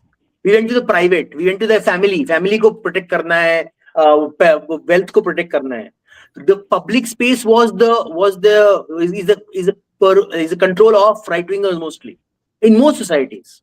The minute you recede from that public space, you give the leftists the place to go and take it over. Same thing yes, happened with because China, same thing happened with India.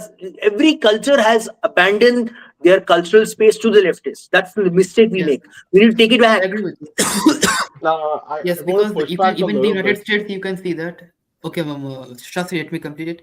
You can see that even leftism or overall liberalism is connected to suave, sophistication, subtleness, and on the other hand, right wing or the very quote unquote right wingers are considered to be crass, abrasive, obnoxious. This kind of a tagging has become very commonplace in all the discourse all over the world. Even in India, you can see it in a lot of ways. So that's what Yep. I wanted to point out actually. No, that's more recent, right? But in India, So recent. I'll just add one more thing is that we never receded the cultural space. We were I think we did. systematically suppressed.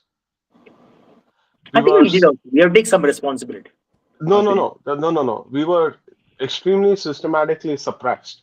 Right? I mean, if we receded the culture space, then I think then we wouldn't have had Shaurya Divas, right? Like Shaurya Divas it's basically a boiling point of that cultural suppression, and the cultural suppression is now slowly, incrementally being receded, but that suppression always remained.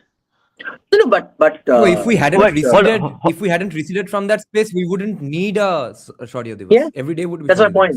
Divas. We need I disagree because it's like the state was fundamentally not interested in even listening to you, right? Shaurya Divas was basically a failure of the state, not society. It's a Yes. it's a reaction of the society against the state. I no, mean, but see, Yes. in every step of the way, in every step, see, the Shaurya Divas is basically a legitimate claim.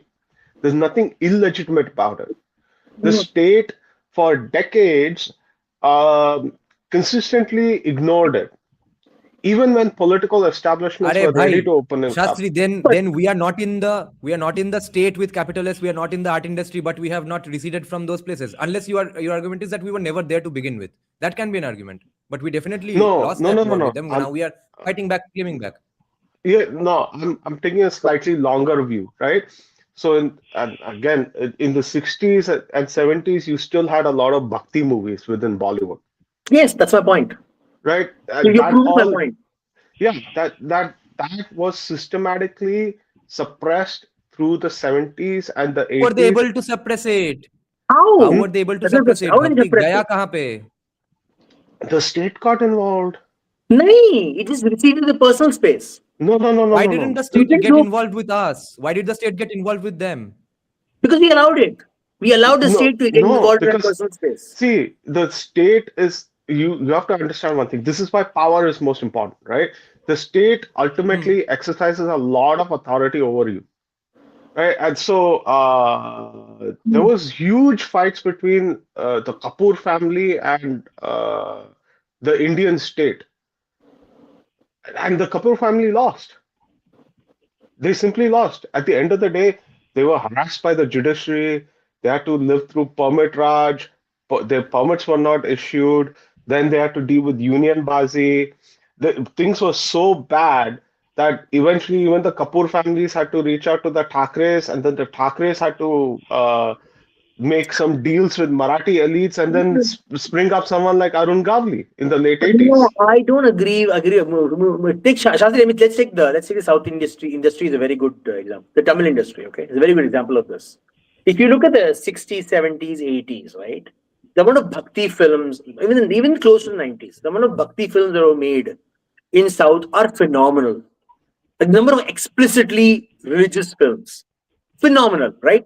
And the actors were almost the same, like the powerful actors. So, for example, Shirai Ganesan, MGR, all of them had that power, political power. And till the later stages of their life, also they had the political power.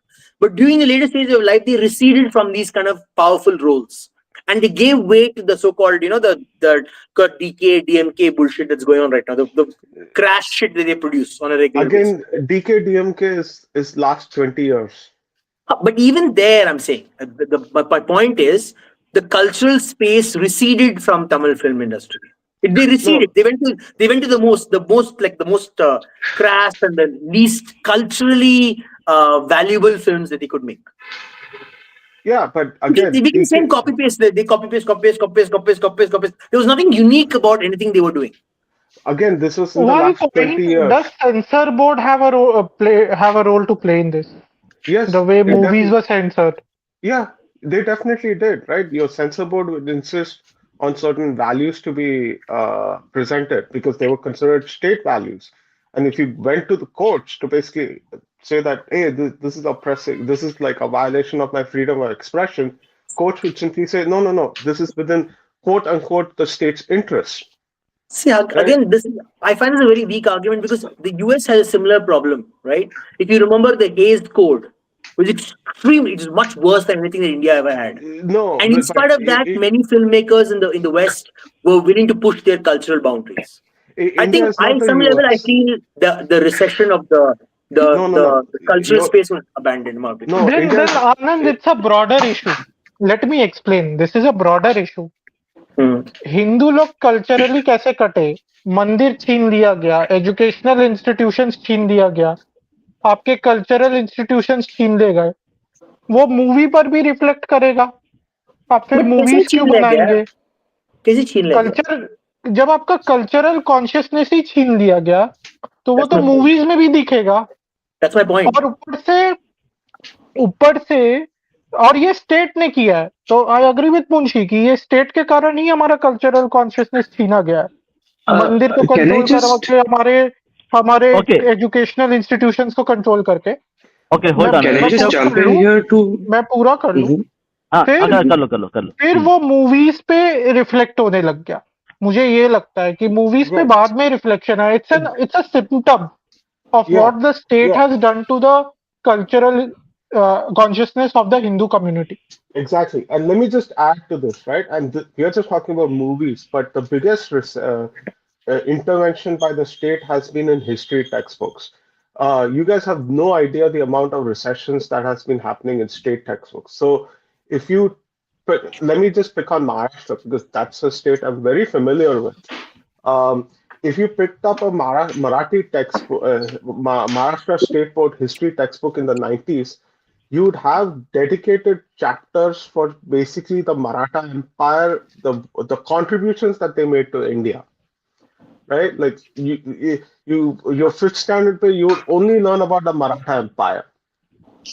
The same textbook went through two revisions, one in 95 and one in 97. The entire Maratha Empire history has been completely wiped out of it. Completely wiped out and replaced by what? Gandhi. So I had to, if you went through Maharashtra State Board schooling, right? You learned about Gandhi 3 times. The same independence movement, the same Dandi march तुझे 3 बार तुझे सिखाते थे. 5th, 7th, and 9th. So this is what I mean by the state actively worked in basically suppressing expressions of culture. See, To I'm add not. to this, there Okay, I was an have. interview given Yeah, by sure. Amir Khan. Okay, there was an interview given by Amir Khan. He said that censor board actively told the filmmakers to not name the neighboring country as the enemy country in movies. पड़ोसी मुल्क. But do you trust Amir Khan? पड़ोसी मुल्क I don't trust बोलो, him. पास के मुल्क बोलो. Yes, I think he is not trustable, to be honest. But still, in most of the Bollywood movies, you will see no naming of the neighboring country. And I still have some faith in this statement because India did have such policies. कि non-reciprocal withdrawal of a raw ecosystem in Pakistan. आई के गुजराल क्या कर रहे थे? तो Indian state ने ऐसा नहीं बोला होगा सेंसर बोर्ड के थ्रू. ये पॉसिबल है कि सेंसर बोर्ड ने ये बोला नहीं होगा नहीं, कि yes आप yes. पड़ोसी मुल्क का हाँ नाम हाँ. मत लीजिए. That is why Nitendra, I अगर had non that reciprocity. original name, right? okay, Even that got Yeah, censored. go ahead. okay, no, Nitendra, I think you have an important point. I think, यहाँ पर. No, I'll digress a little. So let's just Rishabh finish his Okay, point. oh What Rishabh, were you going to say, Rishabh? bolo. Yes, I actually, want to look a little forward in this. So the interplay between state and society has always been very interesting, not just in India, but across. And I keep bringing this up. There is a very good video by this German YouTuber in English called Crown. Uh, it talks about how the society and the state have worked with each other or worked against each other in both India and China, and he does a comparative study of it. Very interesting. Thoda sa there is a uh, typical European bias towards it, but something everyone should check out. Uh, Building on that, there is this one issue that people keep forgetting that in the 60s, 70s onwards, there was a massive level of economic, like even as bad as we were in the 40s and the 50s. 60s and 70s were economically very bad decades for India. Like 1961 to 1971, we saw 3 wars. We saw massive privatization of our financial industry and our mineral extraction industry. Uh, and as a result of that, a lot of wealth was lost. There was a mental blowback to that, wherein people receded. Uh, Building upon what Anand said, people receded from public life and public priorities to defending their own personal space, their immediate family, their immediate personal wealth, and left all of that space open for the government to come in and actually start to dominate narratives, not only narratives, but also to start dictating culture. Now, this has an economic function to it as well, which also we need to understand. If we have to say that if it's not just in terms of technical development or whatever, if this movie was made 10 or 12 years ago, it would not have been as popular, as successful as possible, even because there was not enough Yeah, yeah. capital free from ideological or governmental controls that That's true. enabled such a massive endeavor to happen. Going forward, despite all of the issues, as we keep getting richer, people will come come up with that financial space in their lives to not just fund the creation of such a thing, but also to make it work financially viable. And there's also this whole theory. I'm no film expert, but there's also this theory that there's a reason why grittier stuff works in more affluent countries or societies, but in poorer societies you see that more Yeah, yeah. Very obvious. high, yeah, very affluent portrayal of people works better, because if you're rich and you don't have any real problems in life, you try to experience them via the medium of movies. If you have Yes. real problems in your life, movies are an escape. So the art of it will also improve, but also the technical, the things that need money, good visual effects, good acting, good directing, uh, getting a good crew, the financial business aspect of it will also improve. What we need to, as a society, ensure in this point is that it's not just, right now it's very haphazard. Something comes out, it's good. Something doesn't come out, it's bad. Whatever, that is fine. That keeps on happening. But everything that's happening is very haphazard. As a society, if we want to reclaim the space that we lost in the 60s and 70s onwards, it needs to be much better orchestrated, essentially, and it needs to be much better structured. Dhurandhar is definitely a landmark. Bahubali was definitely a landmark, but not enough is being done to actually push the narrative and to make sure that these entrepreneurs who put in all of the risk always, or at least when they deserve it, get that return. That is one limited point that I had to make. It is a positive step. I am optimistic about the future. Despite all of our socialistic tendencies as a country, we are moving in the right direction. But yes, I mean, socially, I don't know if you're still there. No. I would. That era which. Yeah, go ahead. Okay. Go ahead. So before we're not socialists as a people. See, we understand one important thing. Indians are not socialists. We are capitalists. We want the state to be socialist. And this is the reason. The problem is we have this weird fantasy that the state being socialist will allow us to keep our wealth. We are Yeah. the fundamental. We need education of the population to understand that we are capitalists. People don't seem to understand they are capitalists essentially. When you don't want to pay taxes on a regular basis, you hide your money, you are capitalist. You want to keep as much property that you earn Yeah. on for yourself. People don't understand this is fundamental capitalism. Yes. They think they're still socialist.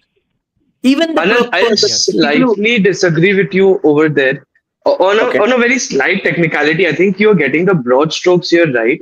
But you have to draw a line between, just basic self-preservation interests and capitalism as a broader belief system. I disagree with you that Indians are fundamentally capitalists or fundamentally socialists. These things are a product of time. You live what you are taught, right?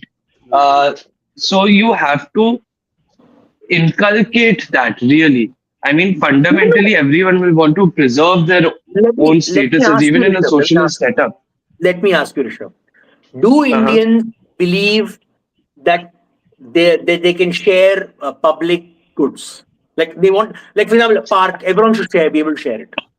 Like tomorrow, if you live in a gated community, will you let everyone just walk into your park? Nahi na. Most Indians will not Acha, allow that. Why are you sending walls and count, everything? counter question to you: is that a capitalist mindset or is that a low trust mindset? That is a capitalist And mindset that what I have earned, I will keep. You cannot enter my space. This is very capitalist concept. I have earned this. I have put my blood, sweat, and tears into this. I am paying for its maintenance. You cannot come and sit in it. You ironically upside down. A country like Singapore is more socialist in this concept, where the public is okay with public spaces being accessible to anyone, including people who don't live next to them. India is a highly capitalist situation where they're like, जो मैंने earn किया है, जो मैंने develop किया है, जो मैंने clean कर रहा हूँ, you अंदर नहीं आ सकता MCBC. I will keep it safe, away from you also with a gigantic wall. But Acha, okay, I'll counter that. I'll counter that again with your example. I think so. You guys can keep arguing, but both of you are fundamentally wrong. India is a high trust society with low trust institutions. Everything is basically everything is a symptom of that, right? the reason why we have gated colonies is because the state is very poor at enforcing property rights. Mm-hmm. Right? We've all danced around this. Everybody, if I say that, everybody will basically agree with me if I say that, there's very low enforcement in India. No, but my point is, why do Everything. you even care about property rights? एक No, point that मुझे मुंशी की एक point पे बोलना था कि आपने कहा India is a very high trust society. मुझे पूरा विश्वास है कि यहाँ पर जितने भी बाकी लोग होंगे ये सब उसका विरोध करेंगे क्योंकि कोई No, नहीं no, बोलते no, India is a no, no, high no, trust no, no. Society. नहीं, मैं नहीं विरोध करूंगा. आप high, मानते हैं इंडिया हाई ओके ट्रस्ट मैं सोसाइटी? करूंगा. हाँ, ओके, high पर trust हाँ मैं भी है. society. एक प्रकार से मुंशी जी की बात सही है। क्यों? In silos. क्योंकि हम लोग के Yes. बिजनेस में ये बहुत चलता है, अपना धंधा In उसूल पर silos, चलता है, yes. अपना In silos. धंधा Caste system अपना क्या है? धंधा वक्त पे चलता Caste है। High system is trust in not. silos, right? No, it's not. It has nothing to do with caste either, right? It cuts Not across caste. every caste boundary. So the thing is like high trust society No, it doesn't with cut low across trust. caste boundaries. When villages and neighborhoods were only caste based, that's when those high trust societies existed. So every caste based neighborhood, Chakraborty Pada, Banerjee Pada, those things are even today very very high trust. But broadly high trust is Goa, Kerala, Northeast, etc. Unless you say that no, the society there is exactly like New Delhi or Kolkata, then I have of course nothing to say to you because you fundamentally haven't been to those places maybe. But if you have been to these places and you realize the difference, then you will know that the rest of the country is not like Goa, Kerala, or Northeast. Yeah. No, even within caste, like see, if you best counter example for that is actually Belgaum area. There's like a lot of trust between castes and also linguistic communities in that area. But the moment you're an outsider, there's no trust. That's what I'm Right? saying. It's in silos. If you're Yeah, See, those that's the caste thing, identities right? have devolved into No. regional identities definitely.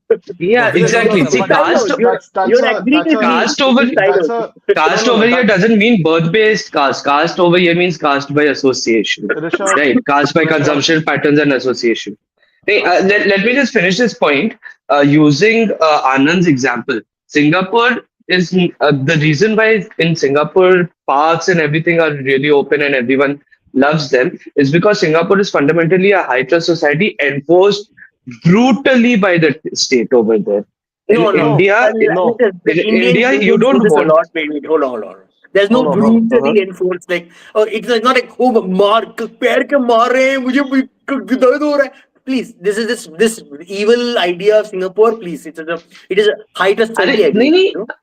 Yeah, Brutally नहीं, inflicted. I'm not saying like violently, but I'm No, saying that very strictly वहाँ पे law and order, public decency, Strictly, yes. cleanliness is Brutally, enforced. everybody, please. Brutally, like, gives an idea of like, I think yeah. बड़े लोग आ रहे हैं, बड़ा club नहीं, है. yeah, I by brutally I mean very strictly it's enforced. India में the issue is the reason why you don't want anyone from the from outside coming into your complexes is because you have fundamentally created a barrier between you and the rest of the world, which is a symbol of a low trust. And then there's gatekeeping in that complex. It's the very same as our institutions. Please That throw that gatekeeping. mentality away. Please throw that mentality away.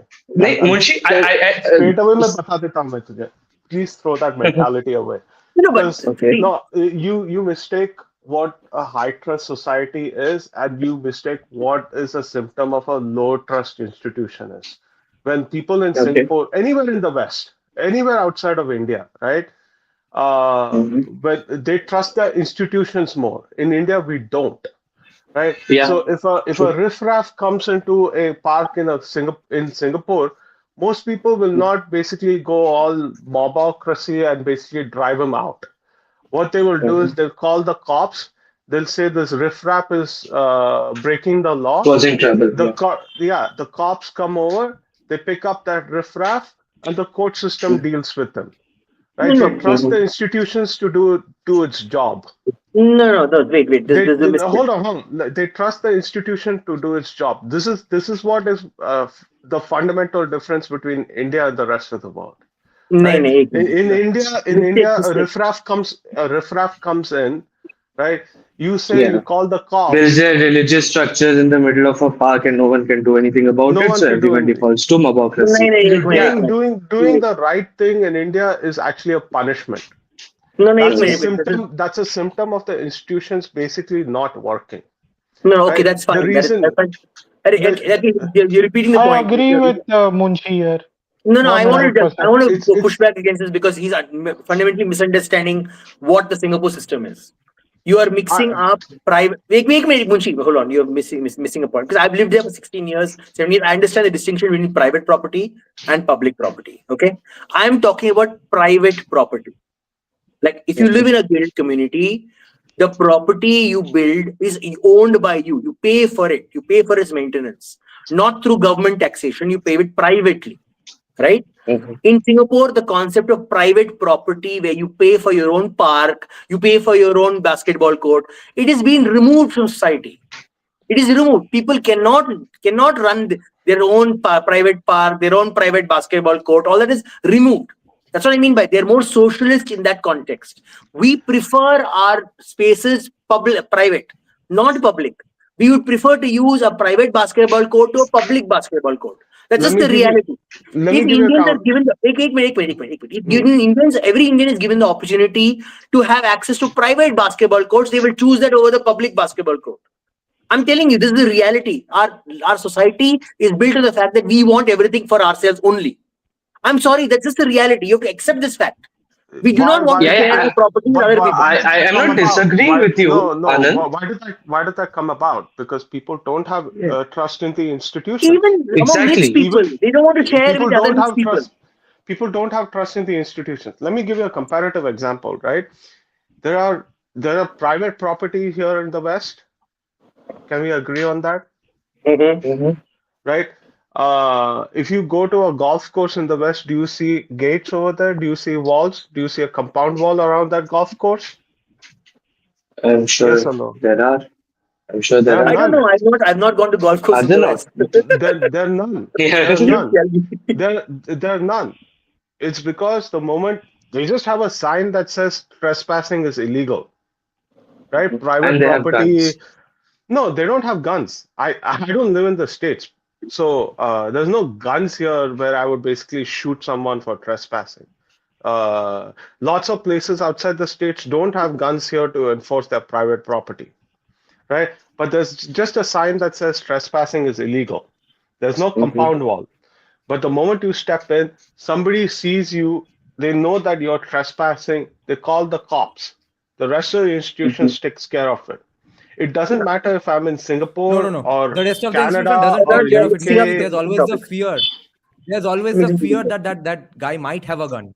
It's not always the states just taking care of it and 911 call and your problem is solved. The guy who is a potential trespasser has a fear that guy is holding an AK-47 or AR-15. No. You're thinking about the US, right?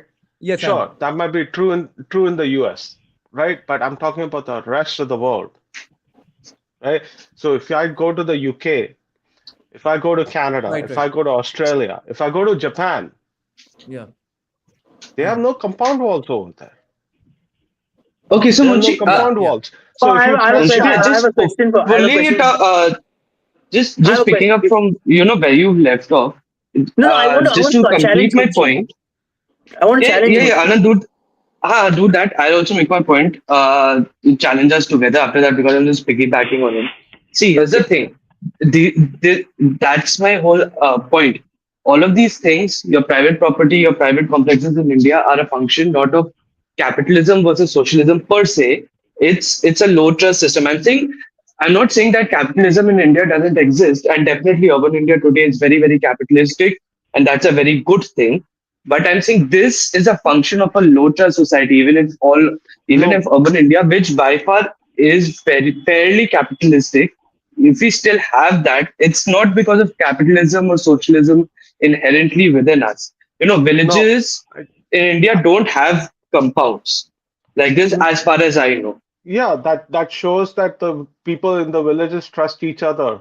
Exactly, because they're caste-based areas. No, that's not because and that is a silo. That A is silo, fine yeah, though. exactly. Yes, A silo. yes, they used to That be has It's a caste nothing to silo. do based. with caste. They That has used to be nothing to caste do with. based. They used to be caste based. Where did that used to be caste Mhm. based go away? They replace it with other group identities. Yeah. Yeah, Don't like There don't are forget there were Trinamool, imaginary there are walls. Trinamool neighborhoods. There are Trinamool neighborhoods where CPIM or BJP party workers cannot get into. I know a village in Bengal where the BJP is so strong that even the police, the Trinamool, doesn't dream of going there because the caste identities have been replaced by party identities and party loyalties. So they are again safe spaces in their small little silo and Okay, and high trust in their small little silo. can I just counter Munshi? Munshi, I have a question for you. Okay, there's two questions. We'll see the dichotomy in the question. In most churches in the US, do they have compound wall? they don't. They don't, right? It's open. It's basically open to the public. You can literally just walk Yes. into the church. In most temples in the US, do they have compound wall? No, they don't. They do. They all have compound walls. Every single one of them, including Canada. No, Yes, not really. they literally have compound walls. You literally can, even during the Khalistan protests, you can see they're outside the compound wall. People are inside the compound wall. This is the point. My point is, when we build a public space, Hindus, when we Hindus especially, when we build a space, we build a wall around it. It's No, just a reality. Even in temples in India right now, there are walls around temples. Then you have a gate. So, no, so there's no Anand, wouldn't that here. prove And our you point need that this level Hindus of a are gate. a low trust society even in a capitalist situation, and so they build their walls over there? No, I'm No, not saying no, low trust. no. I'm not even talking about low trust. I'm saying our society is one that what you work for, you keep. I don't think we are a socialist people. We're a capitalist people. We've always been a capitalist people. Actually, I push We've been back. hoodwinked into thinking we're socialist. We're No, not. I'll push back against this, right? So there's two kinds of Hindu temples here. The Hindu temples that's been built over a current property line, and they Okay. have to abide by a certain kind of city zoning permitting rule. And Okay. there's one that's basically built on a freehold property. Freehold property means that it's just you buy the land, right? And there's no restrictions on you. Sometimes the city basically says, okay, you are engaging in certain kinds of activity, or you have fire gear, etc., etc. You need to have certain kinds of compounding rules or something like that. When it's a freehold property, I have not seen any Hindu temple with a compound wall. My point is fundamentally, we have always been And a society where personal responsibility is at a premium. It's a high point. When you own something, you work for something, you take responsibility for it. It is in a social society, you don't take responsibility. Everyone takes responsibility for the items. My point I'm pushing back is the idea that we have been hoodwinked into thinking we See, are not people who take personal responsibility for the stuff we no, own, the stuff we build. no, wait, we Anand, absolutely I do. agree with you on that. Society takes responsibility for everything. Like that's ridiculous actually. We absolutely Anand, do. I think Even as see, South we Indians, take so much our personal own responsibility. responsibility.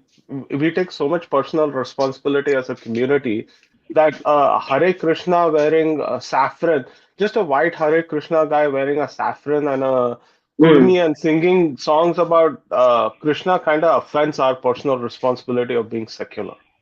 I mean, we hold ourselves to quite a high personal True, responsibility but I standard. don't know who's that. What does that have to do with the big capitalist? Right? I'm confused. Right? I didn't catch that It, connection. I mean, Anand, I think I'm we saying South it has Indians, nothing to do with we being have capitalist temples or where there social. are compound walls and there are like Annadanam, many things are happening inside our temples, right? So we are adjusted to the sides of seeing temples with compounds. Most of our temples are covered with compounds. Maybe these people are not able to connect with us because they're in other parts of India, the temples may not have compounds. Munchi South Indian. Don't say that. Yeah. He'll feel offended. He'll feel offended. Guys, I have No. I have some Dhurandhar related topics to discuss even now. Oh, So let's sorry, just get back. my Sorry, bad. sorry. No, but Which is let's go back. I do agree. Hindus, the concept of donation, giving yeah. to society also is there. I think maybe people may misunderstand me thinking we don't donate, we don't give to society. We also do, but at the fundamental level, at a core level, we are very capitalist. We believe in the fact that we are actually more capitalist than the Western society. They have hoodwinked us in thinking we are not capitalist. Acha, just one last point, if I may, to close this off. Anand, I Hmm. partially agree with you. There have been cycles, okay? There have been very clear cycles where we've been very Chanakyan versus very Ashokan in our outlook, if to use Indic terms, okay? Right now, we are coming out of an Ashokan mindset into a Chanakyan mindset. I don't think it's something that's very, stagnant in our society. I think we did turn into a socialist society because trust broke down between communities with the rise of caste-based politics in the 70s, 80s, and we delegated responsibility of inter-community relations to the state, which Okay. then utilized that to enforce its own beliefs into our society. And I think now, as we become more self-confident and self-aware, the 90s onwards, it had a spot in the 90s, but definitely 2014 onwards, that is being built back again. I think Narendra Modi, BJP, all of that is a symptom of a much deeper societal change moving back towards a more largely capitalistic, not exactly that, but directionally that way mindset that our society is going through.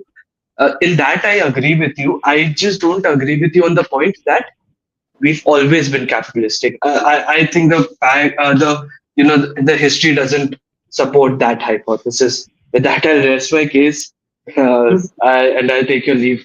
Bye, everyone. Right. Okay, now War 2's Wikipedia is showing that it was made on a budget of 300 to 400 crores and it has made 303 to 351 crores.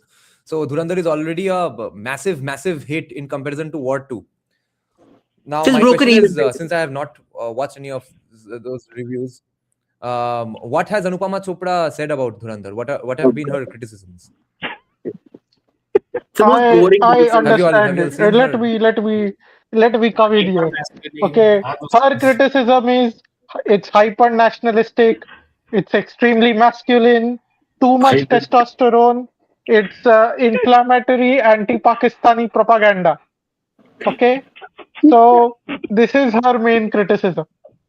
Just one Too correction. much Hyper the masculine and thing uh, which made me laugh the most was too much testosterone. Now I don't know what a spy is supposed to do in a territory which is so hostile to him. He's How is he supposed to have less testosterone and deal with that situation?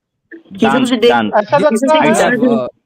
I have the ऐसा answer. I have लगता the है answer. हमको सबको Yeah. Oestrogen के injection लेने चाहिए हाँ हाँ और हाँ छाती exactly. बढ़ा लेनी चाहिए और जाकर बोलना चाहिए कि भाई मैं तुझे छोटे बच्चे लल्ला मेरा तुम लोगों को मैं वैसे पाल के बड़ा करूंगी क्या नहीं क्या नहीं करता है नहीं. भाई इसमें? So, आपको Ranveer, Ranveer Singh, the first scene happens, right?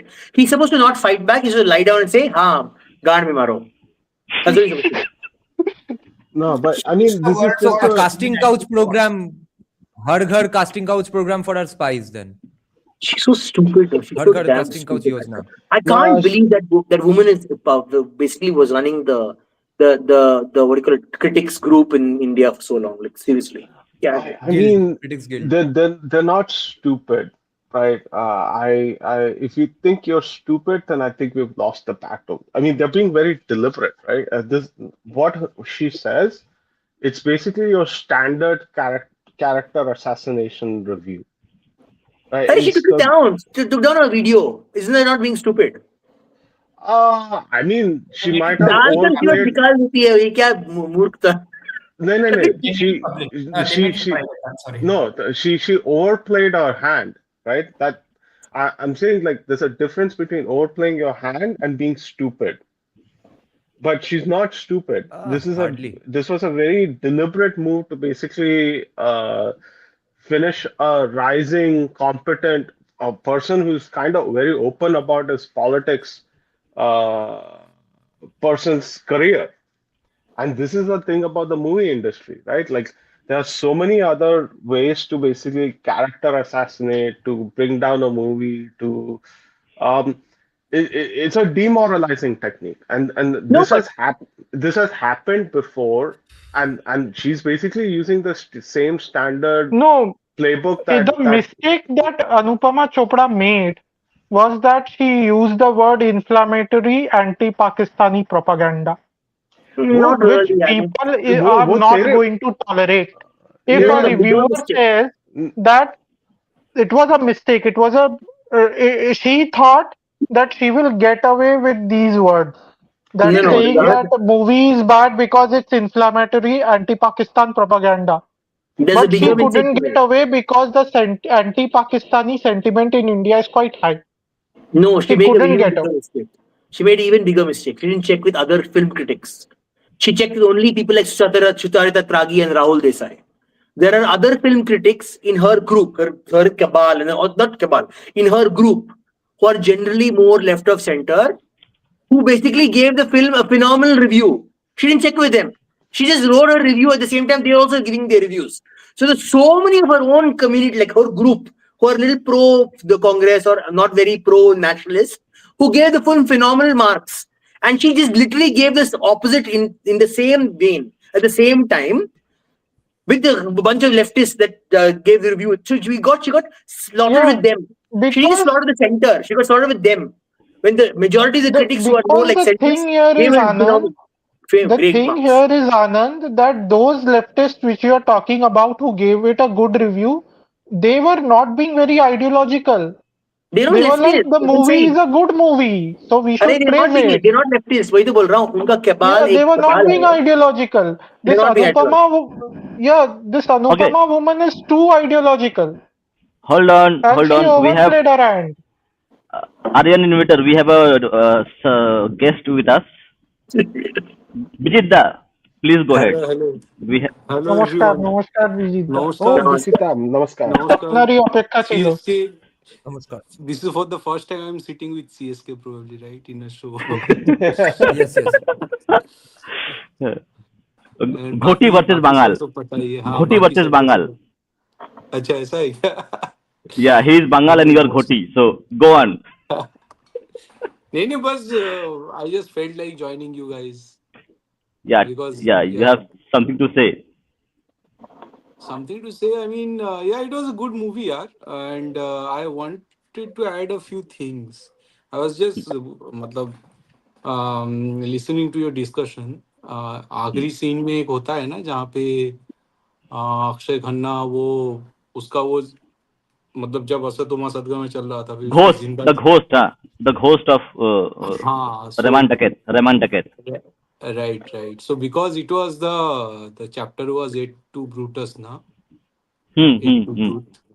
तो उसमें जूलियस सीजर में एक्चुअली वो घोस्ट दिखता है ना जब ब्रूथ जब मारता है उसके बाद जूलियस सीजर का घोस्ट दिखता है एटलीस्ट मतलब शेक्सपियर का जो प्ले है तो आई थिंक उसलिए उसको किया गया होगा. It again shows the excellence of कॉमियो को इससे ही दुख हो रहा होगा कि हमारे भाई शेक्सपियर को भी ले लिया. Actually Just so well done. Shakespeare को भी तो हाँ इतना माइन्यूट में काम किया है कि वो भी दिख गया कि ये करना है right and then to sort of मतलब मैच इट विद असतोमा सदगम है राइट कि वो मौत भी हिंदू मौत मिला. जूलियस सीजर का भी घर वापसी हो गया. सबका घर वापसी करेगा रे तेरा भाई छाती पर छुरा चला दिया. दो कार्ड का निपटाया. Now my question to any well-meaning right-winger, if any well-meaning right-winger is listening to this, explain to me what has exactly been the criticism by Anupama or her ilk in the specific context of this movie being too anti-Indian. Are they actually saying that this movie or any movie should be more pro-Pakistani? Why is the criticism that it's too anti-Pakistani? What has been their argument? कुछ अमन की आशा destroy करता है ना इसीलिए. Yeah, I mean, their argument is not going to. I'll put it this way: the argument is basically a tool to shut down the movie, not to critique the movie. That's what I'm trying to say. What they say is irrelevant, but what their intention is actually much more interesting in the sense that they just want to shut down the movie. They want to basically shut down a guy. Yeah, intention तो हम सबको पता है, मगर फिर भी फसाद के लिए एक एक्सप्लेनेशन देना होता है. तो फसाद के लिए क्या एक्सप्लेनेशन दिया है? देखिए यहाँ पर उस ठीक है यहाँ पर इंटेंशन छोड़िए दादा, मैं इंटेंशन को यहाँ पर गोली मारिए. आप देखिए उनके आर्ग्यूमेंट, जैसे ये मैस्कुलिनिटी वाला आर्ग्यूमेंट लेते हैं उनको मैस्कुलिनिटी से प्रॉब्लम क्यों हुई है, वो ऐसा क्यों सोचते कि टेस्टोस्टेरोन या मैस्कुलिनिटी प्रॉब्लम है, ये माइंडसेट क्योंकि सोचिए। अगर कोई उनका जो आदमी हिंदू रहमान उनका हिंदू जो आदमी पुरुषों रहमान के डकैत को मार सकता है वो अपने मैस्कुलिनिटी बीवी से, को भी मार सकता है। अरे No, no. यार वो सब कहाँ चक्कर में पड़े आप, No, अभी हिंदू ये सब पुरुषों के बारे में नहीं. नहीं। द थिंग नहीं नहीं इज इनको हिंदू लड़कों में और पुरुषों में मैस्कुलिनिटी चाहिए ही नहीं, तो नहीं तो फिर लव जिहाद कैसे होगा, नहीं तो फिर अरे नहीं तो फिर हिंदू पुरुष लोग रेसिस्ट करने लगेंगे, अपने सोसाइटी को प्रोटेक्ट करने लगेंगे। Then why would they सबसे okay? पहले सोसाइटी को जब no, तोड़ना होता है to तो सबसे पहले पुरुषों के मैस्कुलिनिटी पर आक्रमण करो, Then why would they okay यही with होता the है। Vikram Batra in movie? my opinion, if you want to answer this question कि anti-Pakistan क्यों लगा, you have to go back to the very definition of Pakistan, which is that Pakistan is not merely a territory, it is an idea. ठीक Yeah. है, वो जो Anupama Chopra Yep. है और ये विधु विनोद चोपड़ा है, इनका वो गुपकार जो स्ट्रीट है उसमें वो अब्दुल्ला फैमिली के साथ इनका मकान है, उधर बांग्लो है एक। सो आप ये मत समझो कि विधु विनोद चोपड़ा चोपड़ा रखा नाम रखा है मतलब वो किसी तरह से हिंदू है या वो किसी तरह से इंडियन है, वो उतना ही पाकिस्तानी है जो जितना सड़कों में पत्थर फेंकने वाला एक पाकिस्तानी है। ठीक है, इट इज एन आइडिया। तो इंडिया में जब हम पाकिस्तान की बात करते हैं कि इंडिया में कौन कौन से वो गिरोह है जो पाकिस्तान के आइडिया को प्रमोट करता है, उसमें ये चोपड़ा फैमिली, यश चोपड़ा हो जाए, ये सब जो वाईआरएफ यूनिवर्स, ये सारे पाकिस्तान के डेफिनेशन के अंदर आता है। ठीक है, हम लोग अभी भी इसको हिचकिचाते हैं इसलिए क्योंकि वी थिंक कि अरे we are inclusive so this is us is them. No, Hinduism is also a very exclusive ideology, and whatever is not Hinduism in the territory of India pretty much is a Pakistani idea. ठीक है, so from that point of view, these guys, the Chopras, the Vidhu Vinod Chopra or Anupama Chopra or Sucharita, these guys are Pakistanis. You have to accept that fact.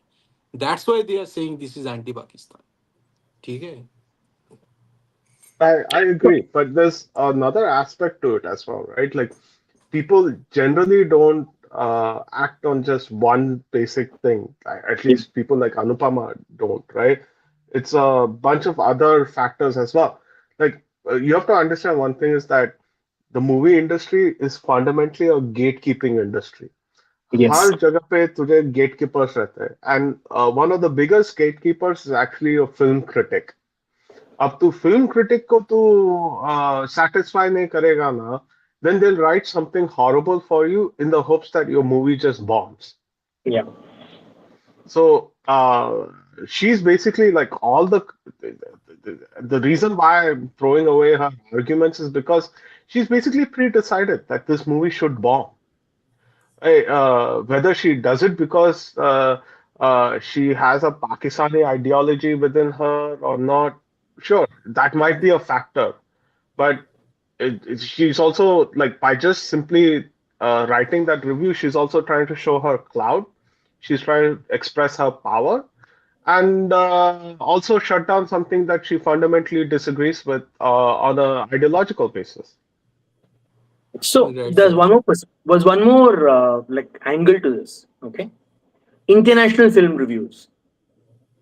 So, for example, Pathan made a lot of money because it got a lot of international film reviews. Remember this, very important. Okay, these days, international film reviews of Indian movies is a very big market. And these people, they went straight before they even watched the movie when they started reviewing it, because they didn't want foreign reviewers to review the movie. And they've been doing this to many Indian movies. The minute before the movie even comes out, they've gone around spreading this poison into foreign reviewers. Don't review it. I'm your friend, right? I will tell you which movies you should review, which are good movies to review. They And tried doing this with this RRR also. They tried doing this with But there RRR is this also. bullshit They didn't opinion of try movies. doing it. They didn't even. I'm telling you, they didn't even realize RRR was going to be what it was, because even right wing was targeting RRR. If you remember, the first wave of attacks of the right wing on RRR was why is what's this guy's name? Him wearing Muslim skull cap and walking. Because That Kumar was the Akbar. during perspective the of teaser attacks. or trailer, not when the movie Huh. came out. It was 2 No, years no. before the But movie my came out. point is, they forgot about RR for a bit because they know White Ring. He didn't like Rajamouli. Rajamouli is leftist. Rajamouli has a lot of these Naxalite ideas. The right wing hates Rajamouli. They will not watch his RRR. Bahubali was a once in a lifetime thing, and they also kept. I remember everyone saying the person who wrote that book, the Bahubali book, was a leftist, and he doesn't like right. Like all that was narrative was going on that time, so they completely ignored RRR. You understand? That's why it got picked up by many leftists in the US because they saw a different perspective of RRR, anti-colonial. उनको anti-colonial अच्छा लगता है leftist को US में.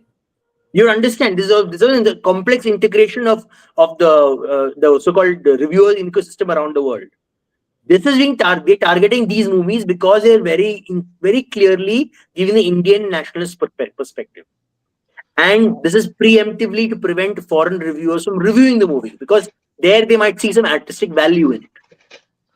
See, the one more thing is Latvians has Yeah. become global, Yeah, right? They lost the domestic market. Now Yeah. they're like, oh, we'll infiltrate the global spaces and try to dominate the global view of India.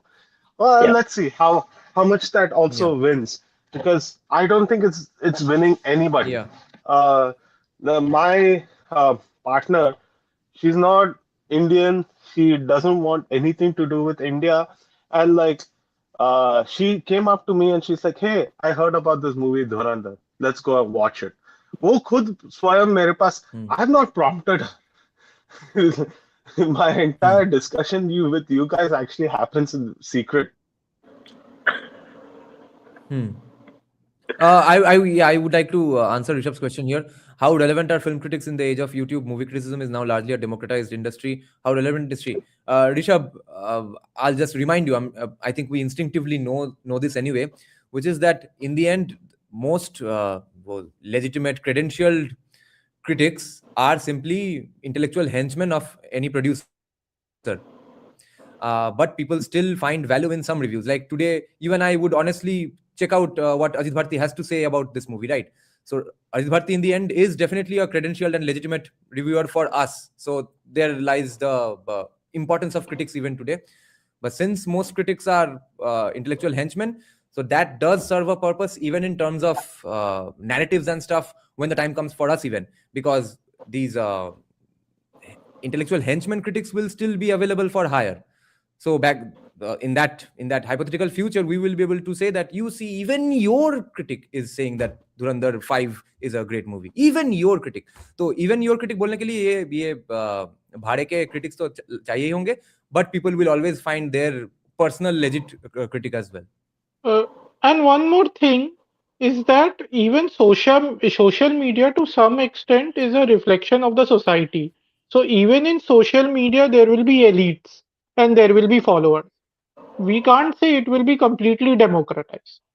There is more mobility, but there will always be these elite section which people will follow and say, okay, their reviews matter, or the connections they have with people in the industry matters. They will get us access. भाई एक Bengali YouTuber उसके Yeah. Channel पर और उसके company में काम क्यों कर रहा था? उसको भी लेजिटिमेसी चाहिए था ना? Yeah. तो और वो सब but होता है. organically capitalism इन सब के गाड़ में थोड़ा बहुत देने वाला है, क्योंकि organically Ajit Bharti is going to become a very significant film critic because of Yeah. how honest he is even with right wing films. तो इसके वजह से Ajit Bharti will have connections inside the industry as well. Young filmmakers who have made a good movie will expect a good review from Ajit Bharti, not from Anupama Chopra. So just wait for it, because Ajit Bharti is You going to, must have people like seen Ajit one Bharti are thing. going to replace all these people. Oh, you must have seen one thing. जब Bengal Files आया, and Ajit Bharti said this also, कि इन्होंने ये जो विवेक अग्निहोत्री जी थे, the whole team, they did not approach Ajit Bharti or the right wing YouTubers. And Ajit Bharti ने ये हाँ, बोला स्पेशल था कि ये स्क्रीनिंग लोग नहीं बाहर किया, जाके बाद में प्रीमियर किया. करके आ सकते हैं, हाँ, और हमें कांटेक्ट नहीं Yes, कर yes. सकते, तो हम लोग इस मूवी को प्रमोट क्यों करें? सो मतलब they are a reason to believe कि भाई अपना जो ये बंदा था Aditya Dhar, he must have approach this people. आप एके टीके का देख लो, ये लोग इतना ज्यादा प्रमोट कर रहे हैं. आई थिंक 5-6 इन्होंने छोटे छोटे वीडियोस बना दिए हैं. सो ऑब्वियसली इनको प्रमोट किया जा रहा है. इनको शायद कुछ मिला होगा इसलिए प्रमोट कर रहे हैं. और अभी क्योंकि इन्होंने मीम मटेरियल दे दिया ना, ये अनुपमा चोपड़ा, सुचरिता, ये लोग मिलके, ठीक है, तो अब सिर्फ मीम मतलब इतना ही काफी है कि अच्छा खासा 2-3 मीम बनाओ. जो ग्राउंड लेवल से आ रहा है वो आपको ऐसा मीम देखने को मिलेगा कि कोई ऐसे व्हाट एवर स्पाई बन के पाकिस्तान में घुस रहा है, फिर जय माता दी बोल रहा है. ये सब जो आ रहा है दीज आर जेन्युइन, मतलब मीम बन के आ रहे हैं. बाकी तो आई थिंक प्रोमोटेड ही होगा. नहीं तो ये I know the Hindu ecosystem, this what ever Hindutva, both are the same, but I know this ecosystem. They don't promote anything until unless you give them money. तो एक one perspective about critics. Critics will always be important because we as human beings crave validation from someone, some appeal. The basic appeal to authority from fallacy. credentialed people. Credentialed people, and especially in India, that feudal idea that someone is a gatekeeper for an idea, it gives us permission to enjoy something. We are not like Western societies where they like, and I mean, even Western societies to an extent there it's there, but it is broken down to a significant extent, right? So my point is the film critic will move from the so-called established like newspapers to the YouTube film critic. But even then, the film critic has a lot of power because they just need to make, like, especially if a film is not doesn't have great word of mouth. It's a good film, but not enough great word of mouth. What happens? The word of mouth is not strong enough to break to the audience who doesn't watch, who doesn't meet people who watch the movie, right? And they are in the far-flung villages, and they either they watch Dainik Bhaskar, local media, or read local papers, or they watch YouTube, right? Those people have no access to word of mouth, so that can make and break a film, especially when with a lot of investment in something, right? That's why Western media is so high in film promotions. Like almost half the budget is film promotion, right? So, and this has happened like in the West. You see, they've ruined films just with film critics. Like they can be really good or a really decent film, and then there's a lot of shit on it, and it becomes a flop film. Like there's a movie Alita Battle Angel. I don't know who people have remember this, right? It's a really well made film. Like really well made. One of the really underrated movies, and it was horribly panned by critics, and it literally flopped to the box office. It is so bad. Like literally, film critics can ruin a reasonably well made film. Same thing. I think it was even you see Blade Runner. Blade Runner flopped horribly. The old Blade Runner. It flopped because film critics just ruined. Like now it's a cult classic. Right, there are so many good movies that have been ruined by film critics, and they have a lot of power. Nirajanda, it is quite. I'll take. Wait. We have a super chat question, so it's for you, Nirajanda, for you. Yeah, I'll take Arjun Logan Paul's question right after I respond to Fiction here. Fiction 6247 is saying these people are paid stooges of Ajit Bharti and AKTK. Pratik Budadeji doesn't care about these stupid sponsors and credentials. If you are accusing us of taking money, how are you so sure that he didn't get money from rivals of Home Bale? Who said that? कोई out of ordinary, out of mainstream चला गया, इसका मतलब ही पूरा honesty का धुला हुआ बन गया कैसे भाई? Arjun Logan Paul is saying, I hope you like Dhurandhar. Did some Aditya Banerjee did some monkey balance regarding Hrithik Roshan. What did he say about Hrithik Roshan? How is Hrithik Roshan relevant to a review of Dhurandhar? Because he was supposed to play Rahman Dake. उस पे क्या argument है, I don't know. But yes, so since Arjun Logan has joined late, but we are all stooges of. Hrithik Roshan made a post on Instagram. Let me give you the context. Hrithik Roshan posted a story on Instagram saying that the movie is great, but I don't agree with the politics of the movie. And like God knows what he meant by that. Pakistan hating Pakistan, so that's what he didn't like. Yeah. I think that was the politics he didn't want to. He didn't agree with. But he only wrote, I don't agree with the politics of the movie. The director of the movie or the filmmaker should be more responsible when talking about these subjects as a global citizen. He Responsible used in the doing word, what? he also अरे used the word as पागल, a global citizen. अरे As Pakistan a की गांड में global citizen, आग नहीं I लगाना didn't वही. agree with the politics of the movie. So, as a global By the citizen. way, Hrithik Roshan doesn't have the capacity to write one single sentence. उसका कुछ text to text leak हुआ था. Have you seen those things? ये सब politics अरे ये सब उसे बोलना नहीं आता है. ये किसी ने लिख के ये दिया उसका होगा उस या नहीं ये उसका सोशल मीडिया मैनेजर ने डेफिनेटली Have लिखा you है. seen his I leaked chats, man? This guy मतलब cannot write. I वो I basic I, You grammar भी don't वो No, act. नहीं see, करता the है. amount of I I'm not actually writing. You don't act. no I've What is actually it? met Hrithik. I've actually met Hrithik Roshan in person. He's not that smart. He's not that smart. Exactly, that's what I'm You don't saying. act, This guy is dude. a very Like, stupid tell me guy. one movie that No, you've been and impressed by his acting. I am very convinced वो जो साबा आजाद जो भी है, that's why she is with him. कि ये बंदा भी अगर राइट विंग मूवी करने लग गया ना, तो Please यहाँ no. खत्म हो जाएगा. No, साबा no, please, Azad please, please. इसीलिए उसी के साथ He है. already did Fighter, right? That didn't Please, go please, well no, as no. Please keep him out साबा writing movies. Azad He is can't the act. real Dhurandhar of Bollywood. He Bollywood में can't जो act, please. धुरंधर है वो साबा आजाद है.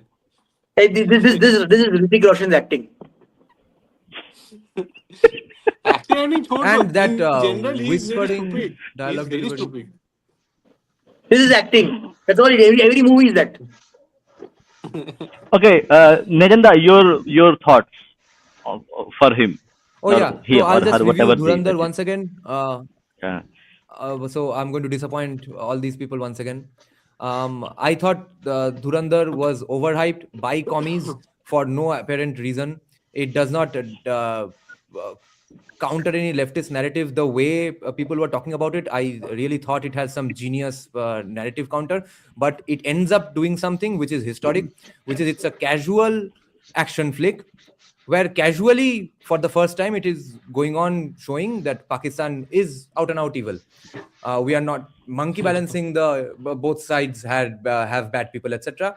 And yes, the bad people in Pakistan happen to be Muslims. The And that's the excuse से point, right? Islamophobia भी Whenever है. you want to put Pakistan, Yeah, in a good light, you have to go beyond being matlab, casual, right? You have to go beyond casualness.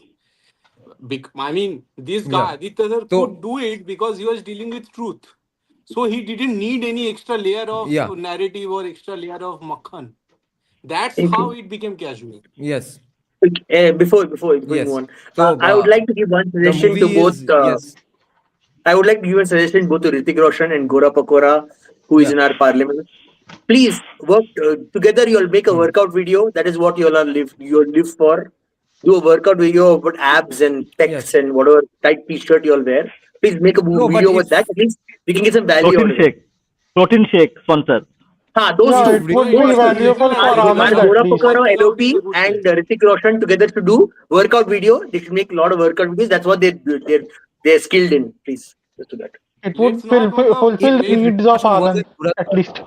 workout is a good thing, yaar. Come on, if Hrithik workout Roshan is a was in good thing. I'm saying, Dhurandhar and the I'm saying amount good of thing. At least Don't they'll do go some there. valuable. They'll give some valuable service to our society. Thank you. Sure. yeah, if Hrithik Roshan was in Dhurandhar, the amount of steroids he must be taking to stay in that shape in this age, the amount of testosterone he has, Anupama Chopra would legitimately make the criticism that there's too much testosterone in this movie. Array, That's he will when that be would be a very standing valid there, criticism. so frozen. He won't be able to do the dance, Balot dance. He'll be like, he'll be like, oh, Yes, let's slurky, This slurky. I And then want Balot to will be yeah, like, what talk the hell is about doing? this testosterone thing. Okay, this is a very targeted attack on wait, Hindu males, which people don't understand. Array. Okay, yeah, this is a war. yes, Okay, yeah, why I and say it is it's just at the very much end, fun. sorry, you were commenting on I something else. know about Hindu males. It's not about Hindu males. It's about army people. Any military people. They don't want our No, military no, to be no. It's so tough all people. it's across Hindu males. That's why they keep attacking masculinity, patriarchy, all these things all the time. Because when And who is a Aditya society Banerjee? Who becomes is Aditya weak, Banerjee? when the males become weak, that's where it starts. Because it's Yeah, the male mentality and the yeah, attitude which protects the society, that survival instinct, that killer instinct, that I have to protect, I have to fight, I have to stand up to the atrocities and the adversaries. That male instinct is very important, and that male instinct of the men is being destroyed. While I they mean, would support all the Yeah. masculine things about Muslim men and left people doing things for the left, there they are fine. I That's don't know. why I don't they Yeah. enjoy agree. Pathan and Yeah. Jawan. That also talks about masculinity. The That's not really the moment left. Left doesn't think like masculinity, the moment masculinity is used to protect Hindu interests, then they have a problem with masculinity and patriarchy and all that crap. that. No, I I don't mean, think left is This generally. is a important point. Are please answer it's me now. Who is also Haritra Banerjee? Who is this guy? Haritra Banerjee. Who? He's a famous Bengali film reviewer, Haritra. Aritros Gan. His YouTube Oh oh channel my is yeah, called god. Aritros Gan. Acha, acha, and acha. the entire like It's the patriarchy same thing guy is who defended also Anurag Kashyap when he trash talked Bengali movies 1 or 2 years back. Yeah.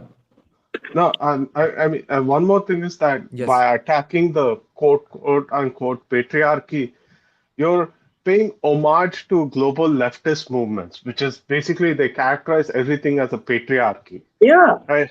So it's like uh, it's not just attacking Hindu men, but it's also like a signal to basically say, yo, global left and liberal, look what's happening in India. Look at all this patriarchy being formed by the Yes. current government. That's all it is Yeah, basically. but the Yeah. point is But that they have an yeah. alliance. Globally, left has an alliance with the Islamic groups, and they have their leftist groups. So when they attack patriarchy, they generally attack majoritarian patriarchy or Brahmanical patriarchy. Why is it Brahmanical patriarchy? Because they want to attack Hindus. No, They I want agree. to It's not attack the they want to attack the masculine instinct of Hindu community no. mainly. It's the see. That is You're the missing the main point. target. No, no. The way they frame patriarchy is not only about men. It's also about women who are strong. That is the reason why leftists will never talk about strong women in India. They will not talk about them because it is not so it doesn't suit their narrative. Like, have you ever seen any leftist talk about Rani Abbaka and how she destroyed all the Portuguese fleets? They will not talk about that because it shows that even the females of a country can protect that country. They want a certain kind of feminine ideal. This is the mistake we make. We assume leftism is directly about attacking only masculinity. It's about attacking anything that strengthens the state. Anything. Their goal is to destroy the state structure, the cultural structure, and anything that defines that state structure. So, for Yeah, in example, many I, ways, I, they take in many ways they last point, attacked. Okay. last point. Why don't they ever talk about the Hindu Rajya? Remember, my words are very deliberate. The Hindu Rajyas that allowed minorities to have their individual rights, states that they right now completely control, like Kerala. Why don't they talk about that? Why do they want to talk about the Hindu Rajya they're scared of that the RSS will create? There's a reason. Because they don't want to talk about strong Hindu states. I That's why. have one more thing, one more comment here. It is related to this, but the idea is actually fiction. Nowadays, if you read Hindu fiction, मतलब whatever right-wing fictions, ना, मतलब we are trying, but fiction का market क्या बोलूँ मैं, मतलब quality बहुत खराब है. So this is one area जहाँ हमें काम करना होगा और लोगों को आके फिर 60,000 70,000 वर्ड्स का अच्छे फिक्शंस क्रिएट करने होंगे. नॉन फिक्शन तो अभी मतलब we know pretty much narrative काफी चीजें निकल रहा है, काफी नया चीजें बना भी रहे हैं, तो नॉन फिक्शन तो चल पड़ा है और Yeah, कॉमिक्स को तो मतलब अच्छे से कर रहे हैं, but the area of fiction actually we need to work on.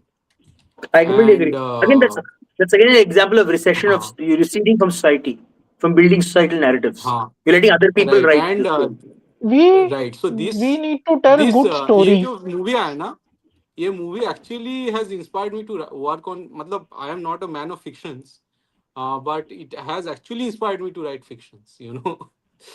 तो Yeah, I have हाँ a probably fiction I will suggestion work to on make some. for. हाँ I agree with Bijit Prasanta that Indian non-left fiction or culturally rooted fiction is pretty bad. There is one guy who's not a declared culturally Hindutvadi or right wing or anything, because he's Anglo-Indian for God's sake.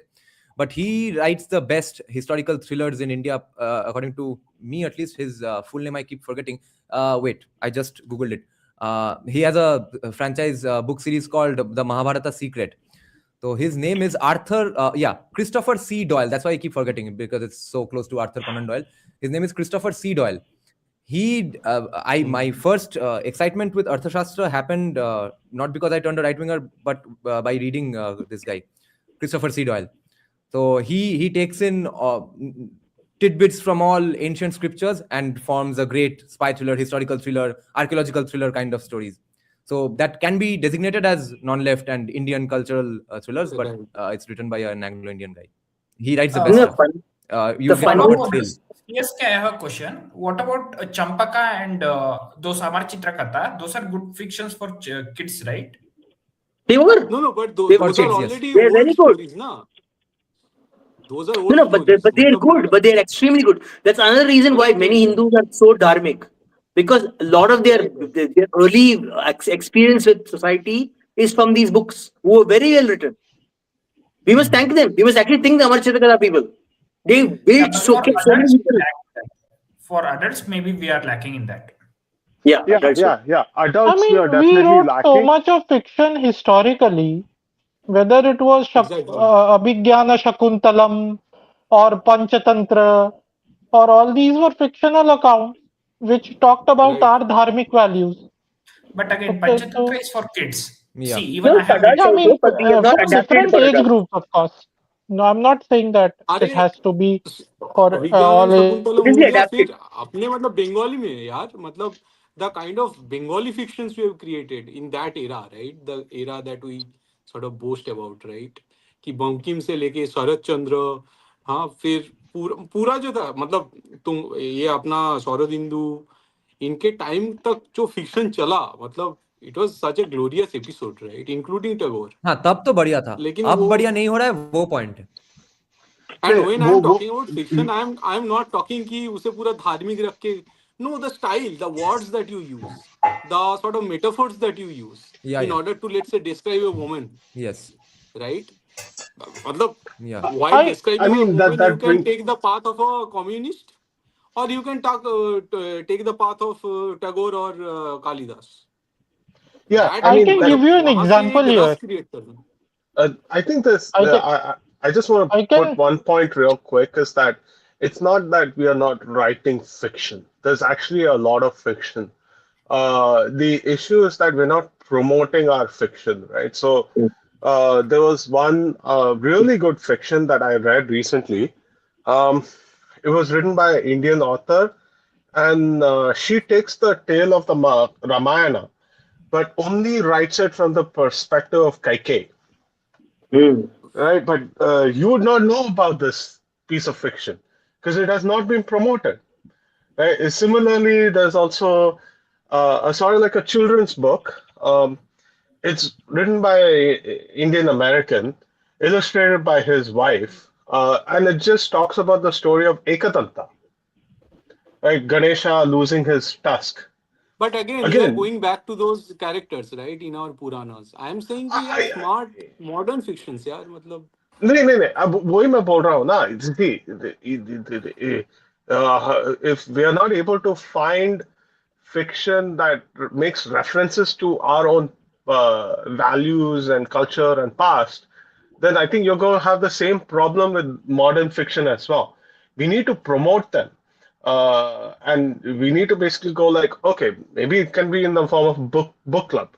Who knows, right? Like each of us reads a piece of fiction, and then we just come back and say, oh, what's right, what's wrong, and that's how you develop a more coherent ecosystem. like I can give you one example of fiction how it's supposed to be written. That is, if you want to show a love story between a man and a woman, you can show it in a Western way where you are giving references to Romeo and Juliet. but there can be Indian way, जैसे राम और सीता का मिलन हो रहा है. This is done a lot by Telugu movie. That whenever the hero and heroine are meeting, the song that plays in the background is about Ram and Sita or Krishna or Radha. It's not directly talking about a Krishna or Radha story or Ram or Sita story. How many But of you? in Oh, modern sorry. context, when the boy and girl are meeting or the man and woman are meeting, the background score is related to Ram and Sita. The purity of their love and relationship is kind of like that. The metaphors being used are of our culture. The Yeah. songs that are playing Yeah, and this I have are seen related to our culture. in Marathi songs and films a lot. No matter what the characters, no matter what the setting, they always draw it to Radha and Krishna or Ram and Sita. Because Yeah. that Gauna Ko Kisna song, it's a song I about a Marathi poet. It's that song is picturized as if we are You're- seeing young Krishna. Then last पे भजन भी So है. No, फिर Yeah. I am बाईगा के here अंत में being भी very, bhajan I है. think I am trying to be specific about English fiction. मतलब अंग्रेजी में yeah. लिखा हुआ Indian fiction. So Yeah, Now there's the definitely a problem gap in in English can between. I say now the fiction something? and problem all in of that. English fiction, Can, No. can I say Talking no, something? there about is a English problem. fiction. The Talking about problem English in fiction. English fiction, when you try to write it, so let me complete. So Yeah. the problem that you will face now while writing an English fiction, English Indian fiction, वहाँ पे ये आ जाता है कि your choice of words, right? कि जैसे हम लोग जब नॉन फिक्शन लिखते हैं, when I am writing something, let's a book, वहाँ पे नॉन फिक्शन में we know the narratives, we know the words, we have that.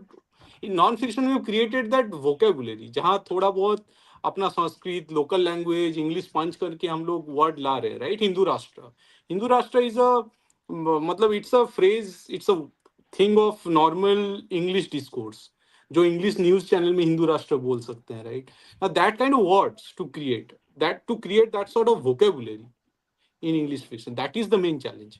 और उससे So फिर उससे ज्यादा चैलेंजिंग हो जाएगा. फिर मैं जैसे मानता हूँ कि if we can write Ramayana and Mahabharata in like English, which will have this Indian rasa, then we will be able to convert half of Europe. This is my firm belief. लेकिन उसमें वो रस होना चाहिए so जिससे वो कनेक्ट कर सके. उनका जो I रूट है ना, जैसे can I say something? Can I just say something? हाँ So in 2011, I actually wrote. I started writing a book. It was basically the premise of the book was that the devas and asuras are not gone. They still exist in a parallel realm even today. Current times, they exist in the planar realm, and they have been detached from society for so long, but they're coming back. I wrote like 4 chapters. Like they're still there on my blog spot. I've forgotten about it. When you mentioned this, but you right? should I publish still it then. remember. हाँ, Sorry? you should finish it and publish it. Arey, I'm not a very good writer, but anyway. So I have written like 4 chapters. It's just the beginning part, just the start off. The idea is that they come back to handle a threat to dharma, and they are not just fictitious beings. They're not fantasy beings. They are technological beings of different types, right? And And Yeah. So and they in travel through, writing fiction, yes, go ahead. and they travel via sound. Like the sound is like, you know, the Vedas, right? Vedas, the 2 components are sound and Yeah. the way you speak it.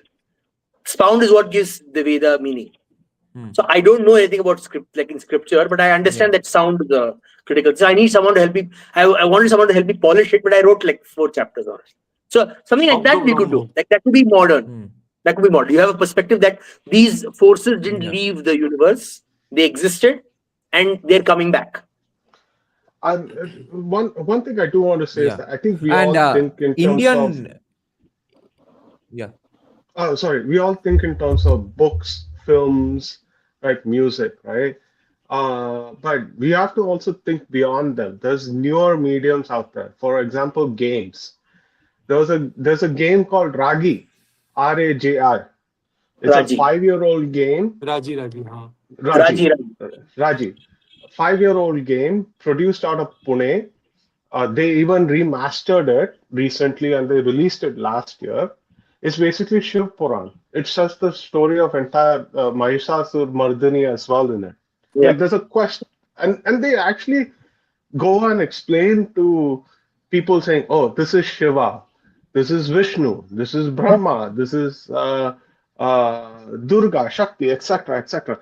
How many of how many folks in this forum have actually played that game? How many folks have I own actually it. promoted that game? I own Right? it. Yeah, I've watched and streams we will not be able to play of these games. These games won't reach I've us. watched streams. These games won't reach us because anytime someone makes a video game about that involves Indian gods, someone or the other is going to file an FIR against that video game producer. No. Raji is a That phenomenal. No. game There's which no shows problem with Lord Raji. Shiva Raji in was such very popular among many beautiful way. popular Indian streamers also. Top level Indian streamers were playing that game. Yeah, Like It's very Mortal, well done. Soul Mortal, yeah, and his because team were playing that game and everything. No, but that's more recent. पहले जब release हुआ था तब it promotion नहीं wasn't कर more रहा था. popular, therefore it मैंने did not खरीदा get so many immediately. FIRs filed against it. If it was more popular, it would get many FIRs filed against it. That video game which showed Lord Shiva, so many right wingers criticized even that, saying why, how dare you compare it with Thor and stuff? Why do you commodify this our faiths etc. ये तुम्हारे capitalism के लिए नहीं है.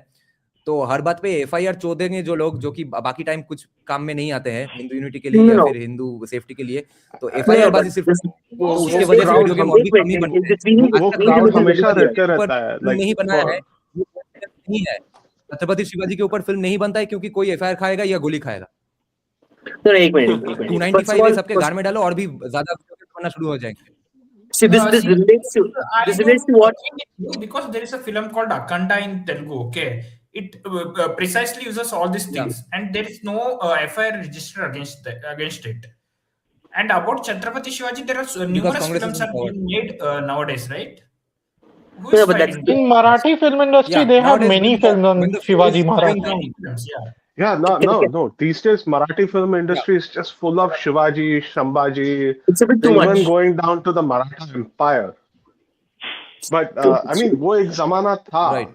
It's like, and this will keep on happening. वो एक crowd हमेशा रहता है. So, for example, like Bahubali, Eternal War, people took offense of the fact that Indra was depicted the way he was Seriously, supposed to be Yeah. depicted. like, do you even understand the cosmology of devas and asuras? Do you even understand? Tell me you don't understand that the cosmology by making such statements. No, cosmology is all भाड़ में जा Yeah, both because Hindus are Christian. Indira मेरा इष्ट देवता है. आप लोग ने उसका अपमान किया. अब आपको मैं श्राप देने के लिए हाँ. तैयार हूँ. ऐसे परोके लोग हैं. But these kinds of idiots will always exist, right? But the point is that you always have to हाँ, तो outnumber them. 295 भी एग्जिस्ट करेगा. इडियट्स का हाँ. संख्या कम है इसलिए 295 को कुछ कम नहीं लगेगा. हाँ, Arey, but जब the legend of the legend of Rama, the Japanese film was so beautifully respectful of the entire essence of Rama. Like, you know, there's one scene before the Lanka battle when he shows why he is called Maryada Purushottam Ram. Literally, he shows that literally in that scene. And they banned it and it was made by a Ram Bhakt. An Indian Ram Bhakt literally worked his ass off to make that movie. Yeah, but now look at it. The song itself is like privately apologizing for it. But either which way, like things that you have to be the change. You can't be like, oh, 295 लगाए रहे तो लगाने दो, थोड़ा भड़का. But get the support system behind you. 295 लगाया, वो जिसने 295 लगाया उसके घर पे जाके उसका मुंह काला कर दो.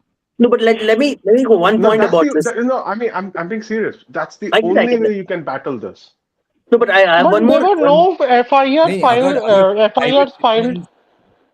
There were no FIRs filed against Maha Avatar Narsimha. No FIRs filed against that Yes, movie. it's Because People didn't have a problem with that. backing both था. It's a coincidence. Yes, because ISKCON was behind it. अरे कितना negative portrayal है शिव भक्तों का. An ISKCON disciple. अरे कितना negative. I was watching the video of the movie like ये क्या है? Like don't you know Taiwan should take offense to this? कैसे डिपिक्ट कर रहे हैं Taiwan priest को? Like I was like, okay, थोड़ा chill हो भाई. That's what I. इतना काहे भड़काने वाली बातें करते That's हो what I Anand liked so भैया? much about the. Sorry. Yeah, and that's what I liked so much about the Chinmay Vibhuti Ashram. I thought they'll be prioritizing some god over others, etc. Just like all other such ashrams. You enter, there's a Hanuman Mandir. A few steps ahead, there's a Ganesh Mandir, and all day long they are chanting names of Krishna and Rama. They are absolutely prioritizing entirety of Hinduism. It is fine to venerate your Ishta Devata or your perspective of Brahman. That's fine. But why put down some other group? And Brahmanical has already been criticism already out there. I was just surprised at how bad it was. That's all. I initially thought like the criticism is so like, why are you being so like picky? Then I watched the movie. I was like, ये क्या है भाई? Wow, can you not be a little more sensitive? थोड़ा sensitive होना चाहिए भाई. इतना भी नहीं. ये थोड़ा इस्कॉन में टेंडेंसी तो है. ये है थोड़ा Abrahamic. I'll tell you that Sri Vaishnavites are extremely Narayan, like Vishnu followers. Okay, but this negativity towards Saivites will never happen. Like you'll never hear any Sri Vaishnavite saying, "Oh, Shiva is evil," blah blah blah. All this, like their devotees are bad, and like evil portrayal was problematic. It was really problematic. Okay, so can Indian right produce comics? If the Indian right does produce comics, it has to fund existing comics and not come up with a new name and say Sanatani Comics or Sanatani Yodha Comics, Hindu warrior comics. I've seen some of the design of comics from long time, but in other languages, inter-languages other than English or any of the Western languages, there are a lot available in native languages. I don't know about Hindi and Sanskrit, but there are a lot available in native languages. I'm telling you, I've seen the character design. I've seen the character portrait design of some of these comics. They full just copy pasted Western like rogue. Like the Western rogue का style copy paste Indian character. Like ये थोड़ा तो like creativity डालो भाई. Think outside the box. वो copy paste क्या कर रहे हैं आप? You will literally be Pritam of comics. Like art forms also, there are many nice Indian art forms which we can promote. For example, we have this art form called Kavi Sammelan. Okay, this is our way of humor. It's such a nice art form. At least in Hindi we have it. It's no, it's not a rap battle. It's not a rap battle. कविता के बंगाली में नहीं rap battle नहीं है. आप कविता के माध्यम से हंसाते हैं लोगों को. कविता के माध्यम से शायरी भी नहीं. रैप बैटल में वही होता है. ठीक नहीं रैप बैटल में एक दूसरे से लड़ते हैं. वो कविता में वैसे नहीं होता. नहीं हंसाते हैं. हंसाने के लिए लड़ते हैं. कवि जिसको बोलते हैं हास्य काव्य. I've seen. So that is very Indian. That is very unique. It's a good idea. It could be a replacement. It could be more Dharmic or Indian version of stand-up comedy. It's like a. It could be Indian version of stand-up comedy. Sit-down comedy. Yeah. So हमारे यहाँ हास्य काव्य था. बहुत कुछ था.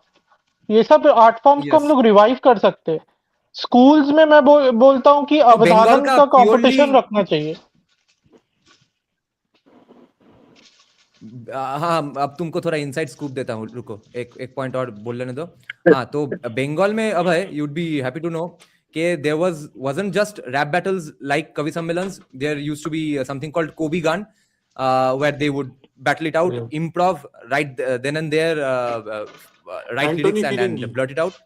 And there would be specifically such battles for galis. उसको खेउड़ ही बोलते हैं. सिर्फ गाली गलौज ही होता है उसमें. That's really fun stuff. We are great intellectual descendants of those people. Now, खेउड़ गान. Yes. The inside scoop I want to give you all is everyone is going to be nameless here because সব চরিত্র কাল্পনিক and we don't want to get killed or sued. So there's a certain right-leaning nationalist organization who is absolutely not directly associated with BJP or RSS. They maintain a very, very healthy distance with all of them. So they occasionally host events and stuff. They do things that are definitely, let's say, overtly political. Not in the political sense of supporting BJP or hating BJP, but it's definitely, there's a political Hindu tinge to their actions. Now, they also do absolutely non-political things. Okay, they sign up MOUs with different colleges and schools, both in BJP run states and non-BJP run states, and they have a fun time collaborating with those colleges. And what they do when they go there is the collaborations entail Hindu culture related festivals, I mean, let's say music festivals, bhajan festivals, quiz competitions, those kinds of stuff. Everything that you would do in a college setting anyway, just do that with Hindu stuff. And they provide resources, knowledge, money, etc. And then the entire logistics of it. Now, when that organization came to Bengal, a certain minister relevant to schools and colleges was approached for this. They got the right people to sit down with him, and they pitched him this idea as well, with the proper garb of not being associated with BJP at all, which they are not. So they would not really need to portray it with too much hard work.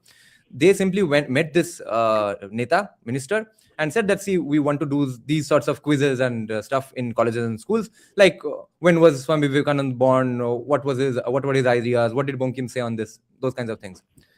The minister's first reply was, "What's in it for us?"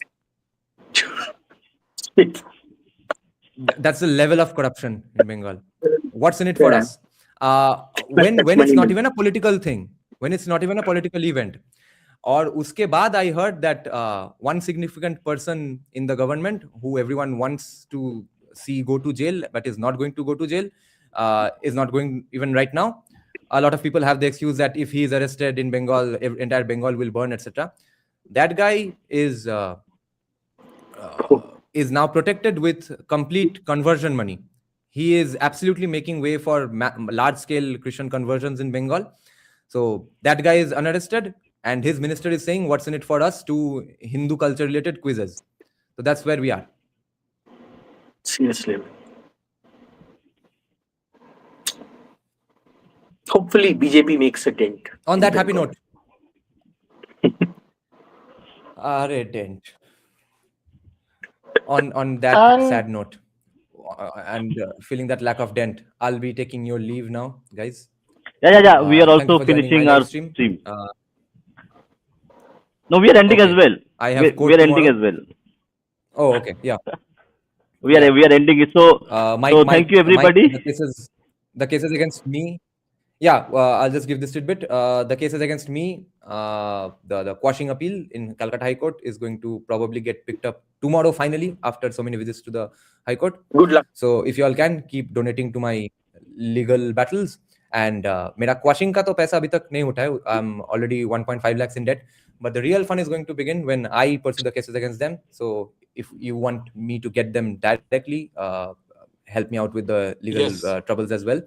And one more thing is, this is another fun life achievement. I donated blood today for the first time in my life. I donated 2 units of blood after consuming about 11 to 12 units of blood when my accident happened. Yes, I'm not a vampire. I used that blood. I did not consume it with my mouth. But I'm giving back to society finally. And I have given 2 units of blood today. Oscar will be given to you soon, Dada. Not Oscar, sorry, Nobel.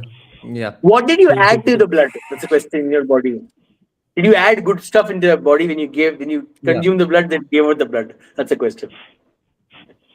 Yeah, that whichever person receives that blood, they are definitely going to turn Savarkarite the next day.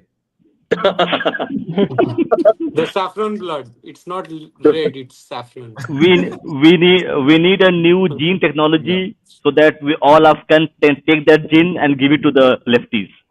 Then if that is true, then my blood is very thick and dark red. Does it make me a communist? Like I don't agree with that statement. ये statement का नहीं है. हर घर Savarkar blood में बस beef नहीं होना चाहिए, तब तक सब कुछ ठीक. Okay, thank you, everybody. Thank you, Ranjanda, and best of luck. We will connect again. Okay. Yeah. Bye bye. Thanks a lot. Bye. Bye. Bye. Bye. Bye.